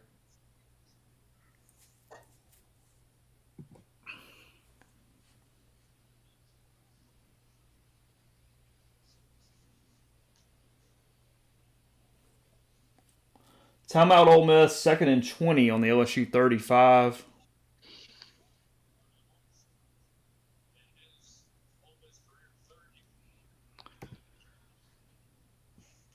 Siski, would you have thrown a flag there? I mean, it was one-on-one back I was shoulder. looking at that. I thought he should have made the play. I mean, I'm with you. I didn't even see it. I had my thing on mute. I was watching. I was watching why he didn't come back to the ball and get it. If he just comes back to the ball, it doesn't. You know what I mean? Like, just make the freaking play.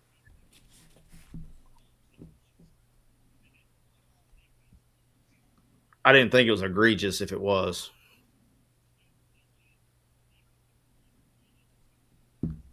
I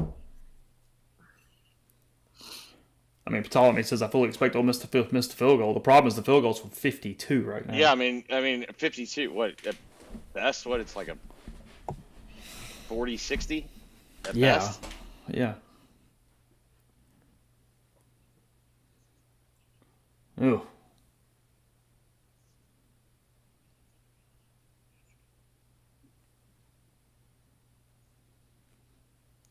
Oh boy.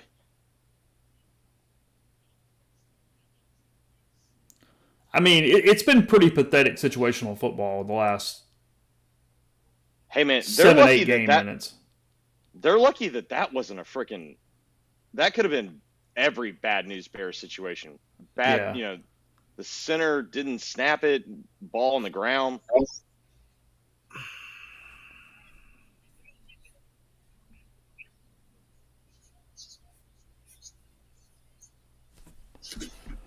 All right, it's I think Siski muted. It's 3rd and 25 from the LSU 40. So whatever they got at this point, you're just trying to almost get back into field goal range. By the way, it was lucky to be 3rd and 25. Yeah.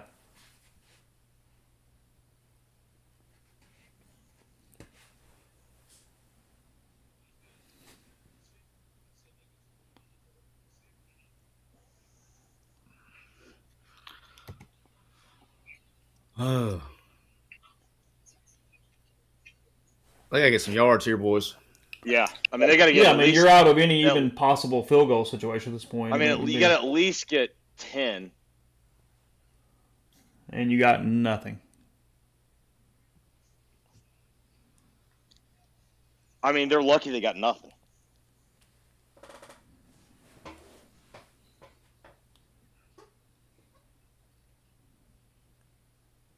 I mean, what is this, a 57-yarder?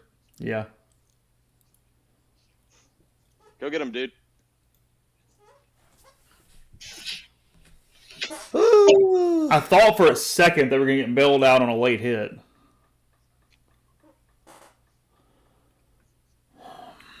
Well, that makes it something.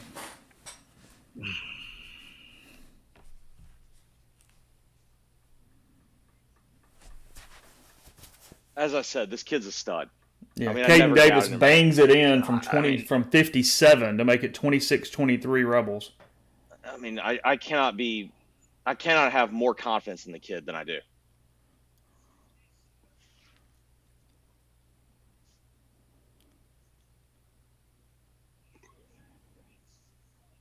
Oh wow, big nuts!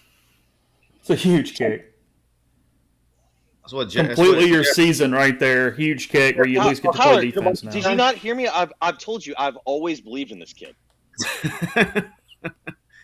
Well, that answers your question. He just needed to get to the 40 to make the kick. Yeah. No, the problem is those kicks under 40 are just they're not far enough for him. He doesn't have a short game. I didn't say Ole Miss was bailed out by the refs. I said Ole Miss might get bailed out on the play. I didn't think it was a late hit, but Dart did get hit after he let go of the ball, so I was like, okay. I mean, I've seen dumber things. Well, if you've ever had a time that a turnover, here it is. This would be the time you wanted it. Yep. I'm going to turn my thing back on mute. Okay.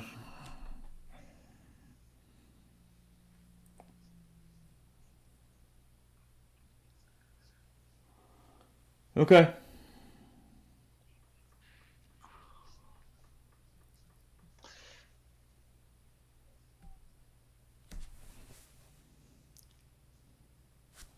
Top bat, rock and roll.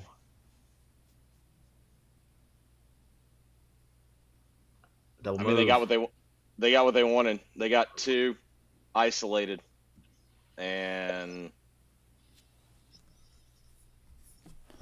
LSU hits Kyron Lacey, 25-yard touchdown on the first play of overtime. Pandemonium in Baton Rouge, 29-26 LSU over Ole Miss. Rebels falling to 5-2 on the season, 1-2 in the Southeastern Conference. Had 1,000 chances to win a football game. They did not win. LSU comes back, outscores the Rebels 6-3 in overtime, 7-3 in the fourth quarter.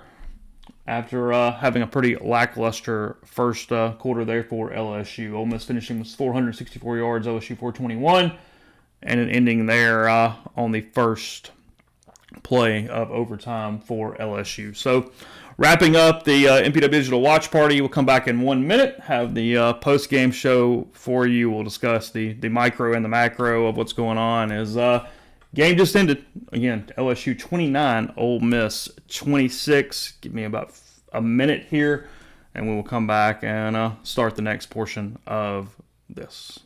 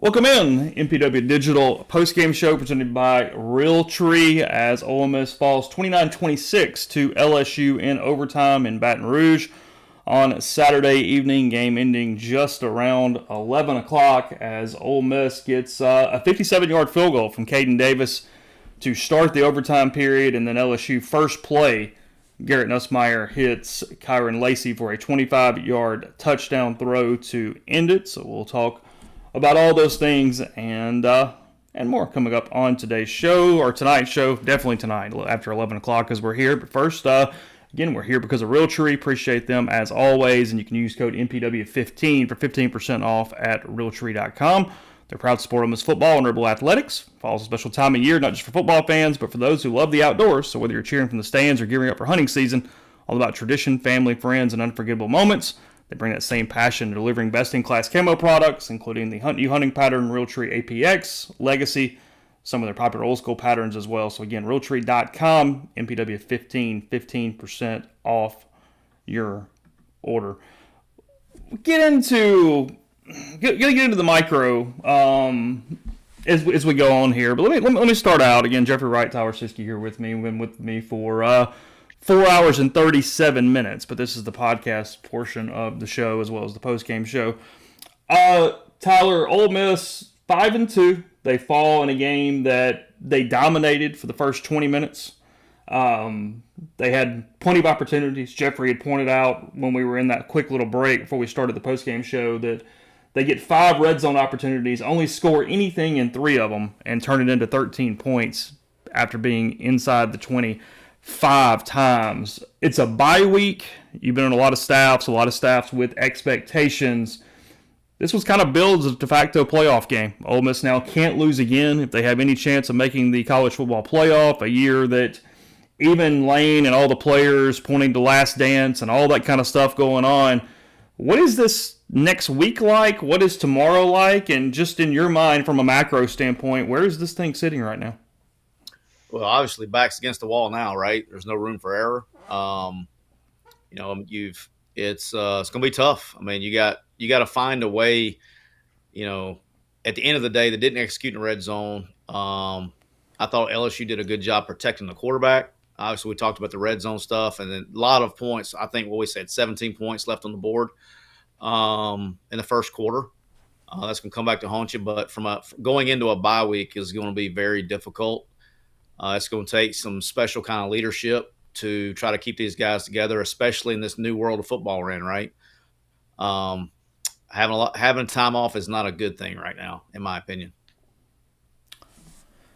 It's a team that won every game they were supposed to win last year. They go 11-2. They lose to Georgia. They lose to Alabama. They beat everybody else. Some close games, for sure. A&M, block field goal, all those things. Now, lost 2 games where either they were a 17-point favorite against Kentucky, they were a favorite on the road in Baton Rouge, and like I said, just left so many different opportunities out there with that. And I do want to say one thing. I'm seeing a lot of stuff in the stream about you're canceling your NIL and you're doing all these things. And look, you do whatever your money. I'm not telling you what to spend anything on or what to do.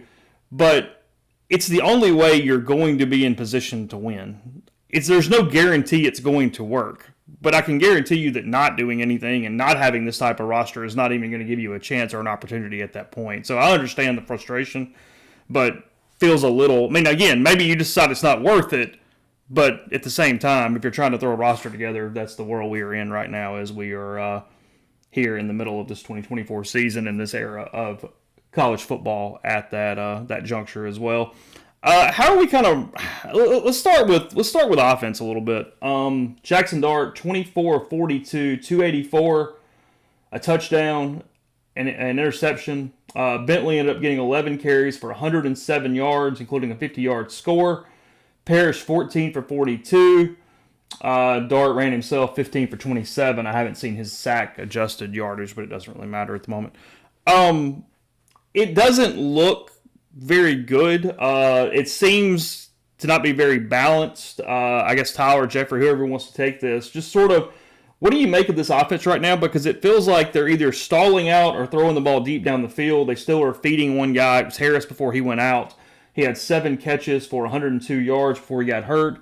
then it became all about Caden Lee. Caden Lee ended up going 9 for 132 on 13 targets, most of those after Harris left the game. Is this an offensive line problem? Is this a running back issue? Is this Dart? What's making this thing not just bogged down in the red zone, but just in general look the way it looks right now? I thought that, the running game I thought Bentley gave some juice to the running game. So I think that part of it was better. I don't think it's where you want it to be.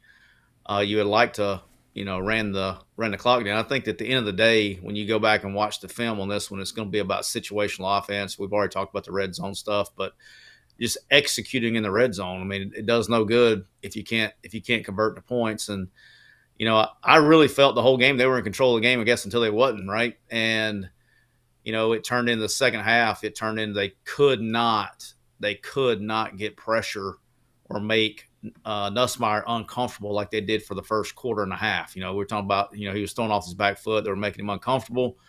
And then you start allowing him to sit back there and throw. And then they're bringing 4, they're bringing 5, they're bringing 3. It's just whatever they try to do with those drop coverage, they couldn't find it home there. And then when you give him a quarterback of that caliber, that much time, he's going to find guys. But offensively, I think they're probably trying to push it, almost being a little too greedy. There's not a lot of controlled passing game. It's either RPOs is the controlled passing game, or it's okay to they got a little mileage actually when they did it today. They threw some slants when they were in 11 personnel and they were keep getting the coverage that they were wanting. They were able to do some quick game stuff, but I don't know, man. It's just it's a rough way to be 5-2 at the break, or 4-2, whatever they are at the break, and with your back against the wall with absolutely no room for error in a league that it's tough to win. Yeah, we can get into the big picture stuff because I do think this is important. I kind of at this point just want to focus on what we just watched. To me, there's a few things. Number one, in this era, I know I've been saying this on the shows, and Tyler can agree or disagree with me. I just think we're getting closer and closer to the NFL. And what you see in the NFL is close games, and usually what determines close games? It's usually going to be, what did you do with your drives? Turnovers. Turnovers, I think, ended up even, if I recall, because I think both teams ended up with 2 turnovers. Now, That's I correct. believe, did Ole Miss do any? Yeah, I think LSU actually got nothing off there too, and Ole Miss got 3 off theirs. That's correct. So, yes, LSU got 3 on the field goal before half, though, right? they did. Yes. Yeah. So I think both. So Ole Miss got nothing, and LSU got 3. Sorry. So to me, turnovers are even, and then it comes to a question of what did you do with your drives? And Ole Miss had 5 scoring opportunities, really good scoring opportunities, and they come away with 13 points. I think the other thing that was very obvious to me was once Trey Harris went down, man, the offense just had, you just realize, and I know as a quarterback, when you've got a guy that you trust like Trey Harris, it's easy to look for him. And because I'm the king of the where's my guy offense, throw it to my guy. But you could tell once he went down, nothing for Jackson was on time. Nothing was in rhythm other than that one out route to Caden Lee, which was a great throw. Mm-hmm. But to me, this comes down to really 2 things. And I think these 2 things are going to decide a lot of football games because I don't think I'm some type of genius. Ole Miss did not take advantage of scoring opportunities, and this is a glaring number. LSU, 9 tackles for loss, 6 sacks. Ole Miss, 3 tackles for loss, no sacks. Line of scrimmage, gentlemen. Line of scrimmage. The team with the best big people. I don't know, Tyler. What percentage of the time does the team with the best big people not win? What, 10 to 15? Not much, boss. Yeah, Ole Miss came in with 24 sacks. LSU had given up 1 on the season prior to tonight. Now they still have given up 1 on the season per per those stats. And look, I mean, you've got a lot of incompletions out of Nussmeier. I mean, he made some good throws, there's no doubt, but dude threw 51 passes, only completed 22 of them, and won the game. I know we're going to have Neil later on, but Neil deserves all the credit because he's been saying this all week long. He talked about what would the game script look like. And the reality was Ole Miss had a chance very early to knock out LSU. They did not knock them out. And the longer the game went on, LSU hung around. The more the crowd got into it, the more it came down to a play here and there. And to me, like, that's kind of what we're seeing is that Ole Miss had a chance to not make this a game. They didn't do it. And you also have to credit LSU. They get to make plays too. But to me, this is a game. Maybe, I don't know. Maybe I'm being unfairly harsh on Ole Miss, but like, this was a game to me that Ole Miss lost, not one that LSU won. No, I agree with. I mean, I think in a lot of ways I agree with that because I mean, here's the deal: is they didn't get home, but we were talking about it in over the course of the show for anybody who was around for our watch party. And Tyler, you were mentioning kind of, you would do this or kind of what we do what you would do defensively, but Ole Miss didn't bring a ton of pressure. They brought a lot of four. They tried to play coverage a lot, and when you don't get home ever, and Nussmeier is good enough to kind of pick you apart, especially in the middle of the field.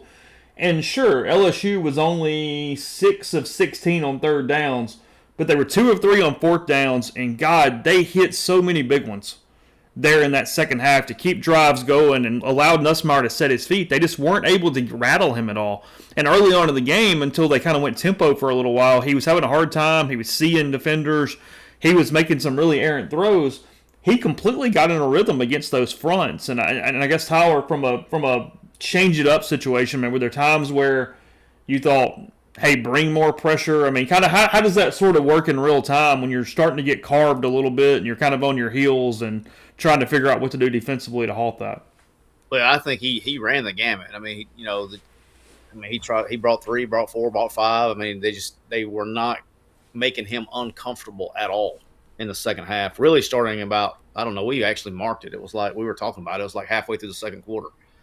I was sitting here looking at the drive. Tyler, it was that drive that they ran tempo. Because remember, I asked you, it was like, hey man, he looks sped up, and like then they just started running tempo, and all of a sudden, I feel like from that point forward, he looked like a different player. I'm sitting here looking at the stats, just the whole. I mean, LSU 6 of 16 on third down, Ole Miss 11 of 22, so 50%. That's good enough. I mean, that blows my mind. I would have never guessed that. And then, Ole Miss ran for 180 yards. That's got to be in SEC games. I know that's the best they've done, and maybe the best all year, minus playing somebody, Little Sister Mary of the Poor. But, and holds LSU to 84 yards rushing. So if you're 6 of 16 on third downs and then 22 of 51, passing for 387 yards, that's a lot of chunk plays, man. It's a lot of explosive plays to the air.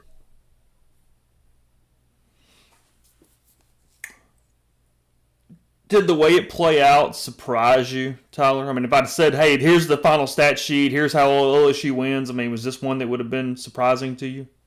Yeah, I was probably a little surprised they couldn't get home any more than they could. And not even get home, but just get him off the platform. I mean, it was almost like when you watch the South Carolina LSU game. About halfway through the second quarter, they made an adjustment and they kept him clean. And it's almost rinse and repeat. But I mean, you can't give a quarterback like that kind of time. He extended a lot of plays, and particularly with when they brought 3 in coverage. So like, that's the thing, is there was times where they were, you can say, it wasn't the coverage fault. It was he had 5 minutes back there to find a vacated zone, right? And he was extending plays, particularly with 3-down rush, and it was like, I think Pete kind of ran the gamut. I guess the only thing I really didn't see him do a lot of was just play straight zero pressure. That's about the only thing I didn't see him do. And for whatever reason, I mean, he knows better about the matchups than I do because he studied it all week. But for whatever reason, he never really went to that. how do you kind of? I mean, it's new. You don't have the all 22. I'm not asking for anything crazy, but just in general, how do you sort of grade the offense and defense tonight? Offensive line, considering what they were playing, I didn't think it was great. I think they played fine in spurts, but how much of that was who they were going against? I didn't think.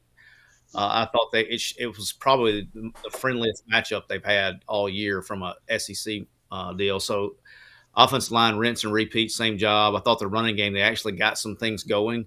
I think Bentley gave them a little extra juice there. And it's the same thing with the passing game, right? It's you can't protect, and it's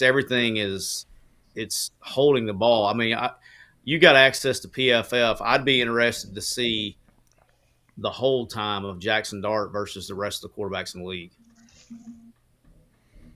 I can look for this week, or you think he's been doing that often in general?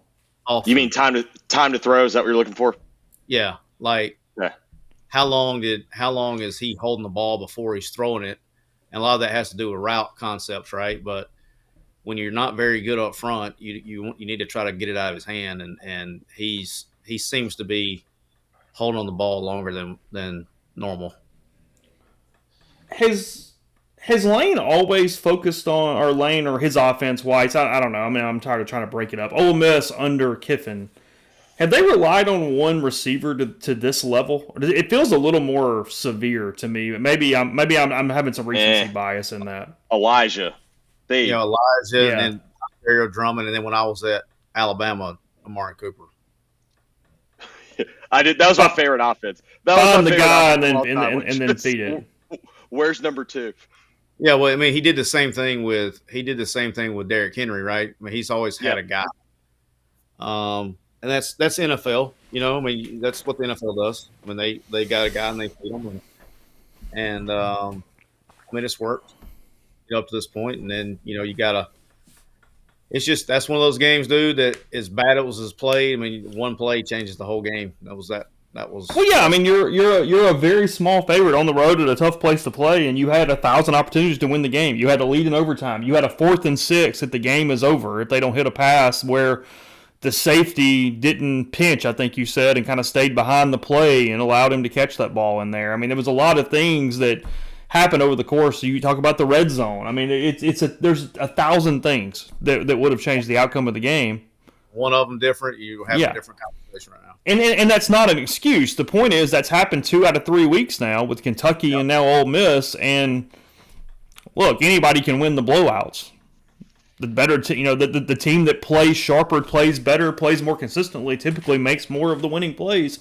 And when you look at this, LSU survived, whether it was Ole Miss's own issues or them making plays themselves. They survived getting dominated for the first third of the game. And then in the second half and overtime, LSU just made more plays. There's no doubt. I think they made more plays to win the game. I think what we're seeing is Ole Miss clearly has a formula to win, and they're front runners. And not only are they front runners, this game could have been a rinse and repeat of last week. I mean, there were the opportunities that were there to essentially knock out LSU in the first quarter, because we talked about it. We talked about right when the game started that LSU won the toss, took the ball. Ole Miss gets a 3-and-out immediately. And they didn't really do anything with the ball. But I do remember someone in the chat asked, how would you feel about this game? Because Ole Miss, I'm with Tyler. At one point, I think being extremely fair to them, it should have been 13-0. But I feel like there was a reasonable expectation to think the game should have been 17-0. And it was 0-0. And so you're now at a situation where you have dominated the football game, which was a good thing. They were dominating. But the longer the game went on, the more you gave LSU an opportunity to figure it out. And I just think what we're seeing with this team is this team needs to build a lead. They need to allow that pass rush to get after it. Because I'm with Tyler. This game really wasn't this is very different than the Kentucky loss, because I think Kentucky executed at a higher level. I felt like Kentucky sustained drives much better against Ole Miss. Tonight just became a explosive fest. It was kind of like a who got bigger negative plays on defense or who got bigger, explosive plays on offense. And in the end, LSU kind of got one more. And I just keep going back to Ole Miss had a chance to put this game away early. They could not do it. And the longer the game went on, the longer you gave LSU opportunities to kind of figure it out. And once Trey went down, Ole Miss's offense just was pretty stagnant. I mean, what was the second half drive chart? Let me look. All right. Second half is punt, 12 plays in punt, 10 plays field goal, 8 plays pick, 3 and out punt, 7 plays field goal, and then the drive before overtime. I mean, yeah, you're talking about a second half where, then the 12 plays only went 18 yards. Let's not make that into anything crazy there. And you talk about starting field positions are pretty good for the most part. You're talking about no touchdowns starting Ole Miss 43, LSU 18, where you ended. You ended at the Ole Miss 43, LSU 18, LSU 35, Ole Miss 30, LSU 19, Ole Miss 41, LSU 40. You're in their territory every damn time, pretty much. Ole Miss actually won the field position battle. They won the time of possession battle. Tyler, I don't know how much you do or don't care about offensive success rate. I think it's I'm with statistics. I'm kind of like, I don't dismiss some, and I kind of like, what did my eyes see and what do the numbers tell me? Ole Miss had a 14% offensive success rate. For those that don't know what that means if you have 1st and 10, did you get 4 yards on a run? Did you get 4 yards on a play? Did you stay ahead of the chains? It wasn't like LSU was good. They were at 24%, but this became an explosive game. And when you do that, it feels like you're just kind of leaving it up to chance, and Ole Miss just did not execute in the red zone at all. So going back what we were talking about with Nussmeier, they just showed a stat up on SEC Network. In the first 5 drives of the game, Nussmeier was 4 of 12 for 50 yards and a pick. Yeah. To me, you can make the argument. But he was only a possession down. He did that, and because they didn't get in the red zone, he's a possession down at that point. And again, I'm not trying to point the finger, but I just think you can make the argument Ole Miss lost this game in the first quarter, not the fourth quarter, not overtime. Yeah, you could say anybody that says one play, like kind of what Chase was saying a minute ago, anybody that says, oh, this play, it's a collection, with one of them going a different way. And now in saying that, Dart threw a ton of balls into coverage late that could have been picked off, and this thing not even gotten to overtime. Right. Guys, they could have intercepted the ball on 3rd down. They could have intercepted the ball on 4th or whatever, 2nd down and 3rd down in the overtime. Credit to the kick. It at least forced LSU to have to play. I know we're doing a lot of micro right now. I'm getting a lot of questions in the stream about Kiffin's method of building the program, about the portal, all this stuff. It's the same method that won 11 games last year. It's your only method to win. Ole Miss is not going to recruit high school football players like Alabama and Georgia.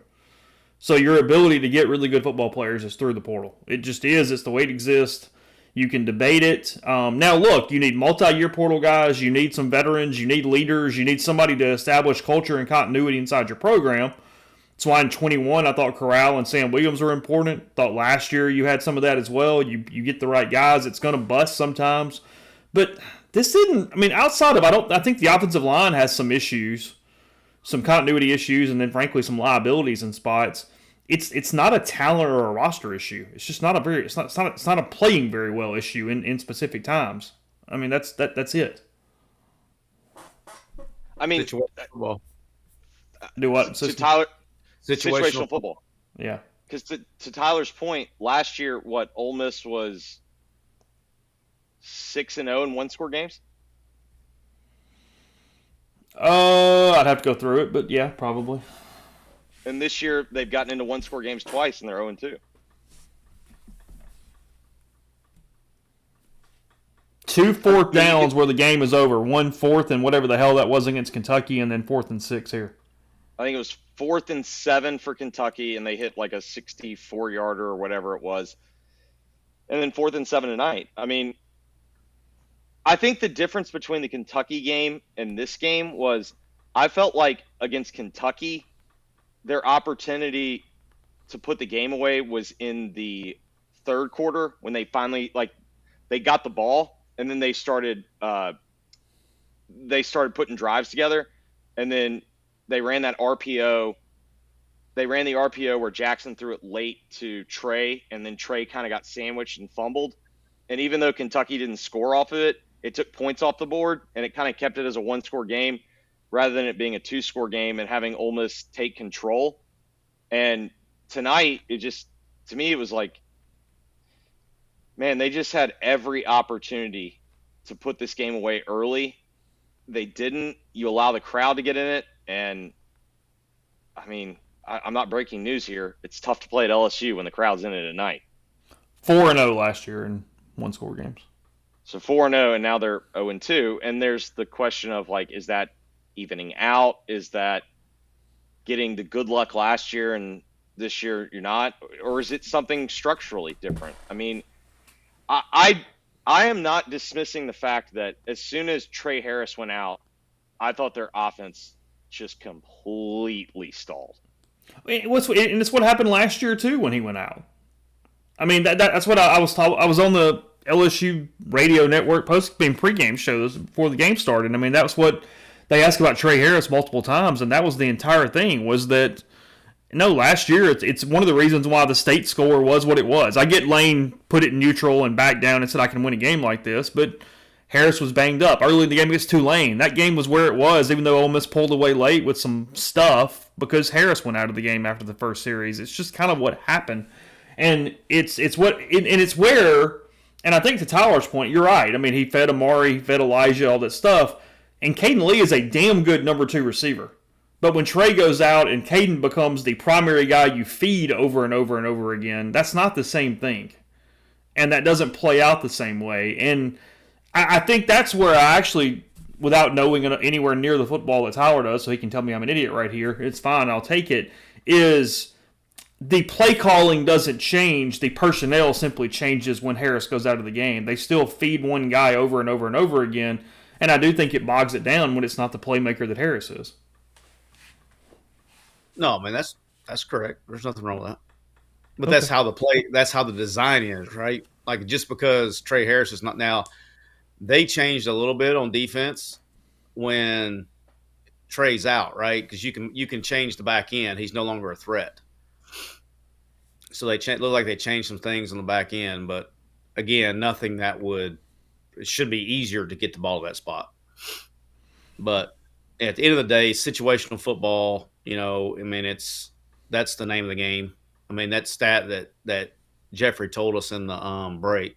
I mean, shit. I mean, you get the ball in the red zone. Inside the 20. Got 13 points. I mean, and you go to overtime. I mean, there you go. I mean, you can draw it up there. You can draw up a play here, third down. I mean, fourth downs and all that stuff or whatever. But bottom line, missed field goals. I mean, when you go to overtime and you score, was it 10 or 13 points, Jeffrey? You remember? 13 points on 5 possessions in the red zone. 5 possessions red zone. 13 out of 35 possible. There you go. I mean, that's pretty much what you can bullet up to. And for a long time, I didn't think it was going to come back and haunt them because they were in control of the game for a long until they wasn't. And then on defense, I think it was not affecting the quarterback at all, no matter what you threw at the offensive line, whether it was 3, 4, or 5 rabbits, base, it didn't matter. They were getting stonewalled, and he was able to extend plays when they were able to create some kind of pressure and change the pocket. He was able to extend plays and find open guys. Yeah, I mean, to me, this is another stat that matters. LSU, I mentioned the 6 sacks. They also had 5 quarterback hurries. Ole Miss had 3 quarterback hurries, no sacks. I mean, to me, like that's kind of the other difference is that whether or not it's scheme, whether or not it's dudes, because LSU's got dudes up front.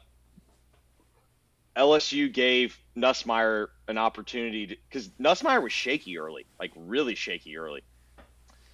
They gave him an opportunity to settle in, and even though his numbers are not going to be overwhelming, man, he made some really big throws late. And I mean, other than I'm trying to think in the second half, Jackson's throw to Caden Lee on that out route on third down, that was a big time throw. But man, there weren't a lot of plays in the passing game in the second half, in my opinion.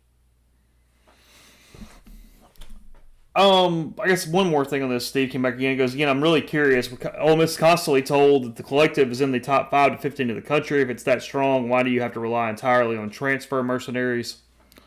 It's just the way Lane is built to. I mean, the staff is built to recruit guys on more business decision, transfer, personality than getting into the weeds on high school kids. And high school recruiting, if you were flipping, I mean, Siski, am I right here? That would take, I mean, you would have to completely reset your plan to do that too, right? I mean, it would take an entirely different the way the roster would even look. I mean, yeah, you're going to have to hit the reset button now. I mean, that's the thing is like you can go spend money.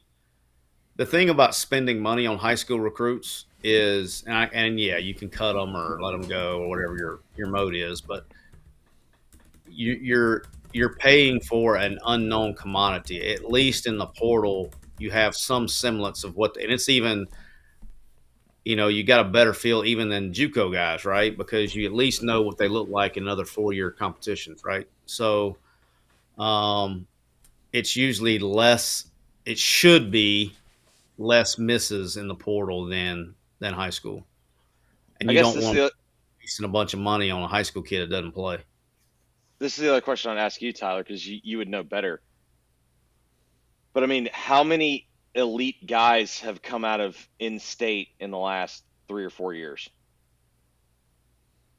I mean, there's good players now. It's been right, it's but been the volume. But I'm saying like at the volume compared to like Georgia, compared to the state of Alabama, compared to like the teams, the state Louisiana, whatnot. Like, is it?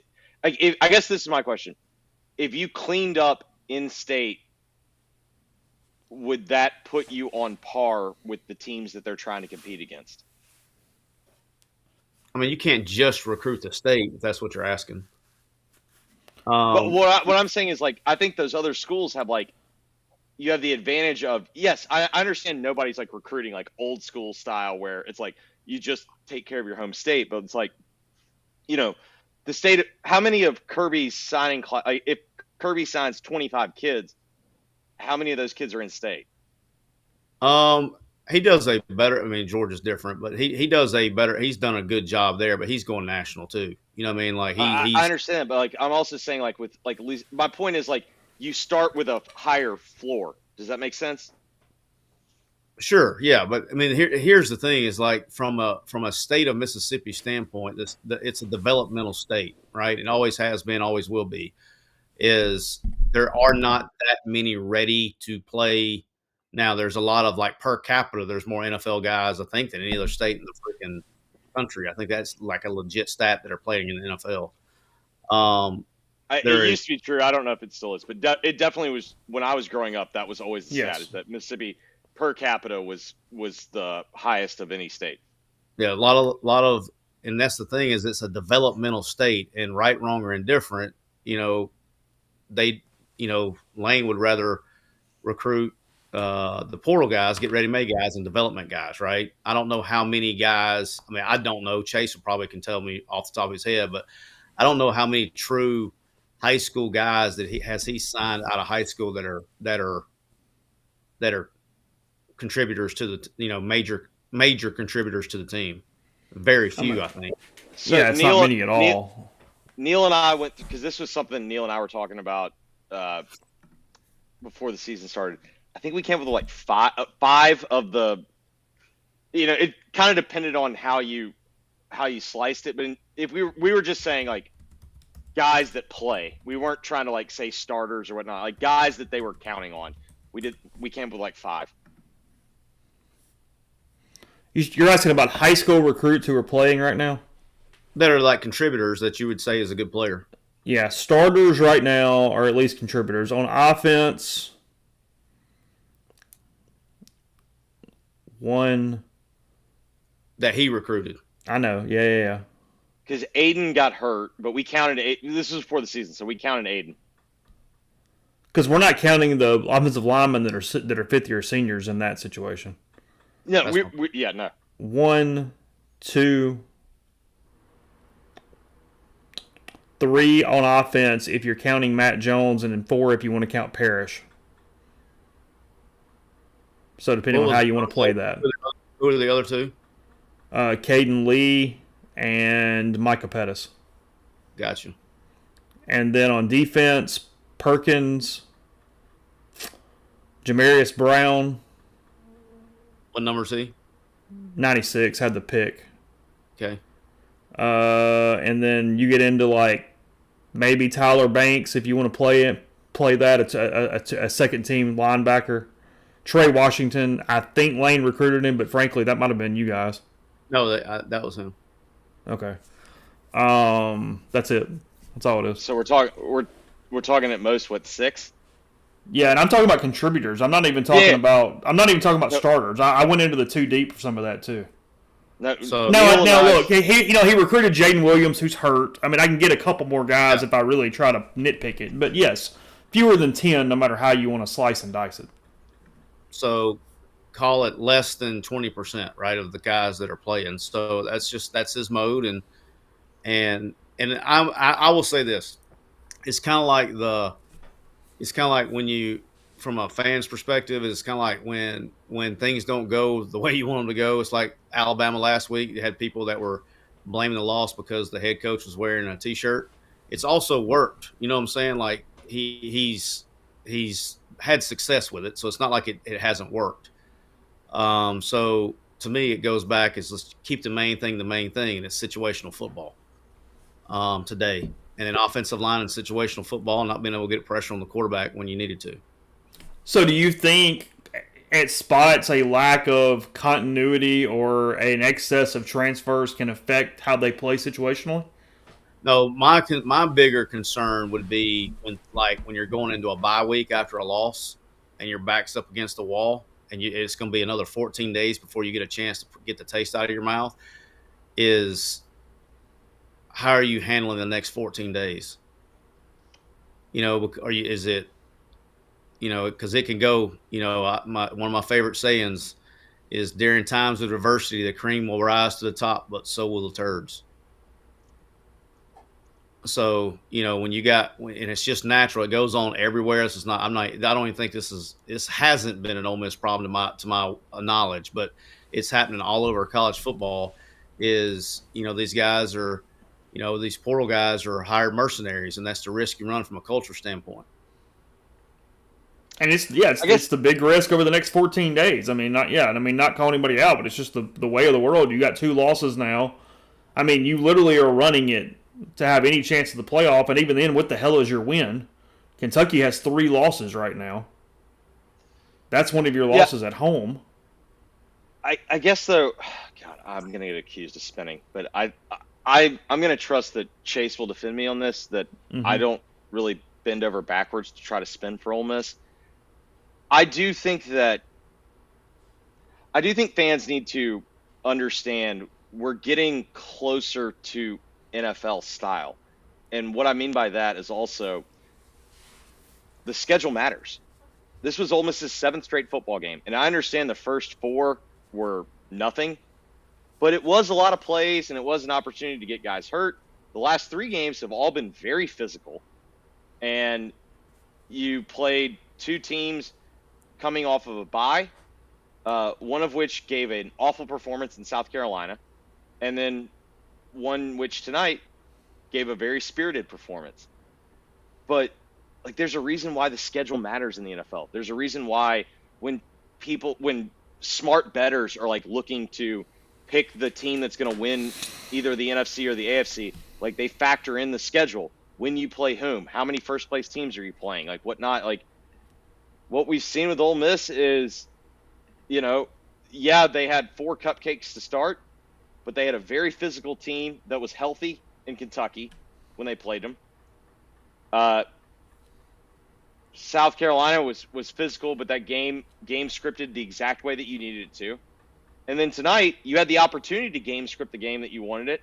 It didn't, and this is what can happen. For God's sakes, the Bengals were up on the Ravens with what, Tyler? 4 minutes left, 10 points. They're up 10 with 4 minutes left on Sunday, and they lose the game.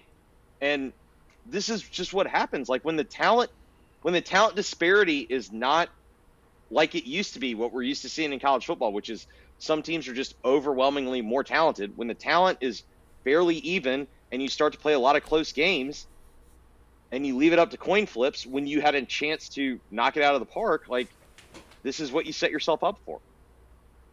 Yeah, Ole Miss had a chance to make this game halfway a laugher. And you got to do that or you are going to run into these problems. I mean, there's no doubt about that. If you take care of business and and again, I know it's how Lane plays. I'm not even saying it's the wrong decision, but you fumble the ball. That's a mistake at the end of the first half, at least at 3 points. It changes momentum. It gets you into this one-score game situation you are not currently in at that point if you don't do that. It's all these different deals when this could have been one of the 12 games that didn't get into that situation to even put you in the place to begin with. And no, look, this goes a long way. I mean, sure. I mean, I agree with you, Jeffrey. I understand what you're saying for sure. Kentucky, South Carolina, LSU was a really weird part of the schedule from that standpoint. And Lane has admitted out loud that he kind of regrets it.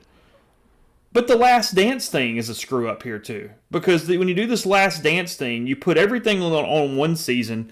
You put everything on, this is just by God the year. And even if it isn't what he meant, it's the way everybody took it, the way that it was completely shaped.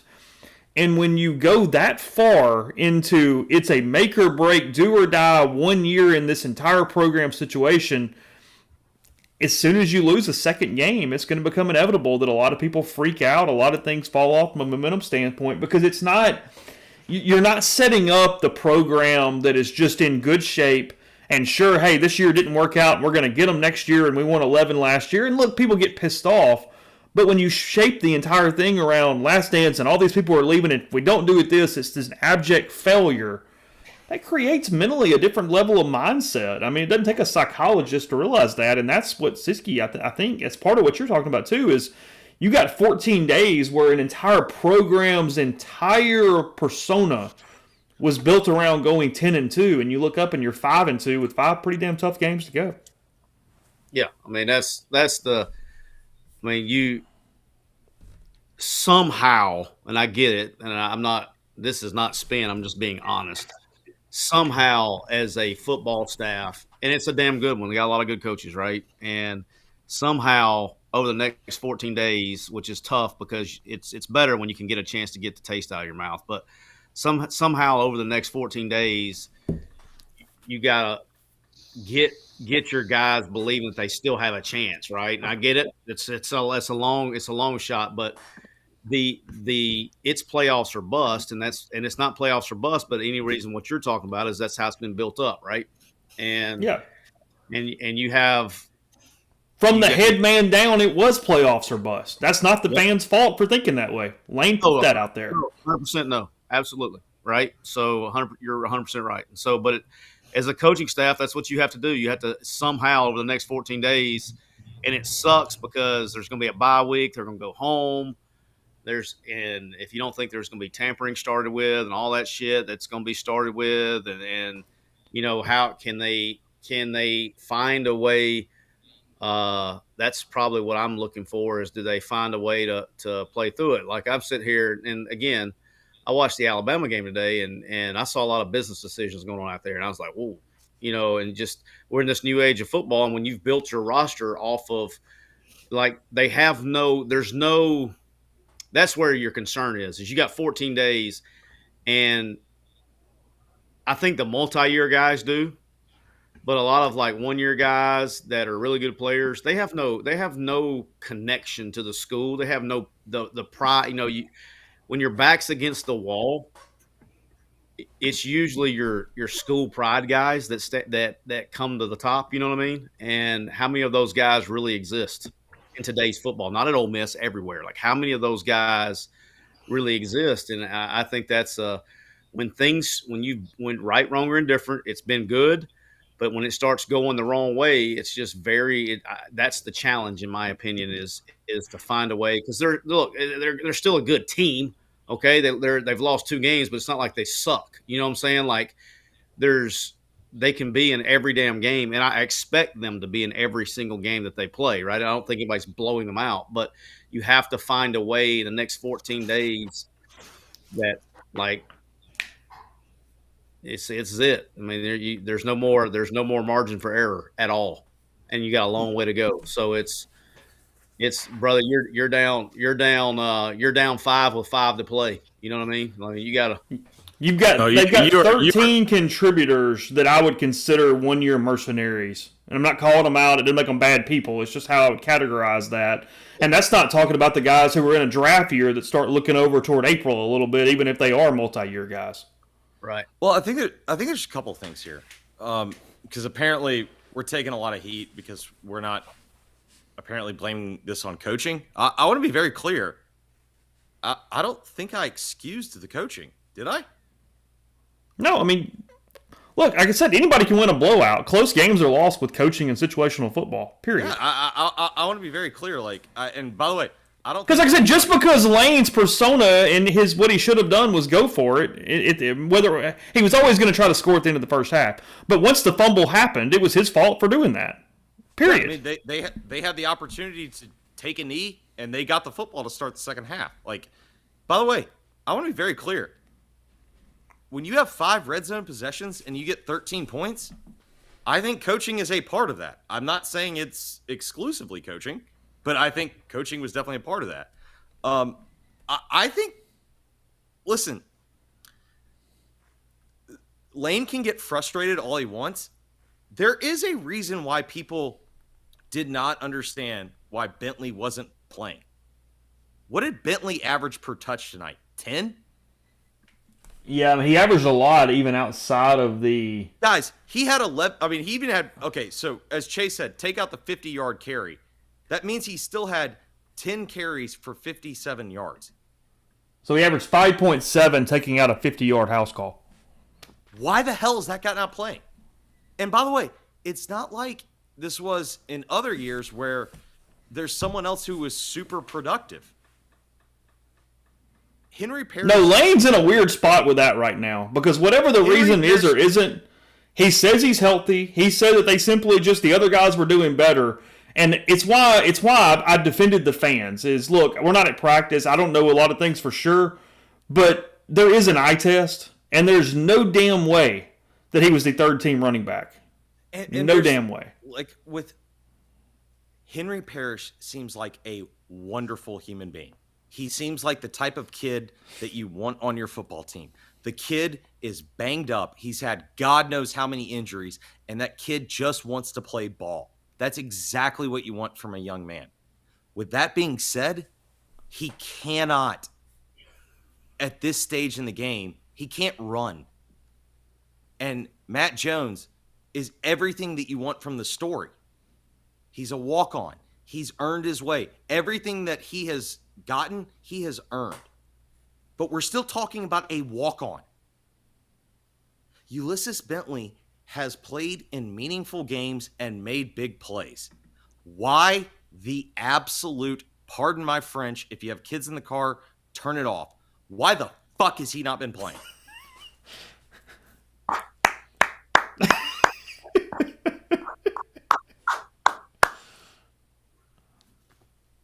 Tyler, why do you think he hadn't been playing? I mean, shit. Y'all know how I feel about it.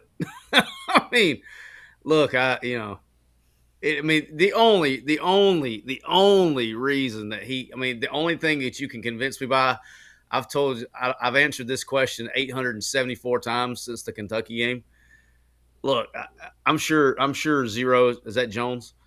I'm sure he's a great kid. And I'm with Jeffrey. I mean, as a former walk-on myself, I appreciate the everything, but there's a 0.0% chance that you can convince me that it was a talent thing and that he got beat out. So it has to be a doghouse. Now, why was he in the doghouse?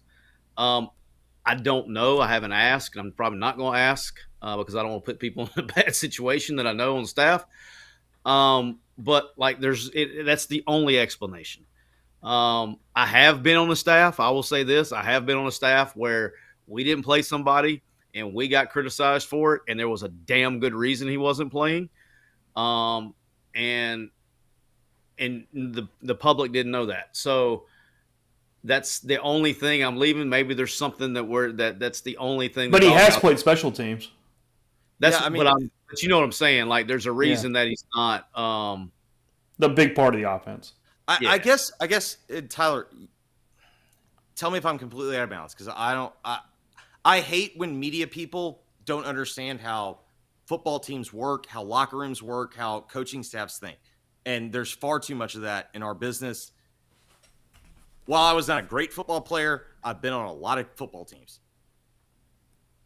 I understand picking the wrong quarterback, because oftentimes in practice, the quarterback doesn't get hit. And sometimes there are guys that are just gamers and whatnot. It's not like Ulysses got to this team and you didn't know what he could do. It's not like Henry hasn't been in your program. And by the way, you let him walk. Well, here's the thing, too. Again, Tyler, you're right. I don't know. There could be a damn good reason. I've also known there was some damn good reasons with players. No, let me finish this thought. No, stop. I've also known some damn good reasons why guys on the roster probably shouldn't have been playing and didn't miss any time at all for some damn serious shit that's been kind of covered up. There are other guys on this team that are not good practice. That's what I'm saying. Like, if we want to get down that rabbit hole quickly. It's fair. Fair point you have there, Mr. Parham. Mr. Parham.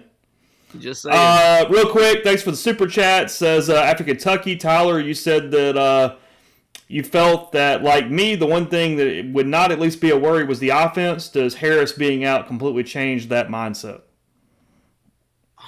I mean, it shouldn't. It shouldn't. It's to me, it's offensive line related, right? I mean, when the plays don't go well, is it really the receiver? I mean, again, it's the TV copy. It's hard to say. I'm not seeing the all 22 and all that stuff. So it's hard. Are they getting open? I mean, hell, Neil may know better than any of us because he's at the games. But it seems to me from what, again, and we're watching the tight copy, so we get to see them every play. It seems to me when shit doesn't go right, it's due to something up front, in the front five. It's either pressure on the quarterback, it's getting stuffed, or it's something at the line of scrimmage. Like, I know, like Jeffrey was talking about, that 4th and 1 was the receiver got called down because they were outnumbered, and he got cross-faced. So it seems to be up front related. So it shouldn't be. If that doesn't get fixed, it really probably won't matter, if that makes sense. Go ahead. Harris does seem to be the game. When I went live, he seems to be the guy that always creates separation and gets open. And there hasn't been a lot of that. Now I'd like to see the all 22 copy today, because obviously Lee did some good things where he wouldn't have got that many targets and 9 catches, 13 targets. And I'd have to go look at it again. But when the Kentucky game, which was, they did a really good job of covering Ole Miss, minus Harris he was the only one creating separation that night. Another super chat from Matthew. He says, does being a 1-year draft guy help them play hard for draft tape, or does that make any difference at all? Well, that's the deal, right? It's like that was like today in a lot of the games I'm seeing is that's you're getting guys that are, and it's happened before, and it's getting covered up too. There's a lot of hamstrings and soft tissue issues that are questionable. I'm not going to, because I'll be probably revealing too much, but I know for a fact, even at Tennessee, right? Tennessee had a young man that did not travel to the Oklahoma game because he wasn't 100%. Didn't travel and could have played, because his people, his agent said probably best for him not to go and play versus that defense with not being 100%, and it hurt his draft stock. So it's wild, wild west out there now, boys. And then look, and in one way, I mean, and it sucks for the fans because this is the shitty part of it. But in one way, I don't feel bad either, right? Because everybody fought for this shit for a long time, and they fought and they wanted it. This is the shit that they wanted, and it, it's not always, it's not always good. You can't have all good with no bad, and so unfortunately, that's the bad part of the portal. It's the bad part of the way that the players are getting paid. It's the bad part of everything. You got guys holding out on game day. I know of 3 situations that happened last week. 3 on 3 different teams where players were refusing to, that traveled all 3 road games. Players traveled and were going to refuse to play on Saturday unless they got a new deal. I mean, for those that were watching last week, there's a reason why I had Watkins to score last week. I received a tip in the DMs that Watkins threatened to redshirt. And I think about what drives me insane is when you have Petiti this week, the Big Ten commissioner, saying that college football is not broken. Why? Because he's doing Scrooge McDuck backstrokes in cash. Like, again, I'm with Tyler. This is a classic example, and this happens throughout particularly American history, but honestly, probably throughout world history.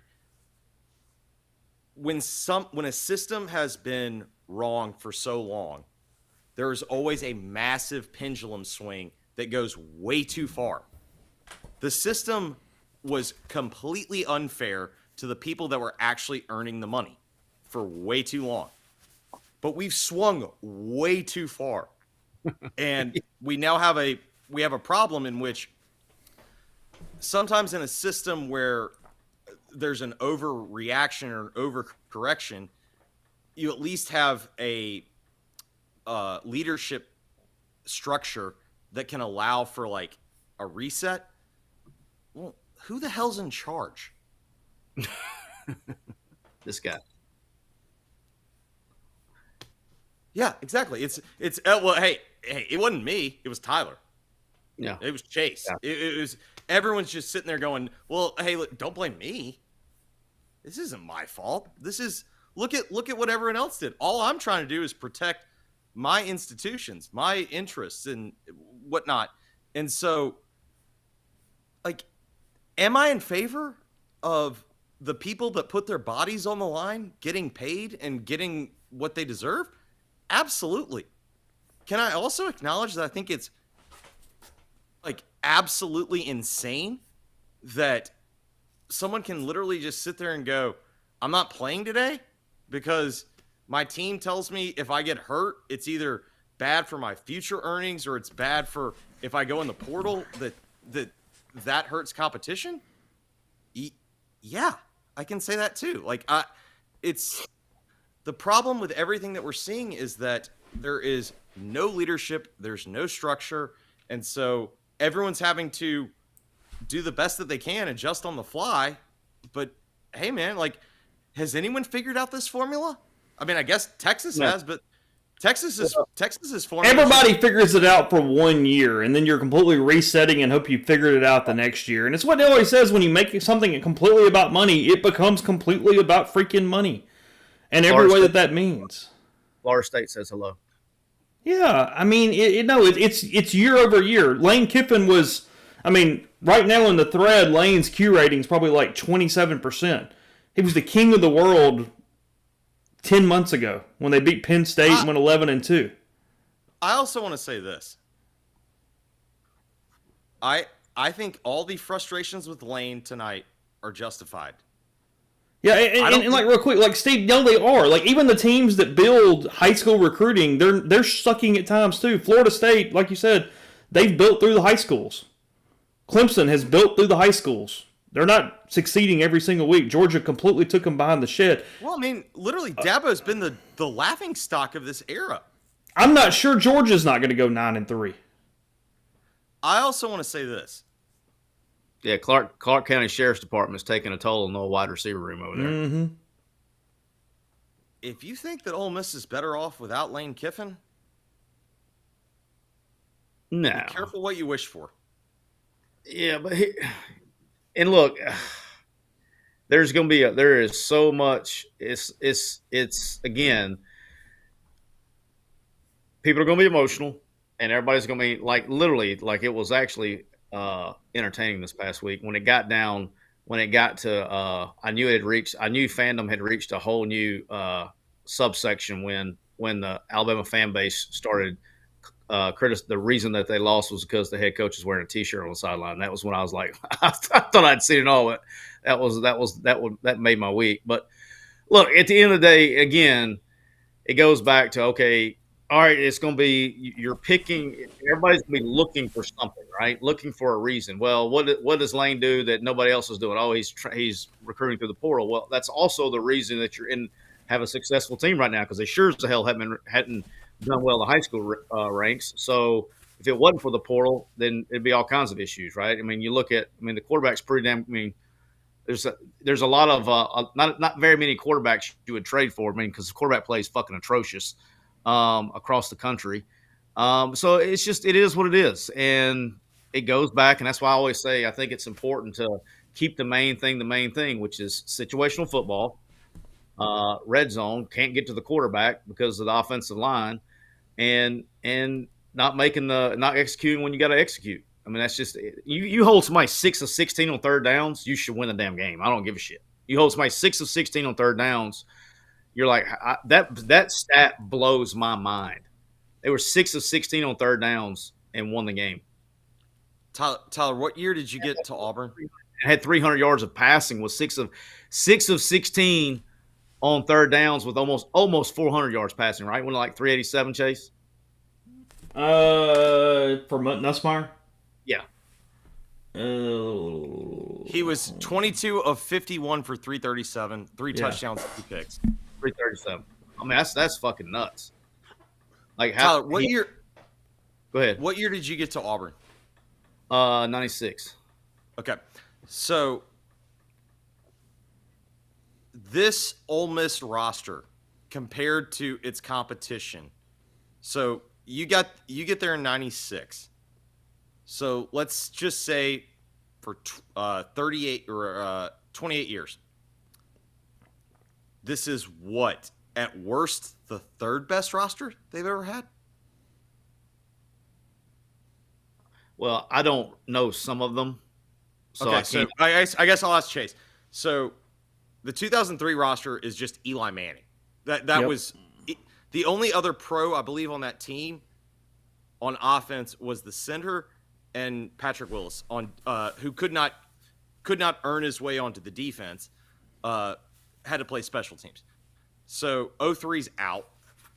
I would listen to an argument for the 08 team. Sure. I think that team. Didn't Ed leave like Houston like a 08 had a ton, had a lot of pros. Like 20 pros maybe, like give or like to a certain degree, like got a cup of coffee, something like 20 pros. So I'd listen to 08. I'd listen to 14. I don't think I'd listen to 15. This team's better than the 15 team. And then do you think, this team's better than 21, right? Yeah, it's better than 21. Well, I mean, look, it's on paper talented better than 21. But I mean, again, it's what we're talking about is this is a freaking science experiment of culture and continuity and talent and all this stuff getting pushed together and being spit out. And here's the other thing is this is such an NFL model of we're going to feed one guy on offense, we're going to do this, we're going to do this, that once you get past the 22, it doesn't really freaking matter because they don't play anyway. So who gives a damn if like the fourth wide receiver on this team is better or worse than the fourth wide receiver on the 14 team? Yeah, I'm with you. I guess the point that I'm trying to make is I understand all the frustrations, and I'm not dismissing it. But literally, this team has lost 2 games by 6 points. Yeah. As Tyler said, what if Vandegrift doesn't make the throw of his life?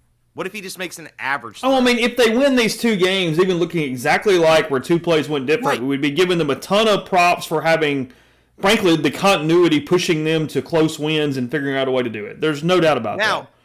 Now, this is where I want to get back to the original conversation that we're having, because I do think this is what totally matters. Brock Vandegrift did make the throw. LSU did make the plays tonight. And Ole Miss hasn't made the plays. Yes. And they're sitting here at 5-2. And as Tyler's pointed out, they got a bye week. And I guess the only thing I would push back on is I'm not as convinced that it is win out or be done, because I think there's a lot of football. And from what I've watched, there's a lot of teams that are going to take L's that don't think they're taking L's.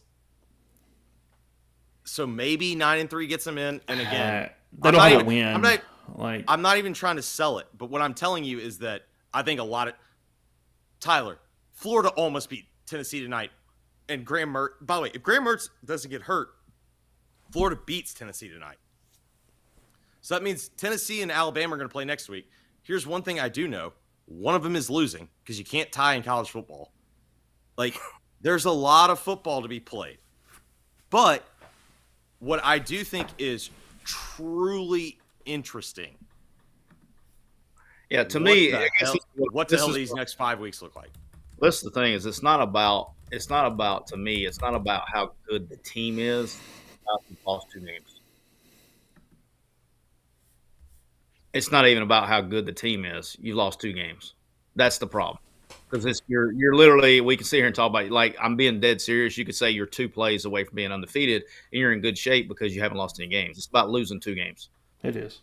No, And the reality is they needed to split these 2 games, and they didn't, and so now they're down 1.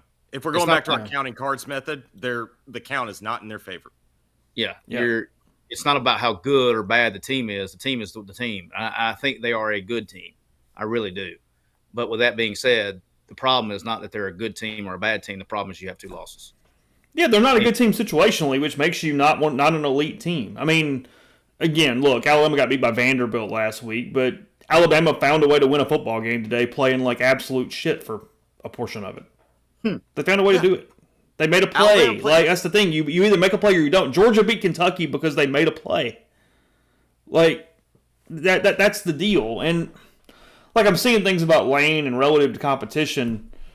That argument just sort of breaks down because Lane is not one of the 3 highest paid coaches in the conference. If you're just getting what you're paying for, Lane Kiffin's the 8th highest paid coach in the SEC. 8th. He'll finish 8th. So that makes no sense. I didn't know that. I guess the way that I look at it is,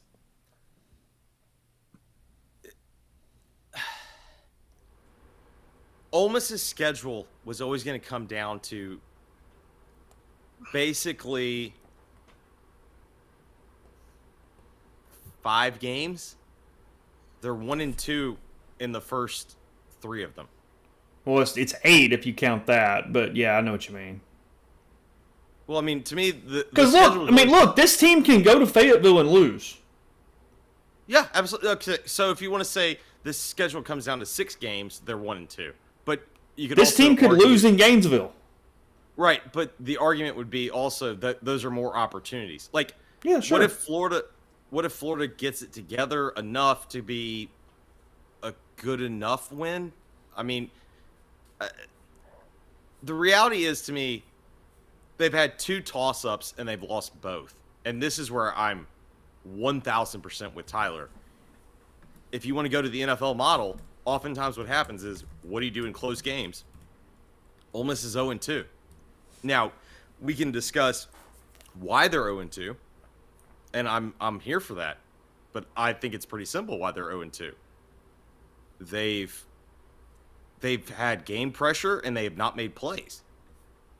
Or maybe they've not called the right plays. However, I understand fans want to blame it on coaching and whatnot. Like, okay, I'm here for that. Like, but let's talk about those red zone possessions. Okay, let's look at. I know the first red zone possession there was a holding call. There was another missed field goal. There was an interception. There was a kind of work the clock. Like, I mean, to me, like it's a lack of execution. It's a lack of play calling. However you want to whatever you want to blame it on. I've always said this. If you want to talk about like TV ratings, like people love to make fun of the NBA. I'm someone who likes the NBA. Shocking. I do like the NBA. When the NBA ratings are down, my view is that whatever your theory is, there's probably some truth to it. Whatever your theory is for why they sucked in the red zone tonight, if you want to blame coaching, if you want to blame the players, if you want to blame the officials, there's probably a little bit of truth into everything. But I still think it keeps coming back to Ole Miss had the opportunity to put this game away early, and they did not do it. Why did they not do it? That's the question that I'm more concerned about. I mean, yeah. I mean, to me, it's like, I'll say this: if it's to me, and it's the same thing about like when we talk about blaming coaching and all that stuff. I don't think it's a schematic thing. I think if you want to blame coaching, you've done a really good job making the defensive better with the portal stuff. There's not one dude. I'm talking about dude. There's not one of them on the offensive line. Not the first one. All right. And so when you can blame coaching, it's like, okay, we got receivers, we got quarterbacks, running backs. Obviously, we know the issue there, but you got defensive line, you got linebacker, you always hit all these places. There's not one dude up front. And again, guarantee you, when you go back and look this play sucked, look where the breakdown was. And that comes back to the coaching staff because they're the GMs too. That's what I'm saying. That's where the coaching, when you blame it on coaching, and it's like at Alabama, right? And I told somebody this today, is like everybody's like, oh, what's wrong with the defense? I don't schematically, like, Alabama's fine. The problem with Alabama is they're letting the inmates run the asylum. And so the problem with the coaching is not the scheme and X's and O's and the plays called. It's that you're letting the inmates run the asylum and you don't have control of the players. And so that's where you blame coaching, not necessarily the X's and O's. And like Chase, I'd be interested to know this. You got all the PFF stuff, like the stat or whatever it was where Jackson was 3 of 17 or 3 of 19 or whatever the hell it was downfield or whatever stuff. How many of those was he under pressure, and how many of those did he have his feet set? So I looked it up. This kind of shocked me. Do you know the game that he's had the most time to throw? They don't have tonight up yet because that'll come tomorrow. He had over 3.5 seconds to throw against Kentucky. And, like, eye test wise, this is to Tyler's point of why he doesn't really care about PFF, and I'll kind of back him up on this. The eye test did not tell you that he had plenty of time to throw in that game. Well, I'm not saying that it was an average though too. He actually was holding the ball too damn long against Kentucky and not finding a way to get the thing out of his hands. My point is this, Jeffrey, with that, what you're talking about, my point is this, is that the offensive line is not very good. Okay? Yeah. Anybody that says the offensive line is there's a 0% argument for me.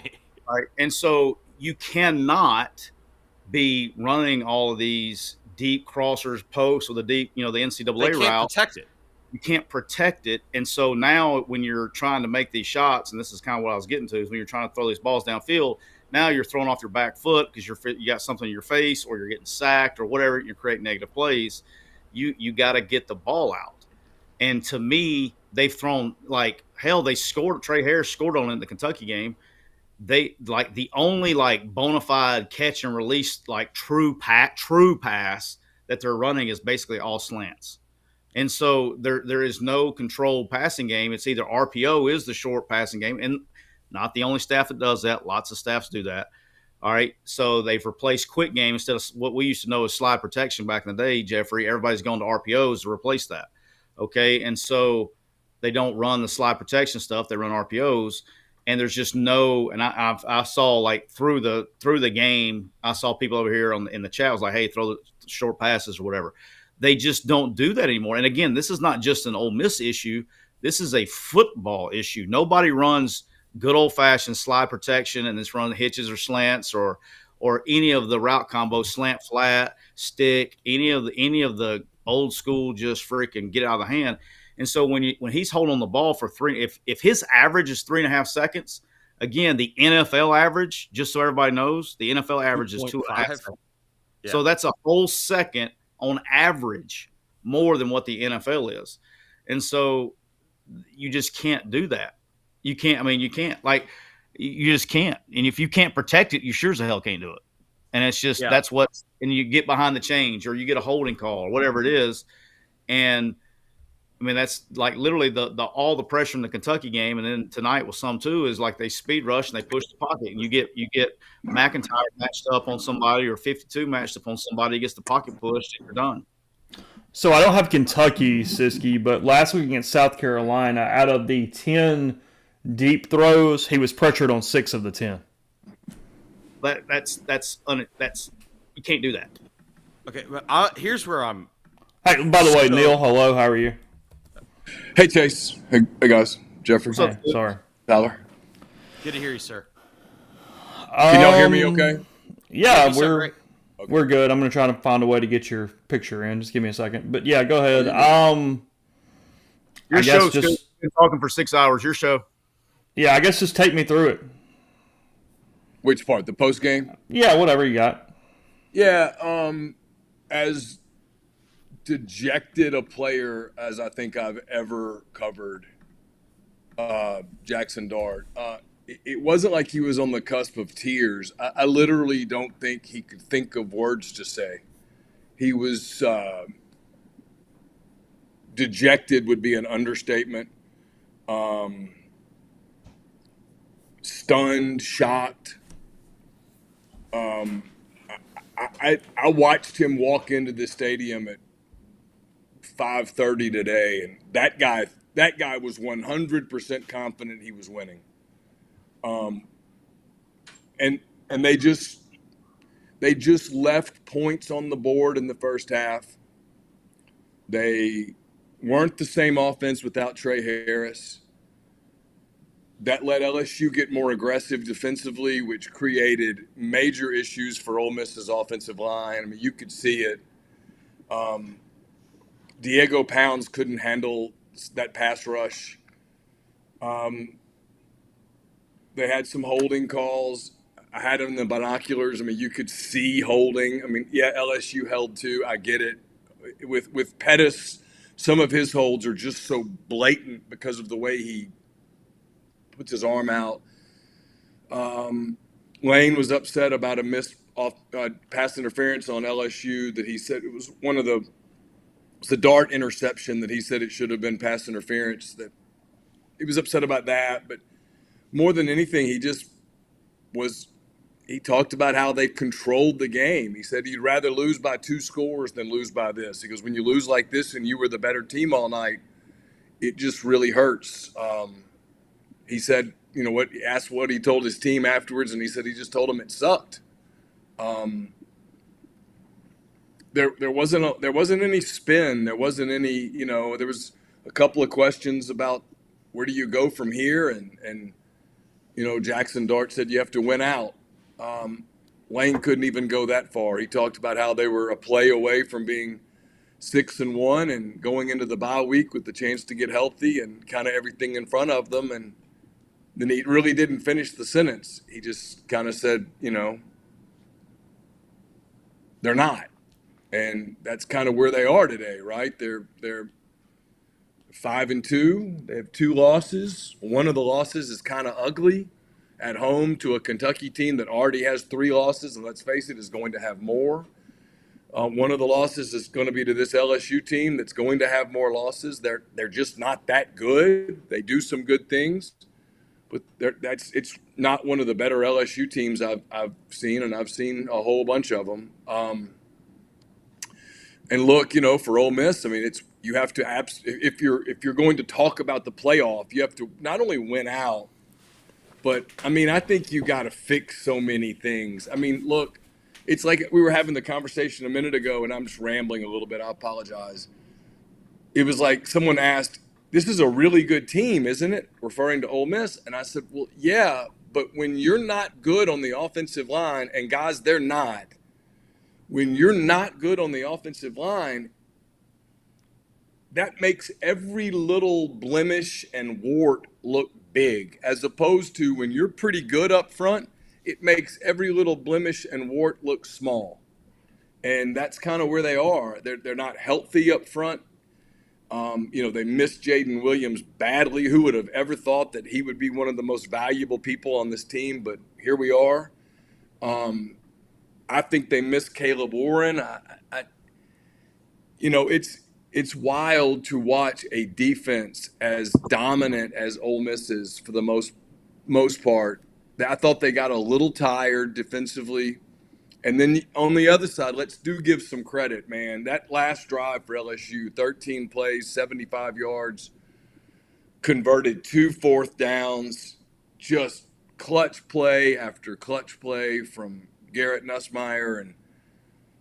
And this place, and you guys have all been here before, if you let them hang around, they start feeling it. And that happened tonight. And this place in the fourth quarter was absolutely deafening.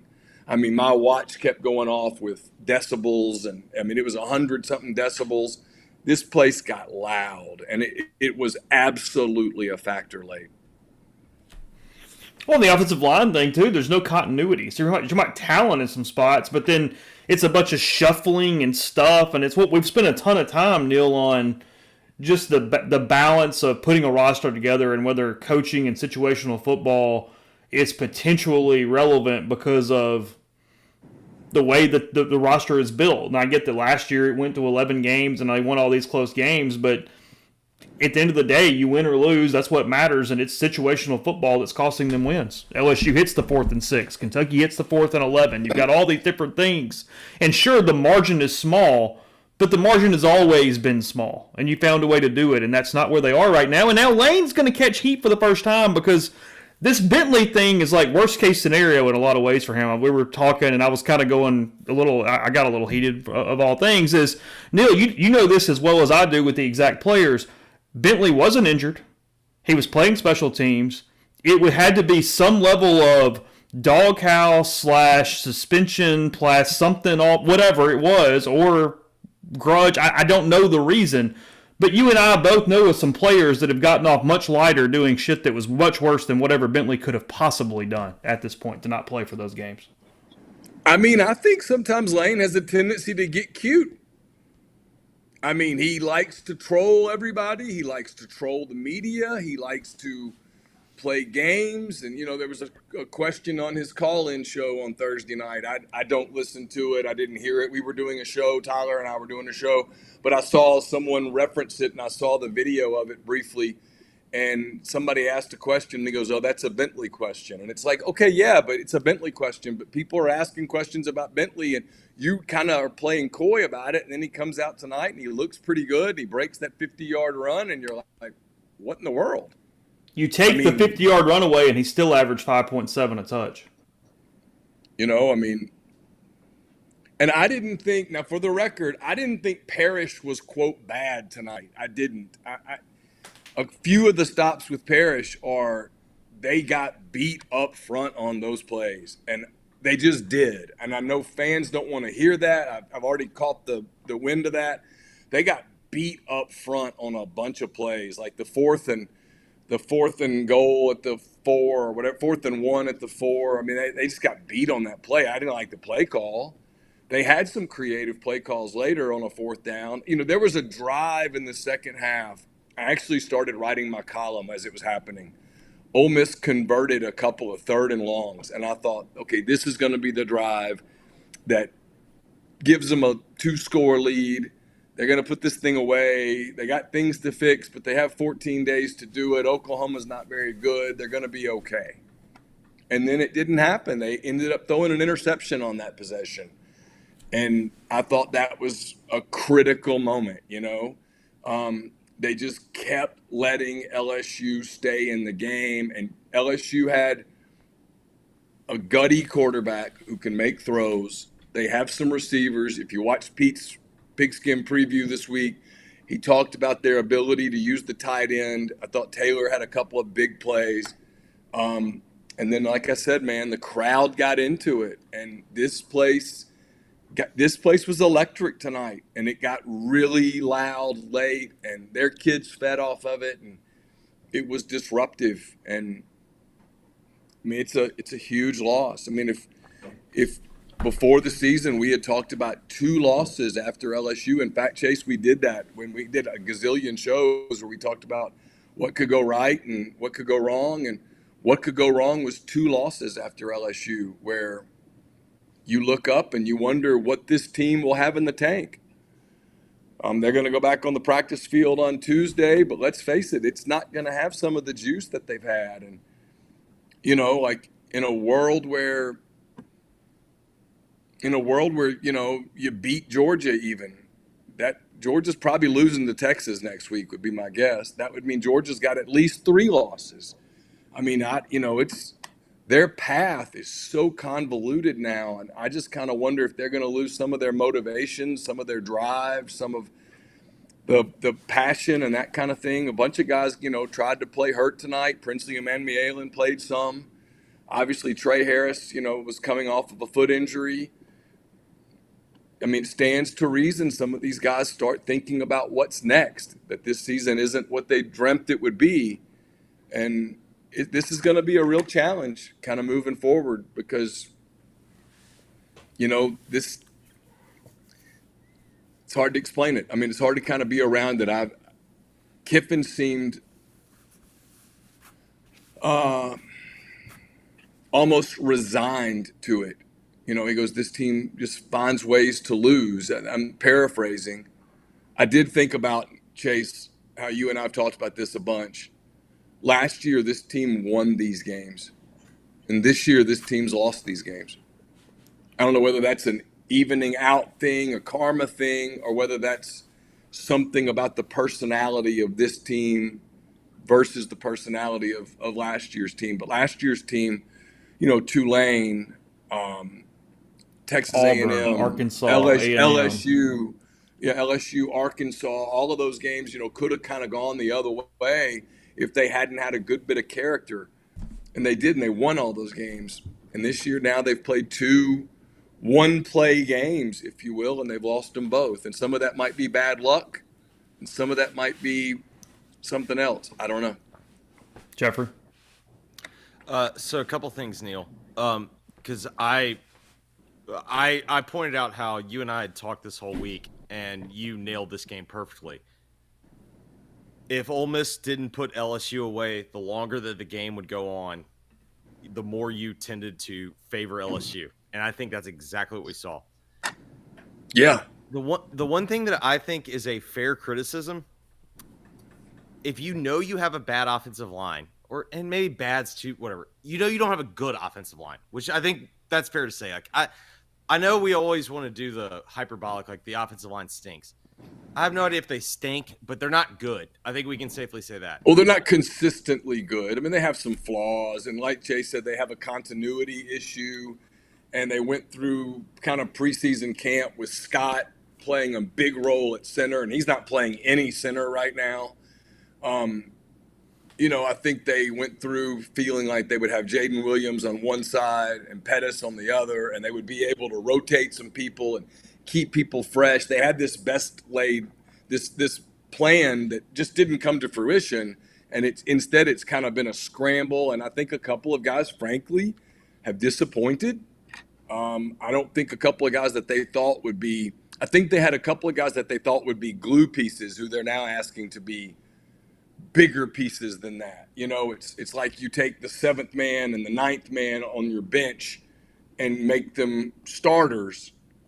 They're not quite as good as the starters, and that weakens your bench. And that's kind of what's, I think, happened a little bit with that unit. Yeah, I'm with you on all that. But you and I have played on a lot of teams. I always think back to this. Remember when Hugh Null brought you into his office when you were, I don't know, was this the 02 beat when you were coaching Auburn, and you were like, he asked you the question, Neil, what would you rather have? 5 elite offensive linemen or 5 average offensive linemen and an elite running back?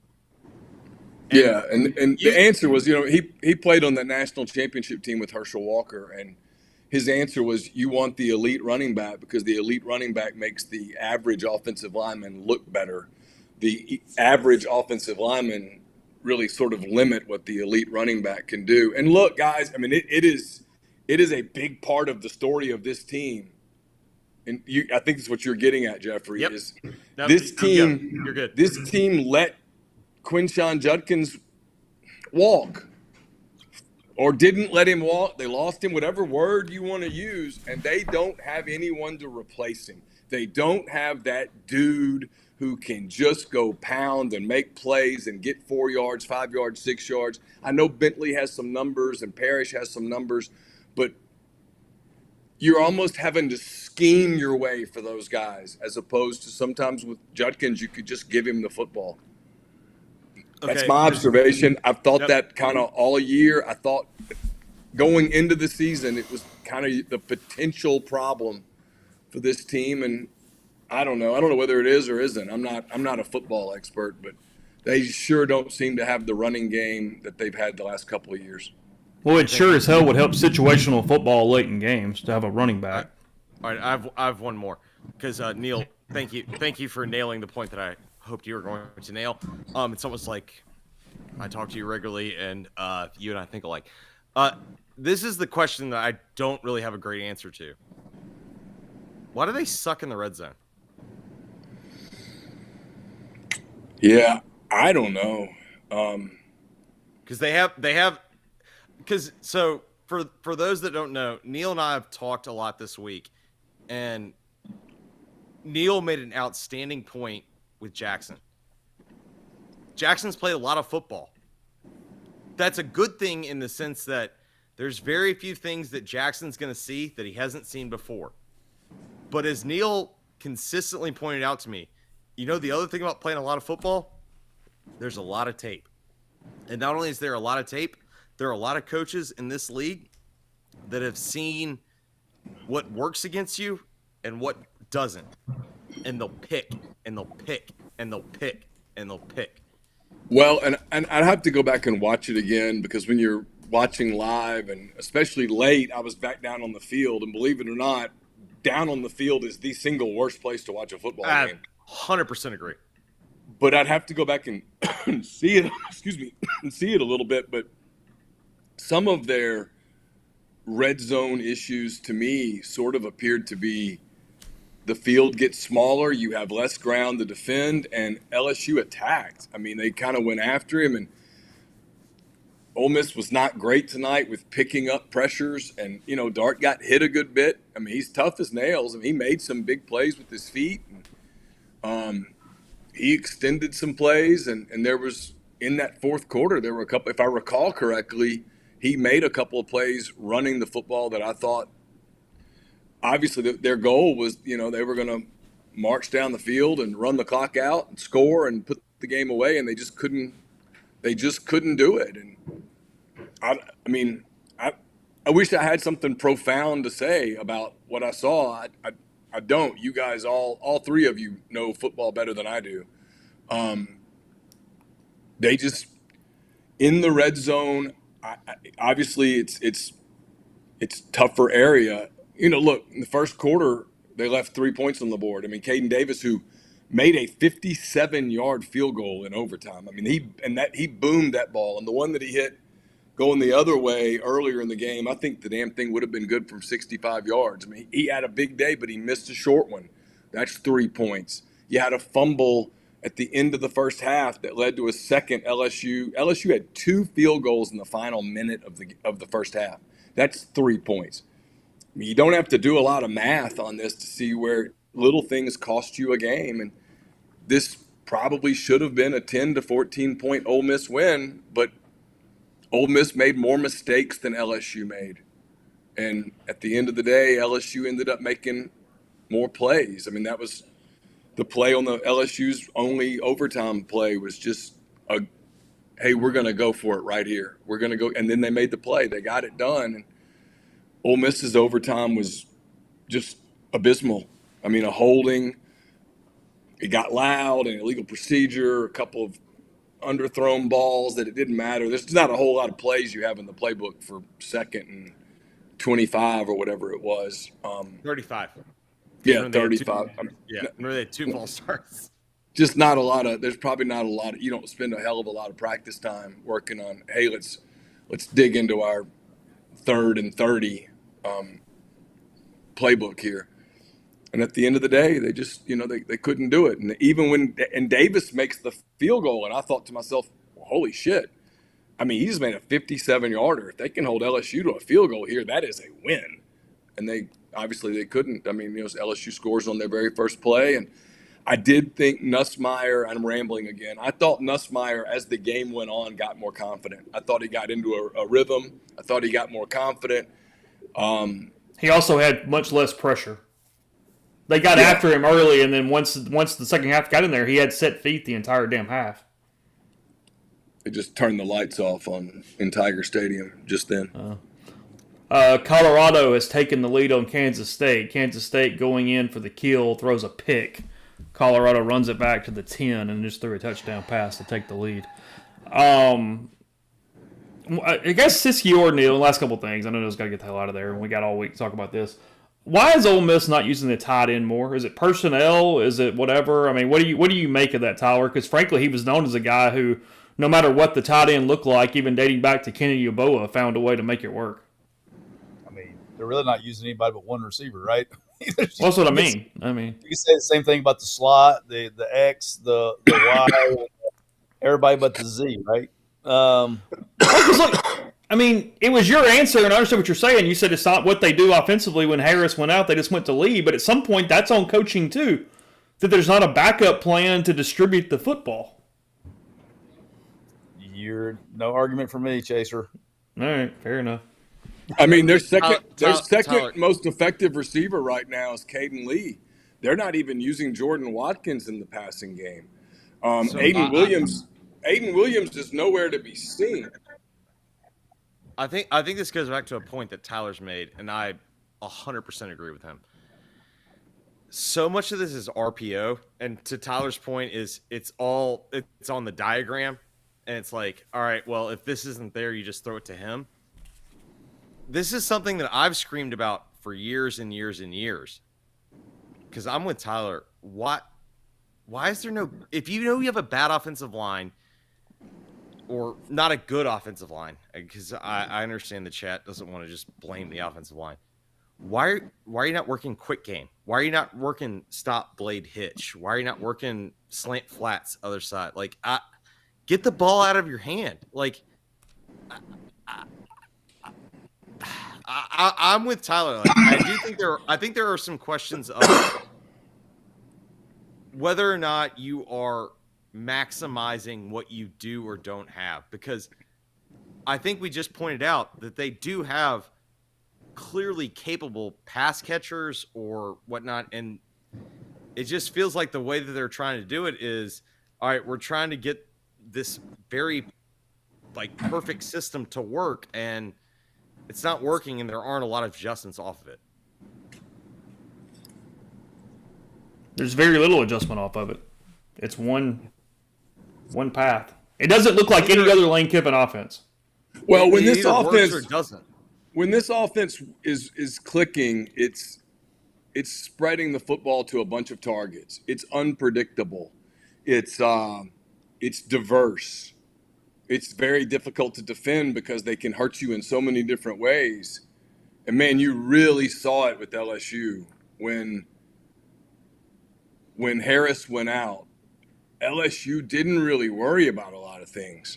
I mean, I'd be interested to, for Tyler to talk about it maybe next week after he's had a chance to maybe look at it again, how they sort of changed defensively, because it looked like they went from being a little bit like that second play of the game, second play of Ole Miss's game, because LSU got the ball first and punted.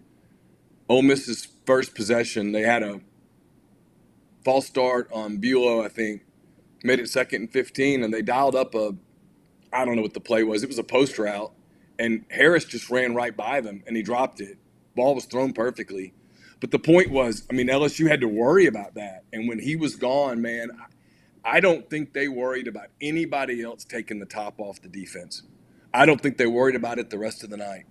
I thought it allowed them to change schematically and take things away and keep some things in front of them and attack. And I don't know.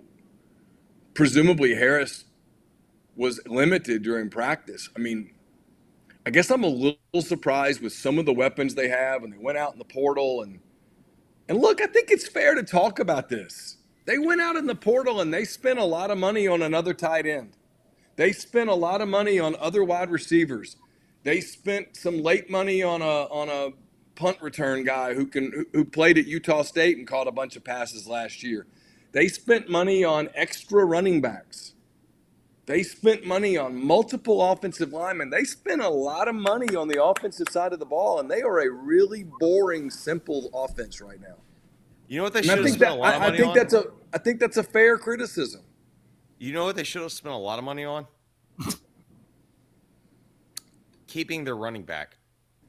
Or getting a running back who can kind of be your bell cow. Now, they just lost to a team that didn't have a running back tonight. I mean, the Durham kid was hurt, clearly, and he wasn't super effective for them. LSU didn't run. I don't have the stats in front of me. I didn't think LSU ran the ball. No, LSU. So Tyler's saying OL. I just keep coming back to this. Tyler, their offensive line is no worse than they were last year. You know what the key difference was? I get it. He was a pain in the ass. Well, you know what I'm about to say, though. Sometimes I totally get it. They should have kept Quinshawn. Two things can be true at once. I mean, sometimes it can be both. Or maybe just go get Eddie in. They had a chance to knock down Eddie in early and didn't do it in the portal. Well, they didn't. But let's be real. They didn't get Eddie in. Well, in fairness, Etienne could have gotten a DUI. But they didn't. But Whatever. They were in on. Say what you want about Quinshawn. He's not been arrested. All right, correct me if I'm wrong on this. They were in on Etienne in early December when they believed Quinshawn was leaving. Yes. When they thought they'd worked it, because 100%. Yes. Quinshawn wasn't going to play in the Peach Bowl if he hadn't had it worked out. So they got it worked out. I'm not blaming anybody here. I'm just setting the timetable. When they realized they were going to keep Quinshawn, well, they didn't have the money for both of them, and Etienne wasn't going to come to Ole Miss if Quinshawn was there. So he went and found another path with Georgia, and then things fell apart with Quinshawn, and they scrambled and they added a hurt running back and a MAC running back who apparently can't play. They don't believe in him. They added Henry Parrish from Miami, and a hurt Henry Parrish, by the way. I mean, that's what they did. That's what they have. Yeah, and no one expects Diggs to play at all this season. So I wouldn't think. I mean, we're 7 games in now. I mean, yeah. Okay. Any final thoughts, Jeffrey or Siski? Nope. I think I've covered them all in the last 6.5 hours. 6 hours, 19 minutes, and 36 seconds, and we took a halftime break. I don't know what you bitching about. This is the guy that Neil has to get on to about going too long. I'm out of thoughts. My final thought is I really don't want to go to church tomorrow. You broke me, Chase. You broke me. What time is church tomorrow, Jeffrey? 9:30. Oh God.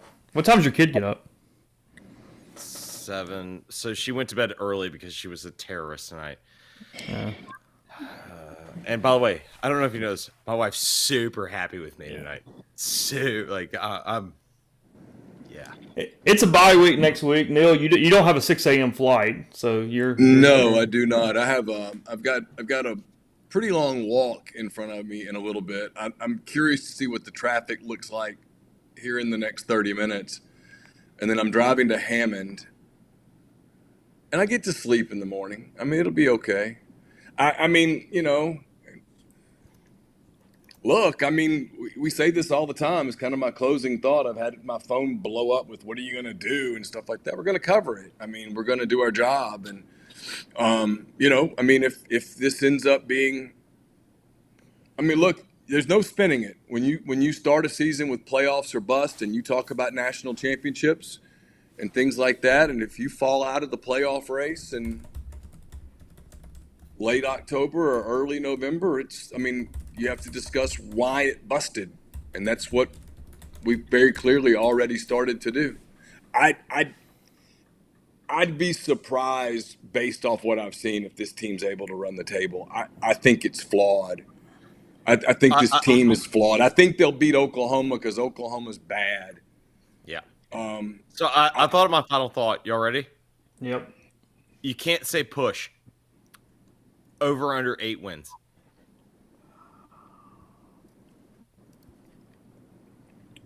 You can't say push. You cannot say push. So you got to say over or under.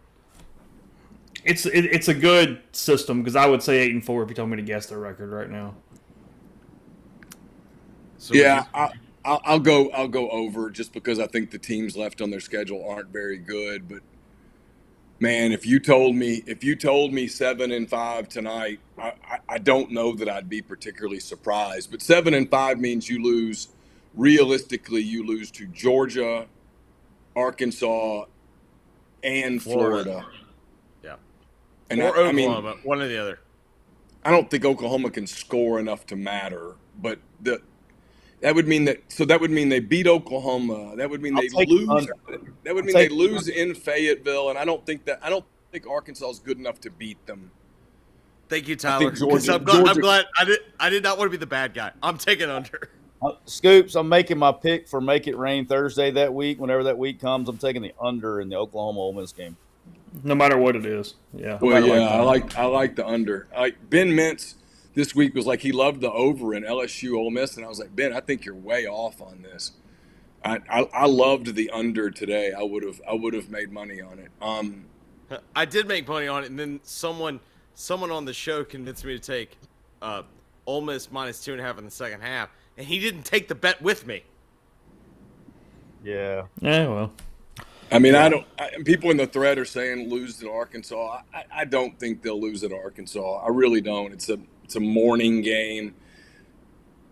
It might be a little sluggish. I think they win that game. Now, look, if there's no Trey Harris, all bets are off. If there's no Trey Harris, all bets are off. I don't trust much of anything. But assuming a decent amount of health, I mean, I could see them losing to Georgia, going to Florida and getting beat.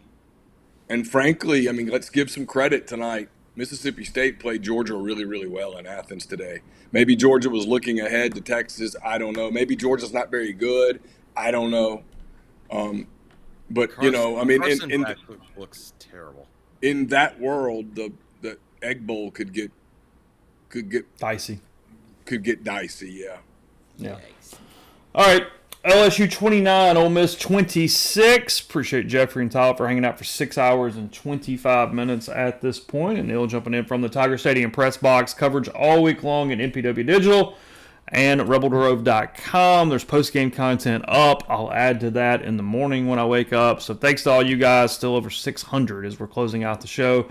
I know a tough night for many of you, but again, Ole Miss bye week, now 5-2, 1-2 in the SEC to close this bad boy and get to that point of the season. So again, LSU 29-26 over the Rebels, and we'll talk to you again on Monday.